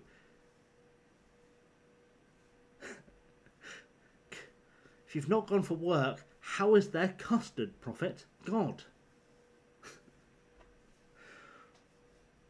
Little chef humour for you. Little chef humour.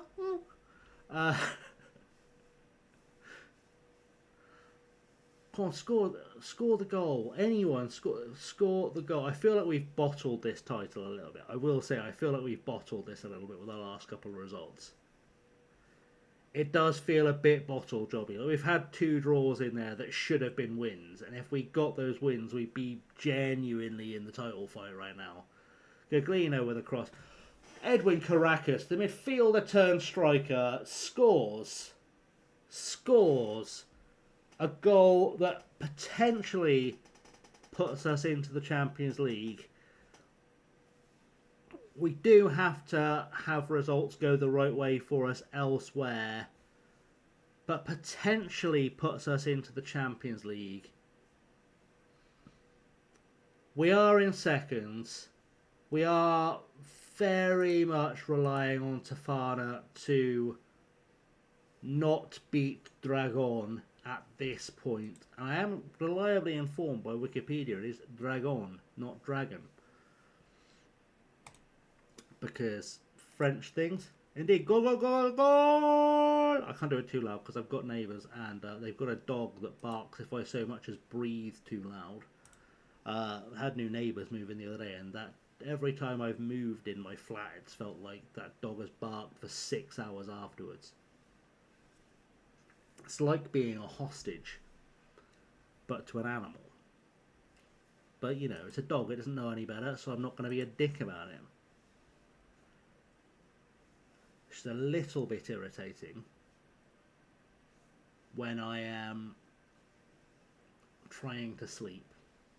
But then again, with my current schedule, I'm trying to sleep at times when people are usually at work, so, you know.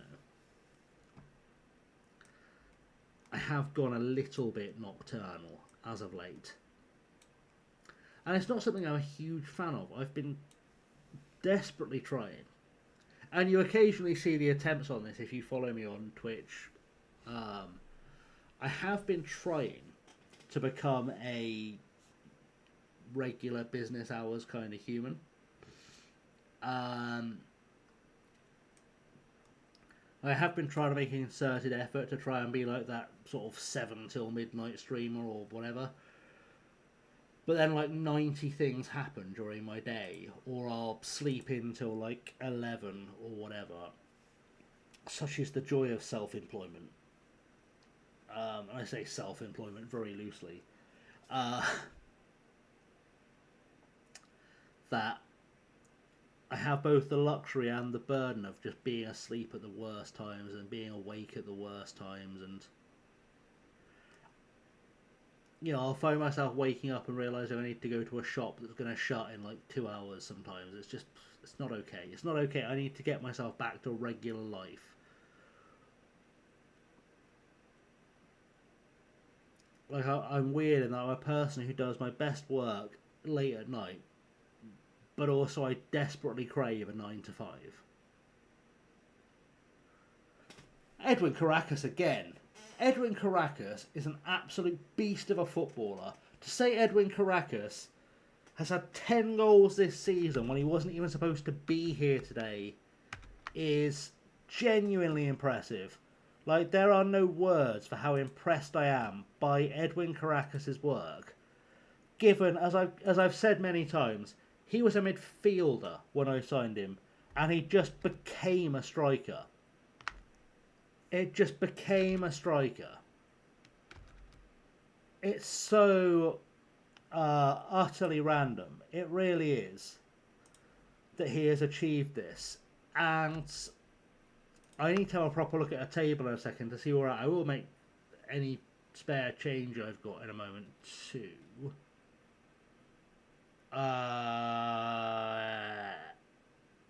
Does this feel like a defender time or a midfielder time? Defender. Zach Parkin can go on.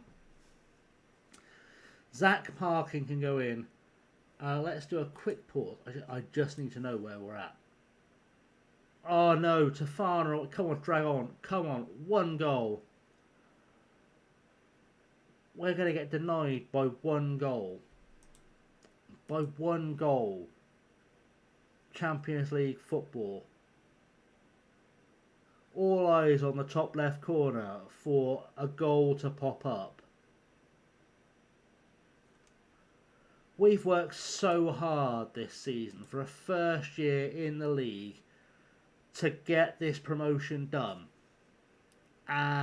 or get this Champions League spot done, get this title won, and it's looked on more often than it's not. And the fact that we could be about to lose out on Champions League football by a single goal in a match we had no control over after we had 2 stupid draws that we should have won in games where it felt like we hit the woodwork every 30 seconds as well over the course of this season. Like, we've left 2 points on the table so many times this season. It's breathtaking. And the fact that the title is, it's big money for Oceania in the Champions League. Or it's not big money, but it's like, it's big enough money to be worthwhile. But also, we're after that prestige of just winning the trophy, trying to get us to have that trophy in our hands for our CV, and it's going to end like this. And Tofana are taking that second Champions League spot. And unfortunately, it's not like the UEFA Champions League where there's an extra spot awarded for coefficients or good behaviour or whatever it might be. It is very much a case of you get 2 spots and that's your lot. And the fact that we've come within 1 goal, I mean, you look at like our last few games, 1 goal against AS Venus, against Jeunes Tahitians, against Tofana, against AS Manuura, against Central Sport. And those are just games we've played in this particular stream. 1 goal would have won us a spot in the Champions League.